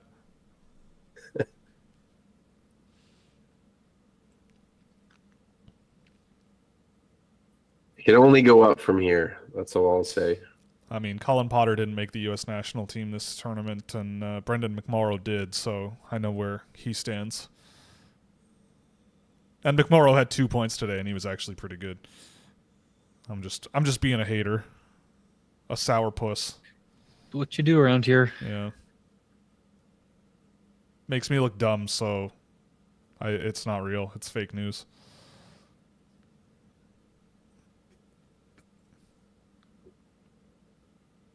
It's Calgary needs a few superstars in there, so they have an offensive dynamo on the back end potentially with Parek, and now they just need a few good players up top too. Michael Stone, preferably a guy that's 6'4" and immovable in the slot. One of those. The shots are 29-5. Norway wouldn't have allowed this to happen.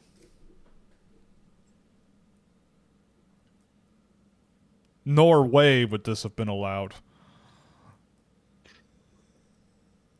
Oh, almost. Maybe. Oh. They can string together like 1 or 2 plays. Oh, William Bundgaard. Oh, man. That's the one. That's like one of the only guys on that team that can actually attack the net like that. I watched him a bunch last year. Oh. Ooh. That was nifty. Linda. Oh my goodness. Did they just get 33% of their shots from the entire Was that a high game? danger scoring chance? That is a high danger. Yeah, that is logged as a high danger scoring chance. That's like almost as many as Canada has this game. At 5v5. At 5v5, yeah. They have a guy changing. Does that count as 2? Is there 4v5? No. It's not more impressive. Can Carter George have some defensive assistance? That's the thing about Canada. He can't. He is not going to get it. But luckily, he's Carter George. And I think in a workload like this, he'll be okay. Although, famous last words.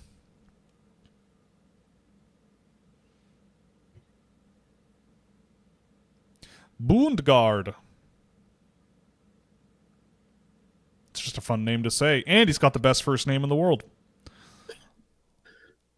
Really? Yeah. What is it? William Bundgaard. Oh. Oh my goodness. Holy. I was going through every name I've ever heard in my brain, trying to figure out what that was. And you didn't get to my name? Wow, that's a shame. I was let down. Oh. I was sold a bill of goods. Oh. Now I'm sad. I'm going to bed. Oof, jeez, what a move.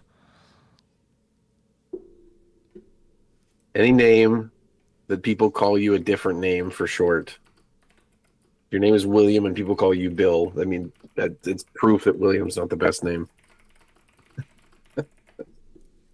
I'm Uncle Bill to a few pets. But no humans yet. Oh boy. I think I do have to say the player that has, in the games that I've watched, the player that I thought has played really well. We've mentioned him before is Michael Age. I think he's played very well. He has been exceptionally good.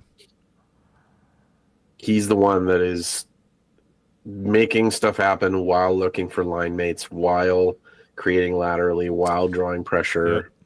He's the one guy where when he gets the puck, he does something. So I'd say him, Luchenko, maybe Misa. I mean, McKenna too. I mean, hard to ignore. McKenna for sure. Game, yeah.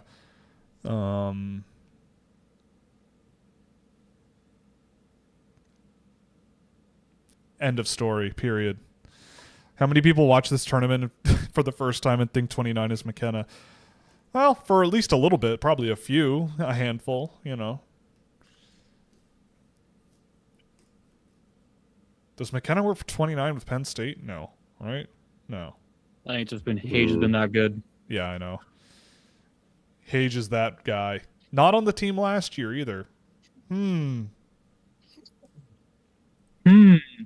Politics. Yeah. Why does Misa and Martone seem to bobble the puck as much as he does in the tournament? I don't know. Which potential first round or next draft is Utah going to target since they have a type? Next draft or this draft? I would think that this person means 2026 because it's next. I don't know. Ethan Belchets. Brooks Rogowski. Yeah, Brooks Rogowski. There you go. There's your answer. With a mouthful of chocolate. Or Caleb Malhotra.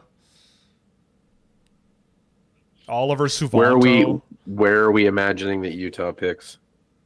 I would think they're a bubble team, right? Middle of the first round, 15 through 18. So they're not going to get Belchets. Yeah, Brooks Rogowski, I think. Yeah, is a good choice. I mean, they're in 7th last right now. Oh, okay. Maybe they do get a swing at a Belchets. Swinging a Belchets. Verhoff. Gavin McKenna at 7. Gavin McKenna at 7, I think they would think that Verhoff is okay. Yeah, they probably Verhoff would be a good one. Because it's not like Utah doesn't draft good players, but they do value the big ones quite a bit. They see it as an asset for sure. What will AJ do if the Sabres make the playoffs and the Leafs miss? Well, you'll have to ask him. But if I were allowed to speak for him, I might say something along the lines of pretend it never happened and be indignant about it. AJ would never be indignant. Yeah, probably be indignant about...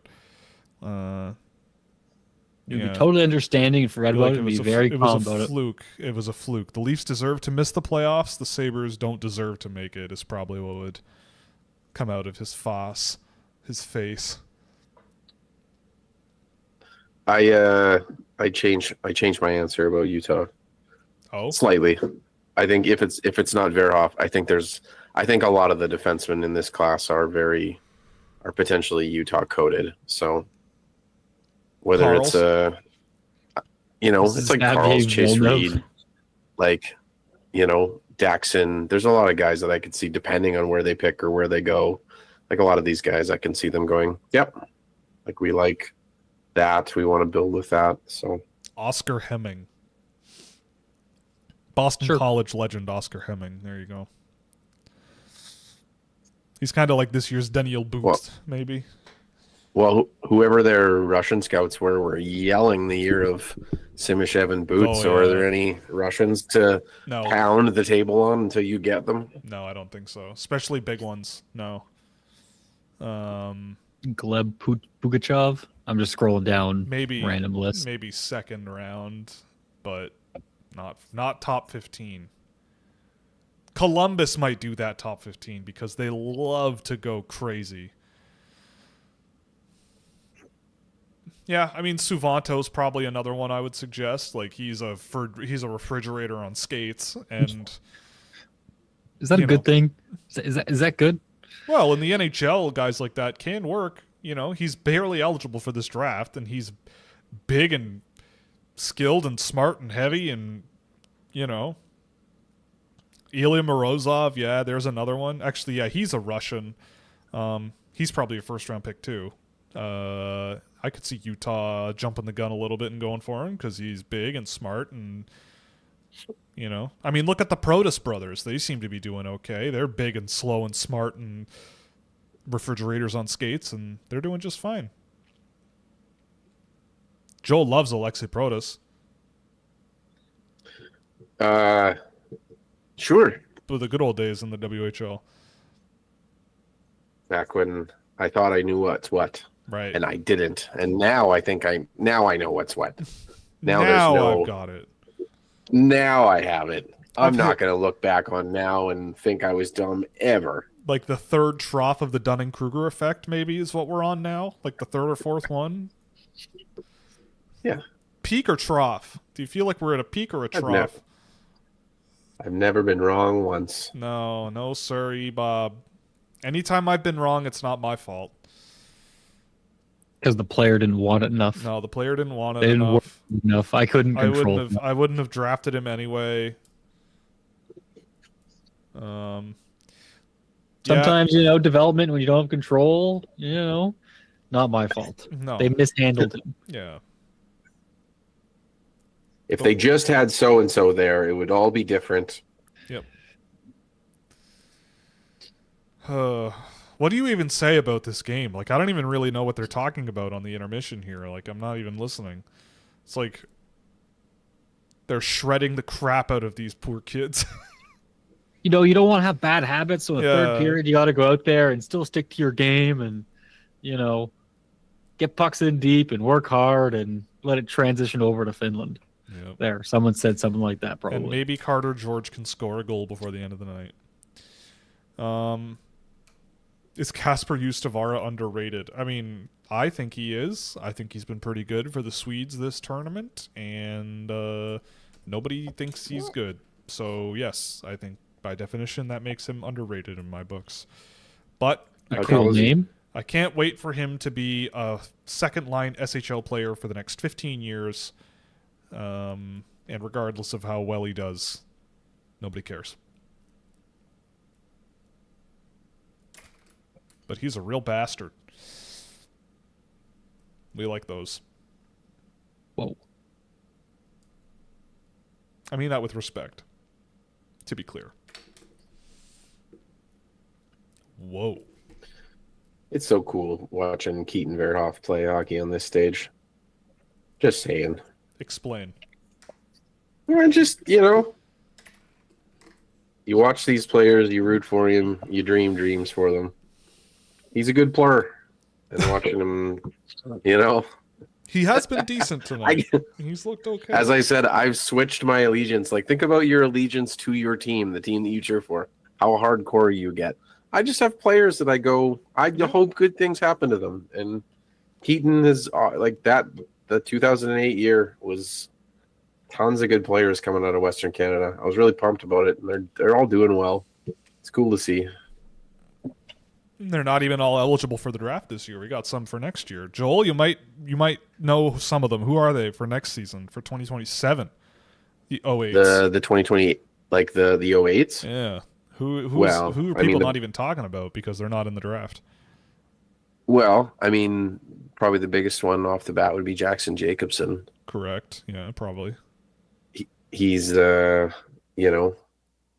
he's not going to be first overall or any of that business, but he's a good player. He's incredibly smart. He is one of those guys he's a little bit of everything you need. As far as the junior level, like he's got a lot of JP Hurlburt in him, and I think people love watching a Hurlburt. But Jacobson's really good, and I think if he doesn't go at the top, it won't be too long until someone wants to take a gamble on him. Very, very smart, well-rounded player who's been kind of part of leading the resurgence of offense in Brandon this year. They've gotten a lot better in the last like 10, 20 games. I'm trying to think who else out of that top group I'd have to look. Rhett Sather. Oh yeah, he just committed to Omaha. Oh, we forgot about the big one. Will, who's the big one? Schaefer Gordon Carroll. Rename wonder. Schaefer Gordon Carroll. Yeah. Noah Davidson. He's an adopted Westie. Yeah. He's Nigel from Utah. Bohm. Speaking of Utah players, they're gonna do everything they can to get Schaefer Gordon Carroll. I believe he's a Utah boy. He is from Utah, yes. Yeah. Go get the Utah boy. Figure out how to bring him in. When Utah has the second overall pick in next year's draft, they can use it on him. Well, I don't think he's gonna go second. But get him. Go get him. Who is the OHL 08s for next year? Oh, Jilkin. That's fun. Oh, yes. Jilkin's good. Levi Harper. That's fun. Cohen Eshkarian. That's fun. But yeah, not a ton of 08s. Jilkin's a dude. He's fun. There's been a few fun ones out west, like the McKennas, the McQueens, the Lakovich, there's been a few. Carter Yakimchuk. How could you forget about him? Who? Carter Yakimchuk. Who? Future Norris Trophy winner for the Ottawa Senators. Who? I mean, I said it. He's going to win a cup and... Oh, you're pronouncing his name wrong. That's what it is. Mm. His name is Farter. I wasn't... No, but all right. Is it not? He's a good player. That's not nice. I regret saying that. Did you say he was a farter? His name is Farter. Farter Yakimchuk. Oh. Good Lord. I know. Some grown-up humor here. This is... I'm not proud of myself.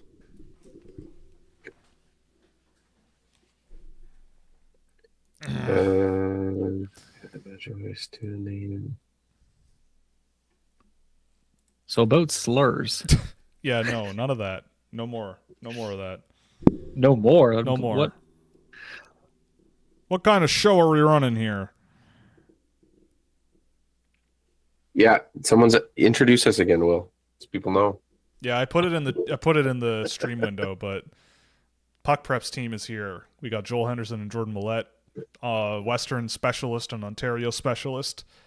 So if you have any questions about the 2010 and 11, the 10s and 11s, fire away your Cade Nickel takes. The next generational talents that will fizzle out and bust. Your favorite brick hockey tournament players. If you want to know who the Corsi leaders were at the brick hockey tournament, you can call these guys. If people want the update, if they want to go look at the Circle K Classic stats right now, the 1 and 2 in the Circle K stats are Maddox Schultz and Liam Pugh. Those guys are good. For Regina. I think they have 9 points and 8 points. I think Pugh has 9 and Schultz has 8 for Regina. They were pretty good at the U17s. Quest to win it all. Yeah, they were pretty good when I watched them. Are they as tall as Logan Perdum, though? No, they're not. Who's the top OHLer for the draft this year? I assume OHL draft. Sorry? I assume OHL draft. Yeah. I don't know. It's kind of one of those years where, like, I don't think there's a runaway number one. I personally have Adrian Seguro at number 1, but I don't think that's the consensus. I think it's kind of one of those years where we'll see. Maybe someone will emerge.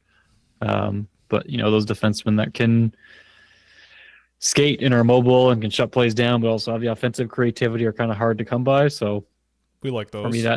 For me, that's why he's number 1. Like, kind of has all the tools you're looking for someone that can do everything at the OHL level. But there's other guys, like I mentioned, Logan Perdum. He's kind of a little bit of a work in progress at 6'7" and kind of a little on the clunky side. But 16-year-old, 15-year-old, 6'7". Yeah, my God. He can rip a puck like crazy, and use his reach to fish out pucks. But some ways to go there. And I think it's one of those years with the top like 6 or 7 group that I don't think there's really a consensus ordering of that group, and we'll just see over the next couple months how things shake up. But there's some fun players. I just don't think there's like this is the guy, the draft for this guy. We'll just see how it goes. But Seguro for me is number 1. I could change that, but for now I think he's pretty safe there. Makes sense. Cale Nickel or Maddox Schultz there, Joel? Schultz, pretty. I think it's like it's funny. Like going into Schultz's draft year, there were other guys that I felt like might challenge him, and then he just took it into another stratosphere. But the one who was the closest was Liam Pugh. So it's fun that they're playing together and on the same team and going to be on the same team and all this whatever. But there's players I think that are on the same tier as Nickel in other leagues too. So I think for next year's draft, there's going to be a handful of guys, and then we just kind of figure it out as we go. He plays in BC, right? Who? Cale Nickel. Cale Nickel? No, he's a Manitoba boy. Where all the best ones come from. His brother got drafted and has now played games for the Everett Silvertips. His stat line, though, is bad news. 17 games, 50 goals, and 29 assists. He's cooked. Yeah, He's it. So cooked. More goals than assist club? I don't care. He's cooked. You want to know why that is? Because he's selfish? Because he's selfish, yeah. No. Oh. No. It's because he's going up against Manitoba defensemen. So that means he gets 70,000 breakaways every game. So shouldn't he have more assists? He could. He's very smart. I think he's one of those guys that you flop it next year and he can have his more assists than he does goals. He's a very smart player. If people have watched his brother play, they're very, very tactical, smart players. He's got to grow some. He's got to do some things. But that the team he plays for right now is really strong.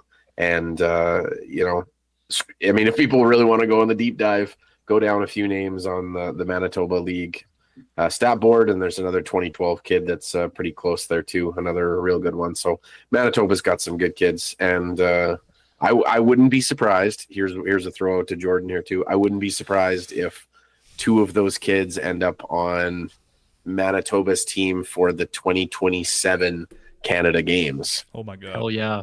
Oh my god! Yeah, we're starting to have camps here for that. I think you 100%. two were saying that we're starting to put together camps to form those Canada Winter game teams next year. So 2011s, we're at least in Ontario, we're starting to pay attention. But we're on the hunt. Joel's already on it.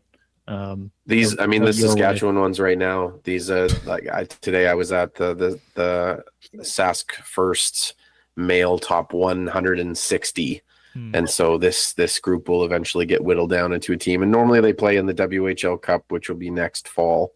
So they go from 160 to 80 to 32 to a team. And but this group also will be the group, whenever they whittle down, it's also the group they'll take to the Canada Games in February 2027, I think. So, well, all right. Quebec City. It's Quebec. Real close. Yes. There's I have so much controversy on this, and it's one of those things where it's like, we're focused on this. There's so much controversy around this, But yeah, I wouldn't be surprised if you see some of those top Manitoba kids on Team Manitoba, because I think they deserve to be there. What about Team Nunavut for that event? What's that? Where's Team Nunavut going to end up?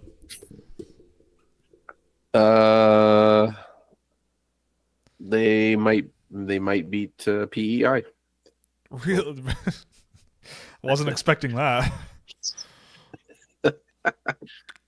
Uh-oh. Why not? Why not? I figured why would they beat PEI? I figured there's a lot more hockey players in PEI than Nunavut. There's a lot more lots of things in PEI than Nunavut. How dare you? Oh boy. Oh boy. Oh boy.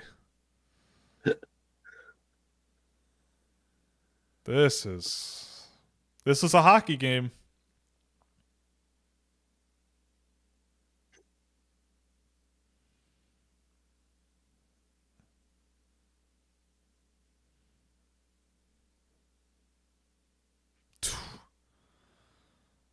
Yeah, that's a Michael Misa play.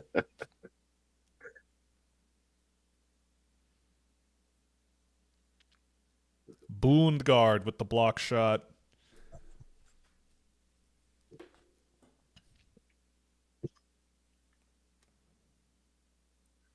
Good player, Michael Misa. Good player, good player.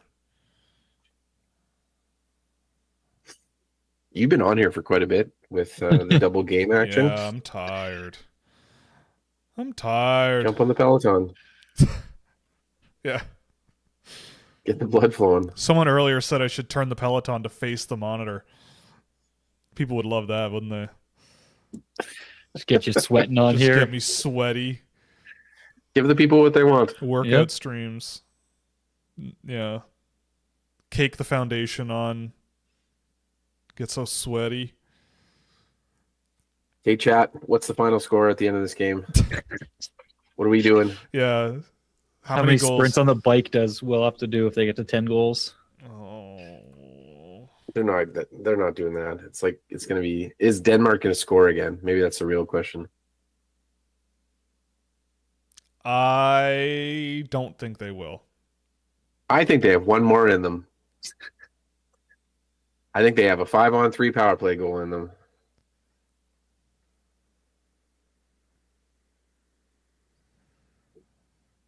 Well, they got a shot, so you can't score if you don't shoot. know if that should count as a shot. If the goalie wasn't there, it would have gone in, right?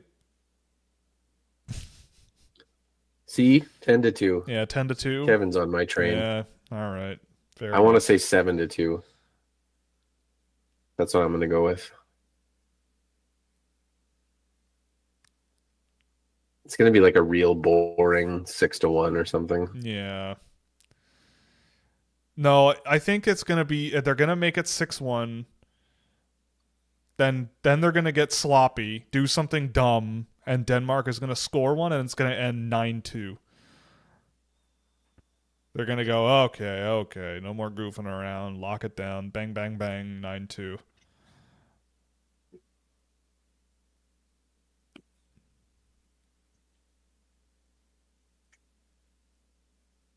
I just want to see another Denmark goal. That the vibes in the Slovakia-US game during this show were significantly different, I must say. That game ruled pretty much start to finish. It was sick. I mean, I had a feeling. We just come on here and just mess up the vibe, don't you? Is that what you're saying? Yeah, that's exactly what I'm saying. Yeah, no. Totally. It's all your fault that Canada is beating the snot out of the Danish junior team, making for less than entertaining live coverage. I feel like with the last couple of shifts here in the third, there's been opportunities where Rashni could have got shots on net where other guys could have, and I feel like they're just content to really just play possession and cycle. Yeah. It seems like a little bit keep away on the outside some shifts so far in this third period. Right. And like that's probably not the habit you want going into games against teams like Finland and whoever it's going to be in the quarterfinal. Like all three of those teams, if they play any of them, really. You're not going to have an easy time against the US or Slovakia or Switzerland if you play like that. Do they respect their opponents, yes or no?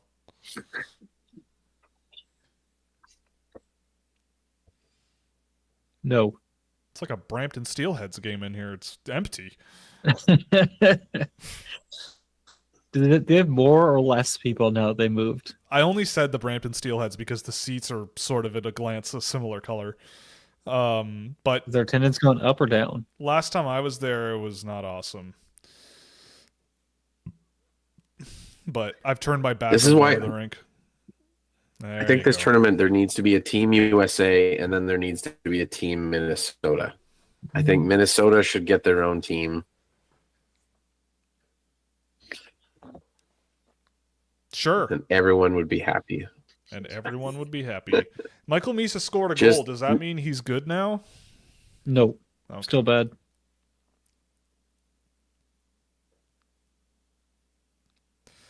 Comp for Viggo Bjork. I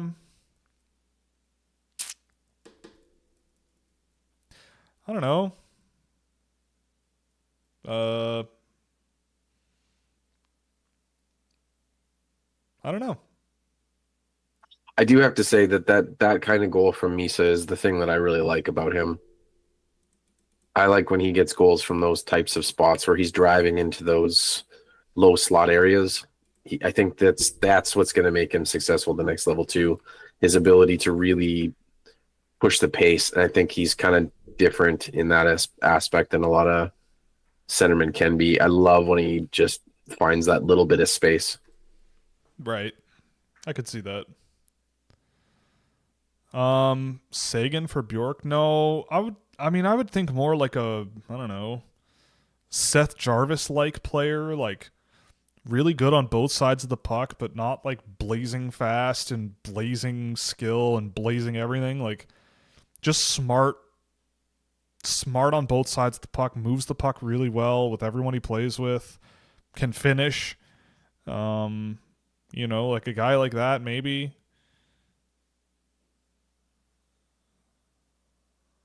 Oh boy. Here we go again. What a pass. Oh my God, what a goal. See, he's lock at one. Yep, lock him at one. Lock him in.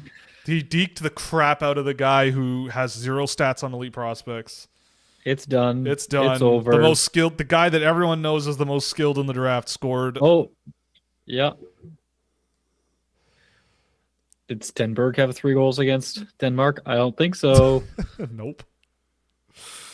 Oh my God. This is bad for the brand. Even though I've never lied. Wow. Just that goalie just I think he knew what was coming. Just kind of froze him. Woof. Yikes. What a goal. Nice little cross ice pass there from that was Michael Hage pass was insane.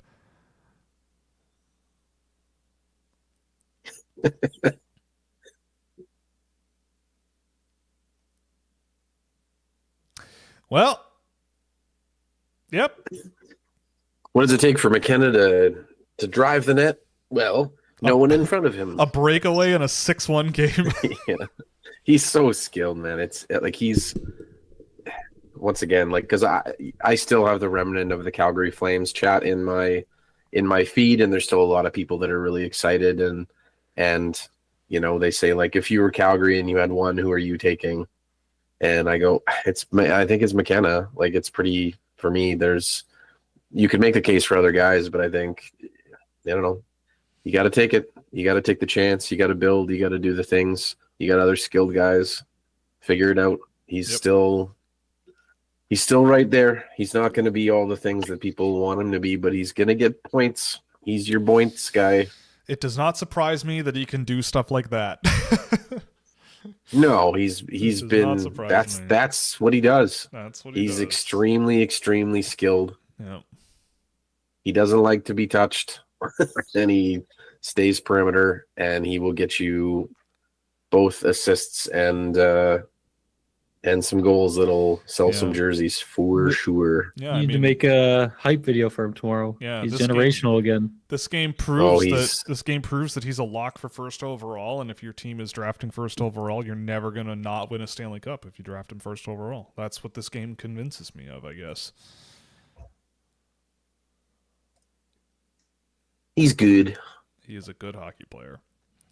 Over under the 2026 draft going 5 hours. If you're talking like day one, I hope to God that's the under. That was so bad. And they're doing two rounds in the first day. Oh, are they? I think they're moving to doing 2 rounds in the first day, but somehow fitting it into 3 hours. I could be wrong, but it's crazy. It's crazy that the first round of the NHL draft lasts longer than a Scorsese movie. Tony was so upset. I just got flashbacks of that. Tony Ferrari was not a happy boy. He was a grumpy bald man. He was grumpy and bald. Yeah, that's the worst combination, grumpy and bald. At least I woke up tired with a full head of hair. Yeah. Wow, what a goal. Whew. Crazy. I just know for a fact that there are people out there in their private chats going, Will Scouch is in shambles right now watching that goal. The most hated player in the world scores a highlight reel goal and everyone hates him for it, kind of stuff. Will is so upset. Yeah, I'm so upset that an unbelievably talented player did that. Talented player from his country scored a goal. Oh my God.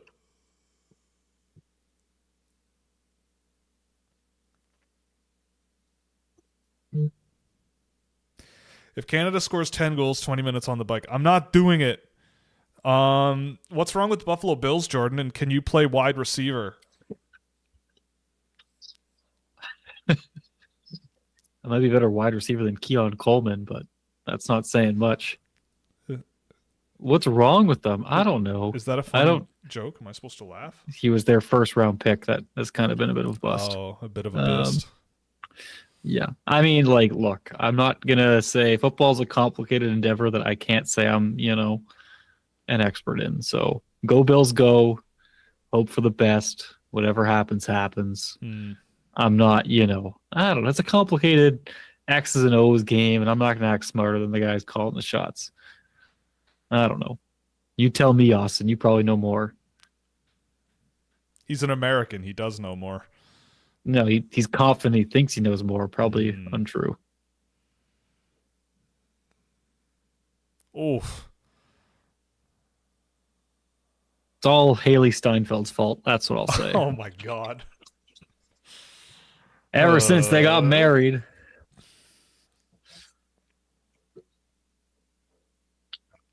Feelings are bad, kids. That's what we're learning. Feelings are bad.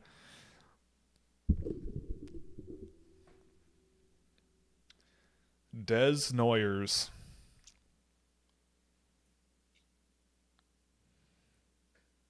Crazy to me that Ethan McKenzie is on this team.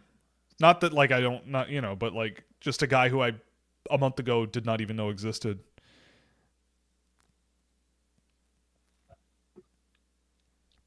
What's Owen Aller doing these days, by the way? Is he in the AHL? I don't know. Oh my goodness. Is Henry Muse is hurt right now, right? Yeah. Yeah. Would he would have been on this team? I think so. Is he still like I would assume he would have been if he was healthy, but he's still eligible age wise, I guess. Yeah. He's part of the 06 group. Yeah, okay. Yeah, that's fair. Mm-hmm. It would have been very nice to see a Henry Muse on this team too. That entire sequence was 100% on the perimeter from Canada, except for Tisha Ginla grinding into the net one time. That's crazy. I don't think this team's out of the woods, man. I don't know. New Year's Eve will be very interesting, and you'll be here live watching it on this here YouTube channel.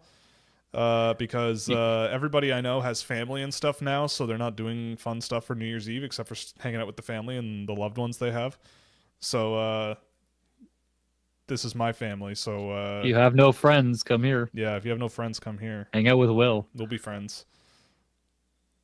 It's technically my job too, so I mean, New Year's Eve last year, I was with my family and we went to the World Juniors, and that was a bad time.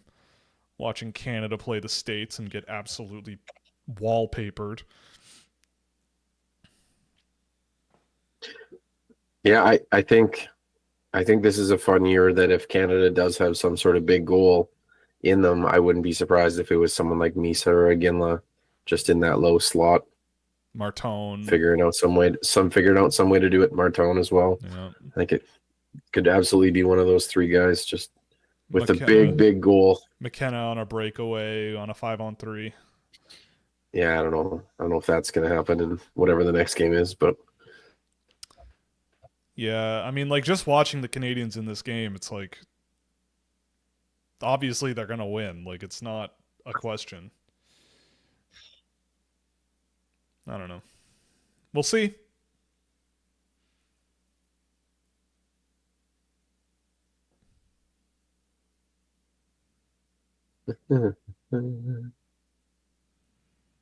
Oof. Or Michael Hage. Yeah, Michael Hage. Or that guy. Yeah, you just saw that, eh? Yeah. Or that guy continuing to be that guy really good. Is good at hockey.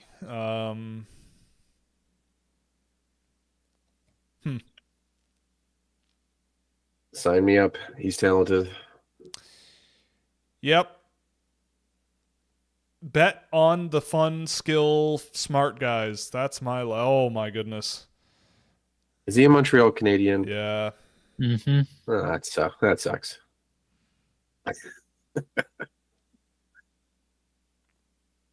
Now, why would that be? Montreal. What have they ever done? They have no prospects at all anyone cares about. Yeah. Fire Kent Hughes, I say.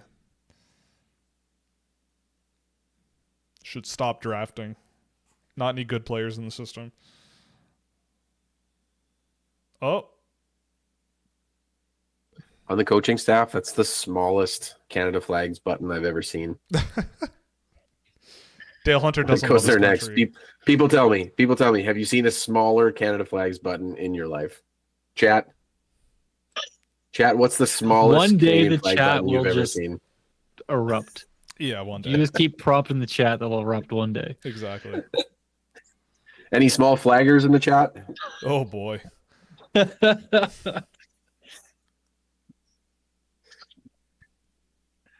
flag's not very big, but it's efficient. Yeah, my flag, yeah. I show my passion in other ways than the size of the flag.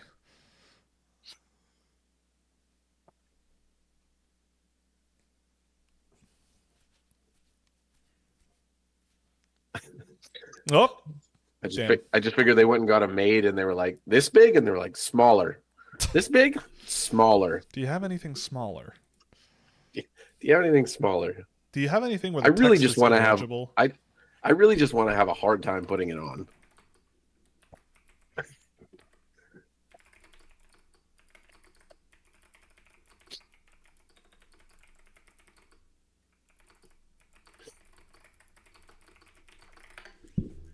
Hey, Sam O'Reilly. Haven't seen you in a while. He is there. He is a part of the team. Mark Hunter or Dale Hunter bringing his guys. You know.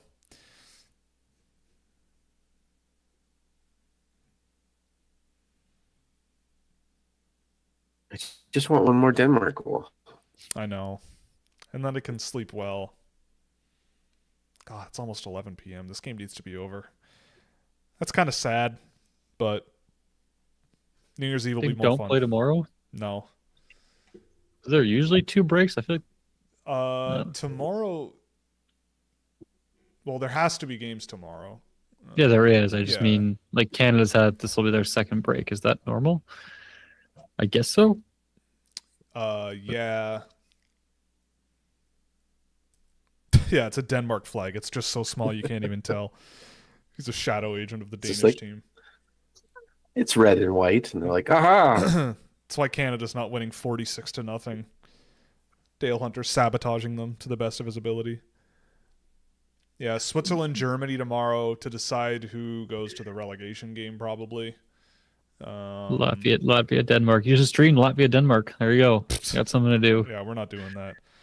I'm taking tomorrow. I got to go to the dump tomorrow, unfortunately. Gross. Yeah, I got to go to the dump and get more salt for the driveway because we had an ice storm.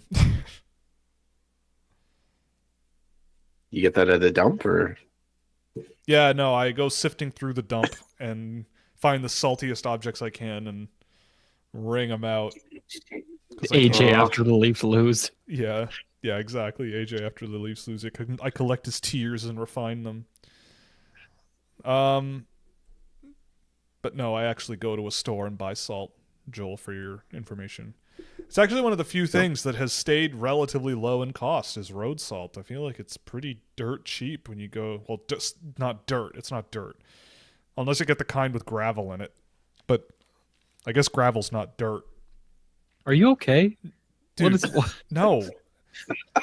Are you? Is everything okay over there? Look at the situation we're in right now, man. Is everything...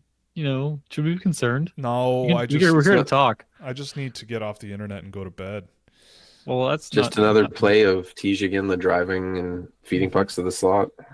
Yep. We're not here to talk about hockey, Joel. We're here to talk about Will's the dump. My mental health. Oh my god. That was some nice moves from Yes, it was. Mr. Whoever that was. That was Aginla. Has anyone in the chat ever bought dog-friendly salt? Is that even a thing? How's that possible? Oh, that's a thing. I bought it the other day. Salt is salt. I think it might have given my my dog an eye infection. I was gonna say, does it give you a rash instead of the dog? Like, you can go get dog-friendly salt. I might have been swindled. Chat, anybody in the dog-friendly salt business? By the way, Denmark, Carter George officially has worked his way to a 900 save percentage. Oh boy. Page is going. Dude.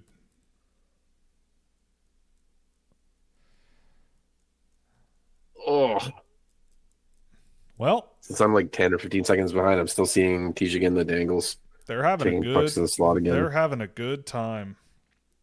These guys are just having a laugh at this point.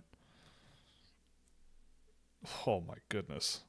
That defenseman literally was airborne for a split second. Oh boy. He was airborne. You could put a hula hoop through him. Oh boy.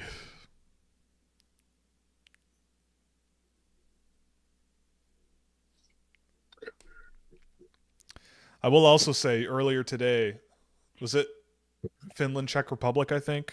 The banter between Mike Johnson and Gord Miller was excellent. This game has not had the same level of banter between those two. I think they might even be tired of this and looking forward to going back to the hotel and having a Coors Seltzer and going to bed. Hashtag ad. Yeah. Well, they're in Minnesota, so they're probably drinking a Busch.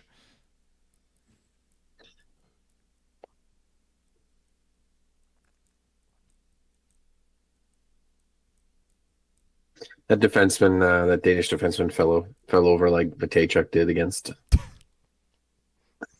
That's McDavid. Mm-hmm. Just whip, butt. Air, butt. It's a good movie. I don't go to that section of the video store anymore. Air bud? Fine. Air butt. Did you say air butt? That's what you said? Gross. Oh, there was a miscommunication. Oh, goodness gracious. Oh my God, there's still 6 minutes left in this. This is wild. Time has slowed down. Yeah.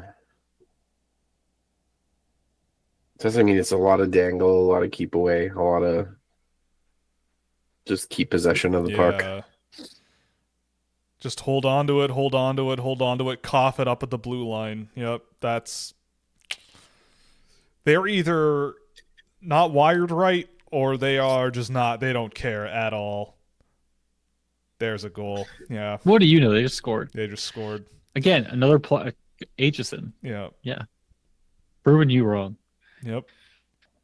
Well, when you can score against Denmark, you can score against anybody, right? And that's what they say.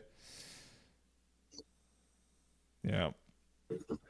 As a Habs fan, I'm not doing my job. Listen, there's so many Habs fans that do not deserve quite the praise that they're getting. But if there's one guy that you just go to town on, it's Michael Hage. Based on this tournament, yeah.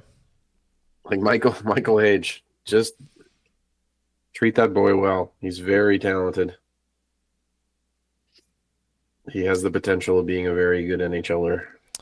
Well, there's your Caleb Desnoyers playmaking moment of the game. Spots the seam, weird angle, tape to tape, bing, bang, boom, goal.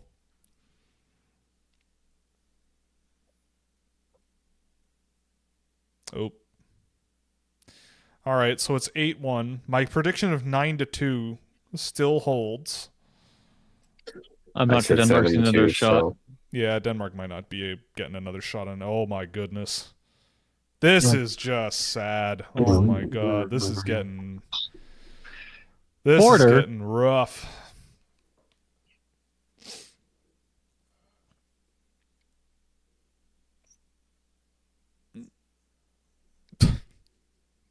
Should we start a Canada chat in the chat? Canada, you know. Play Freebird. Yeah, play Courage. Play Tragically Hip. Damn. Play the Rec Laws. Yeah, play the Rec Laws. Was it Tim Hicks? Yeah. Loud? Was it Loud the one year? Yeah. Oh my God, that was agonizing. Lord. Gonna get loud like a 12 gauge. I'm sure Saskatchewan loved that. Get loud like a freight train. There. Who is that? Tim Hicks. Any Tim Hicks fans in the chat? Yeah.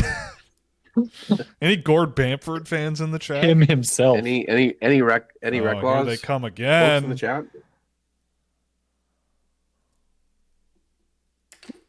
The referees are just Do the Rec Laws, true or false? Do the Rec Laws have a song called What the Truck? True or false? I know the answer to this. Oh. 9-2 is right there. Damn it. I almost had it. Tally Hall. Play, what's that song on the Taylor Swift album with the unbelievably cringe lyrics? Sorry, which one? Yeah, I know. There's a whole bunch of them. I knew that one was coming. I don't know. Get the Just bike. that one song on that one album? Yeah. No, there's the... I don't know. Never mind. Everybody's takes are cold as ice or something like that. God. Get the bike ready. I never agreed to this. I never agreed to riding on your bike. The people have spoken. I never agreed to this. I'm not doing it. I'm sorry. On your bike. I am medically not cleared to do exercise past 11 p.m. Eastern Standard Time, okay? I'm not medically We're cleared. clearing you. I have never gotten permission from my doctor that I can work out this late. So I don't think it's healthy. I'm sorry. Well, there you go. You'll just have to come back on New Year's Eve and nag me then, because maybe there will be more energy when the shutter shades come out and it's New Year's Eve. Oh, they're having a great time. You don't see too many people wearing jerseys backwards, do you? Especially fake jerseys. Interesting. Probably family or friend of the player. Carter George's family or friend has a fake Team Canada jersey that he's wearing backwards. Wild. That's something I would do if someone was like my sibling. Yeah, of course.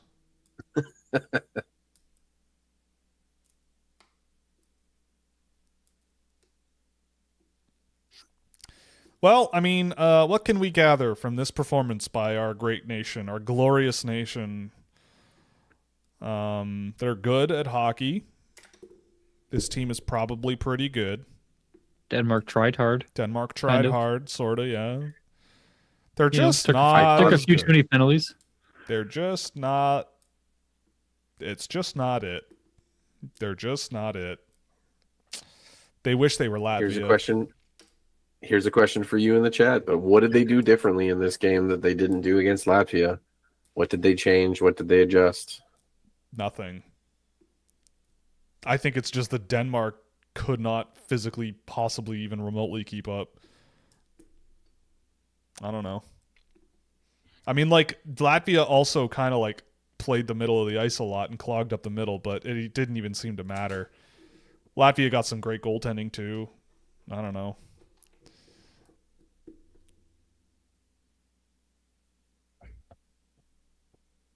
Like, I don't remember Canada getting an opportunity like that Gavin McKenna goal in that Latvia game really at all. So, like, to me, that means that Latvia played them really tight and just hung in there for the whole game.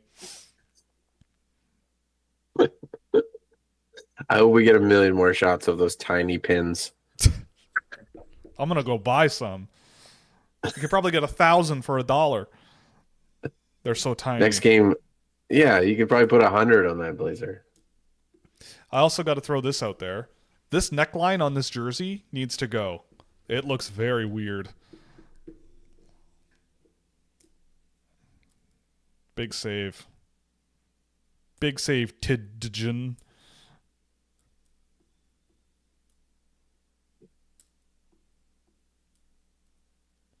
Yeah, this is not even the goalie that they've played every game this far. Like, this, I think, is their backup goalie for this tournament. Yeah, buy stock in the Tiny Pins companies, exactly. Joel and I are coming. We're going to spend all our money on them and blast that stock price to the moon. Goodness gracious. With how my life has worked out, that would be the thing that finally hits. Yeah. Tiny pins. I mean, I did find out last night that Kim Kardashian is selling thongs with pubic hair on the front of them, and they sold out instantly. So anything goes these days, I suppose. But yes, they are real. Why? For what? Google it. Well, they're I mean, I don't want that in my. No, you've got it. I don't want to be doing that. Incognito. Google it. No, you put it on your screen. I'm not doing that. Are you kidding me? She also has a masterclass you can buy. She also has a TV show. Did you know that she made her own TV show about being a lawyer? I've never seen anything with her on it. It's oh, damn it, inches away from 9-2. Ginla continuing to be good. Yes.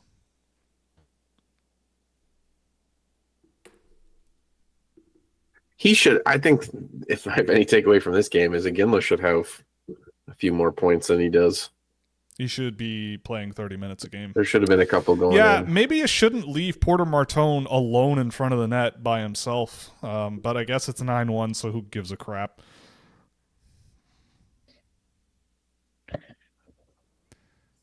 They're playing for tomorrow. a win against Denmark and they're safe and they go to play maybe Sweden in the quarterfinal, but I get the feeling Latvia is going to do pretty okay tomorrow. With all due respect to the Danish national team. It wants to be 9-2 so bad. Oh, McKenna turnover. Goal against? Nope. Despite themselves, here comes Gavin McKenna. Oh, he bobbled it. He's cooked. Nice pass. He's not cooked. Oh. Even nicer pass. Who was that? All right, Albert, come on.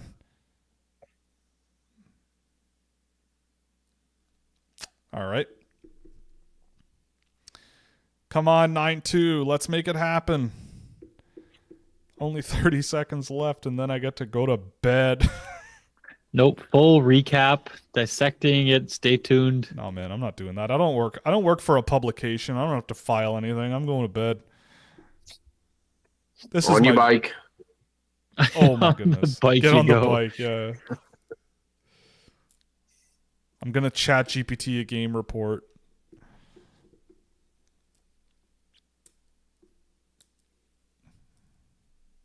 Wow.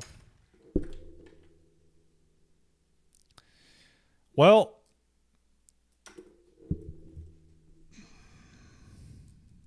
getting 13 shots on goal, and I don't think they've taken a penalty since, like, what?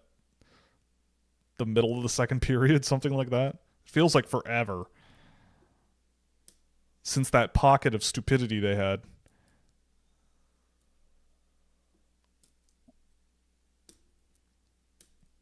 Well, that's it. Game over. Thank God. 9-1. Canada victory. Wow. Way to go. Not good enough. Guys, thoughts? What can you glean from that performance, if anything? Or are we just strapping in for New Year's Eve and calling it a day? Michael Hage is good. Michael Hage is good. Needed more Carter Bear. Yep. Gavin McKenna, Hattie. Hattie watch, good player. Carter George. Bryce Pickford. Carter George, good save percentage. Yeah, Bryce Pickford, this game would have been 16-0 probably. Yeah, they didn't get to double digits. I don't have to go on the bike, so I guess Mark Carney can sleep well knowing I'm not going to be ringing the phone off the hook overnight, freaking out about this. Oh, sorry, I got to brush my hair back too, just like everyone else is, because they have long hair. Yeah, I mean, I don't know, but realistically from this game, I mean, it was nice seeing Verhoff get some reps and, get a few touches and get active in the play. Like I said, the D-to-D pass where they're both down low. Yeah. It's nice to see him involved in that kind of stuff. Hage was great. Aguilin was great. There's a lot of guys that it's nice to see them at least get some stuff that they can, right? Mm-hmm. This is a game where it's like it seemed like a lot of guys scored a goal that is very reminiscent of themselves.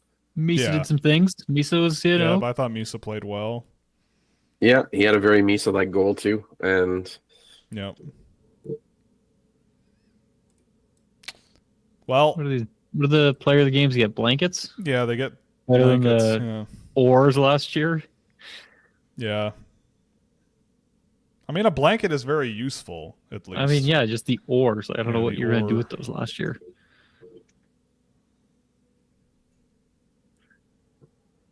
Well, fellas.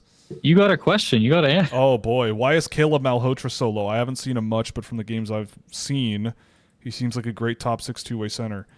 I mean, from the games I have seen, I just see a really low ceiling, physical defense first center who I think he has some really, like, he kind of reminds me a little bit of a Caleb Denoye from last year, where you see some really good play under pressure, some really skilled moments that, thread pucks through traffic and all of that stuff.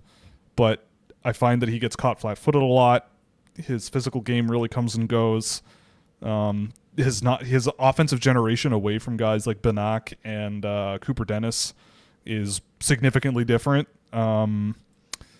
Like, maybe he'll be a top 6 center, but I think he just has a long way to go to get there relative to some of the other guys in the draft. But if we're talking centers in this year's draft and you really want one, I guess you could take him really high and just develop him. But I feel like he's going to be like his dad, a good third or fourth line center, and physical and solid offensive guy, but not mind blowing and all that stuff. So I don't know. What about you for Malhotra? I know you saw a bit of him over the years. I mean, I haven't watched him recently, okay. but like in U6, like for the OHL draft, it kind of was that like well-roundedness to his game where it was like he can kind of do everything, and while that you can see how that projects well to the OHL level, like thinking further down the line is like, that well-rounded game, is that going to make you into a top offensive contributor at the NHL level? Like maybe not. Right. Where it's like, yeah, he could be a very solid OHL centerman, but like, did I ever think he'd be, a future top line NHL center? No. But there's things to like there, the like detailed smarts and some nice playmaking moments, but really was just like more of that detail two-way kind of game of boring, simple, but good in a way. But yeah, no, I liked him. I had him quite high. Thought he'd be pretty good OHLer, and he's turning into being that. But in terms of flashy, fun upside, I don't know if that's exactly what you're getting with him, and if that's what some people don't want that, and if you want something a little more projectable and the detail gets over the boards, what you're getting kind of type, then maybe he's your guy. But I liked him. But yeah, I don't know.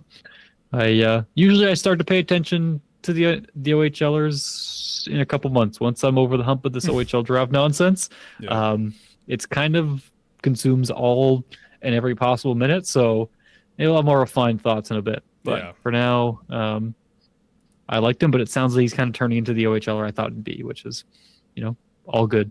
But I can see, yeah. All right. Well, I think we're going to call it then. Fellas, thanks for joining me. This was a lot of fun. For any any people in the chat left over, we're coming back New Year's Eve. We'll have a whole slew of stuff scheduled for the day. It's going to be a lot of fun. So you can, if you're not subscribed to the channel, you can also go to Scouching.ca, get a subscription. We're doing 25% off until January 5th. It ends on the day of my favorite day of the year, January 6th. So get in your subscriptions now, and you'll save some money on your first payments. Fellas, any parting words, any thoughts, any feelings before we let you go, or do you just want to go to bed? Every Western Canadian player played really well. Right. All right. Good to know. Enjoy the bike. Enjoy to listen to Taylor Swift on the bike. Will do. All right. Well, thanks everybody, and first I'm gonna hang up on you guys. Okay, bye. All right, they're gone. All right. Well, thank you for joining me. This was a real good time. We had some fun. We had some laughs. We cried a little. Cried inside. Cried outside. And on that note, I'm taking off. Have a lovely evening. We'll see you New Year's Eve. Have a great rest of your year.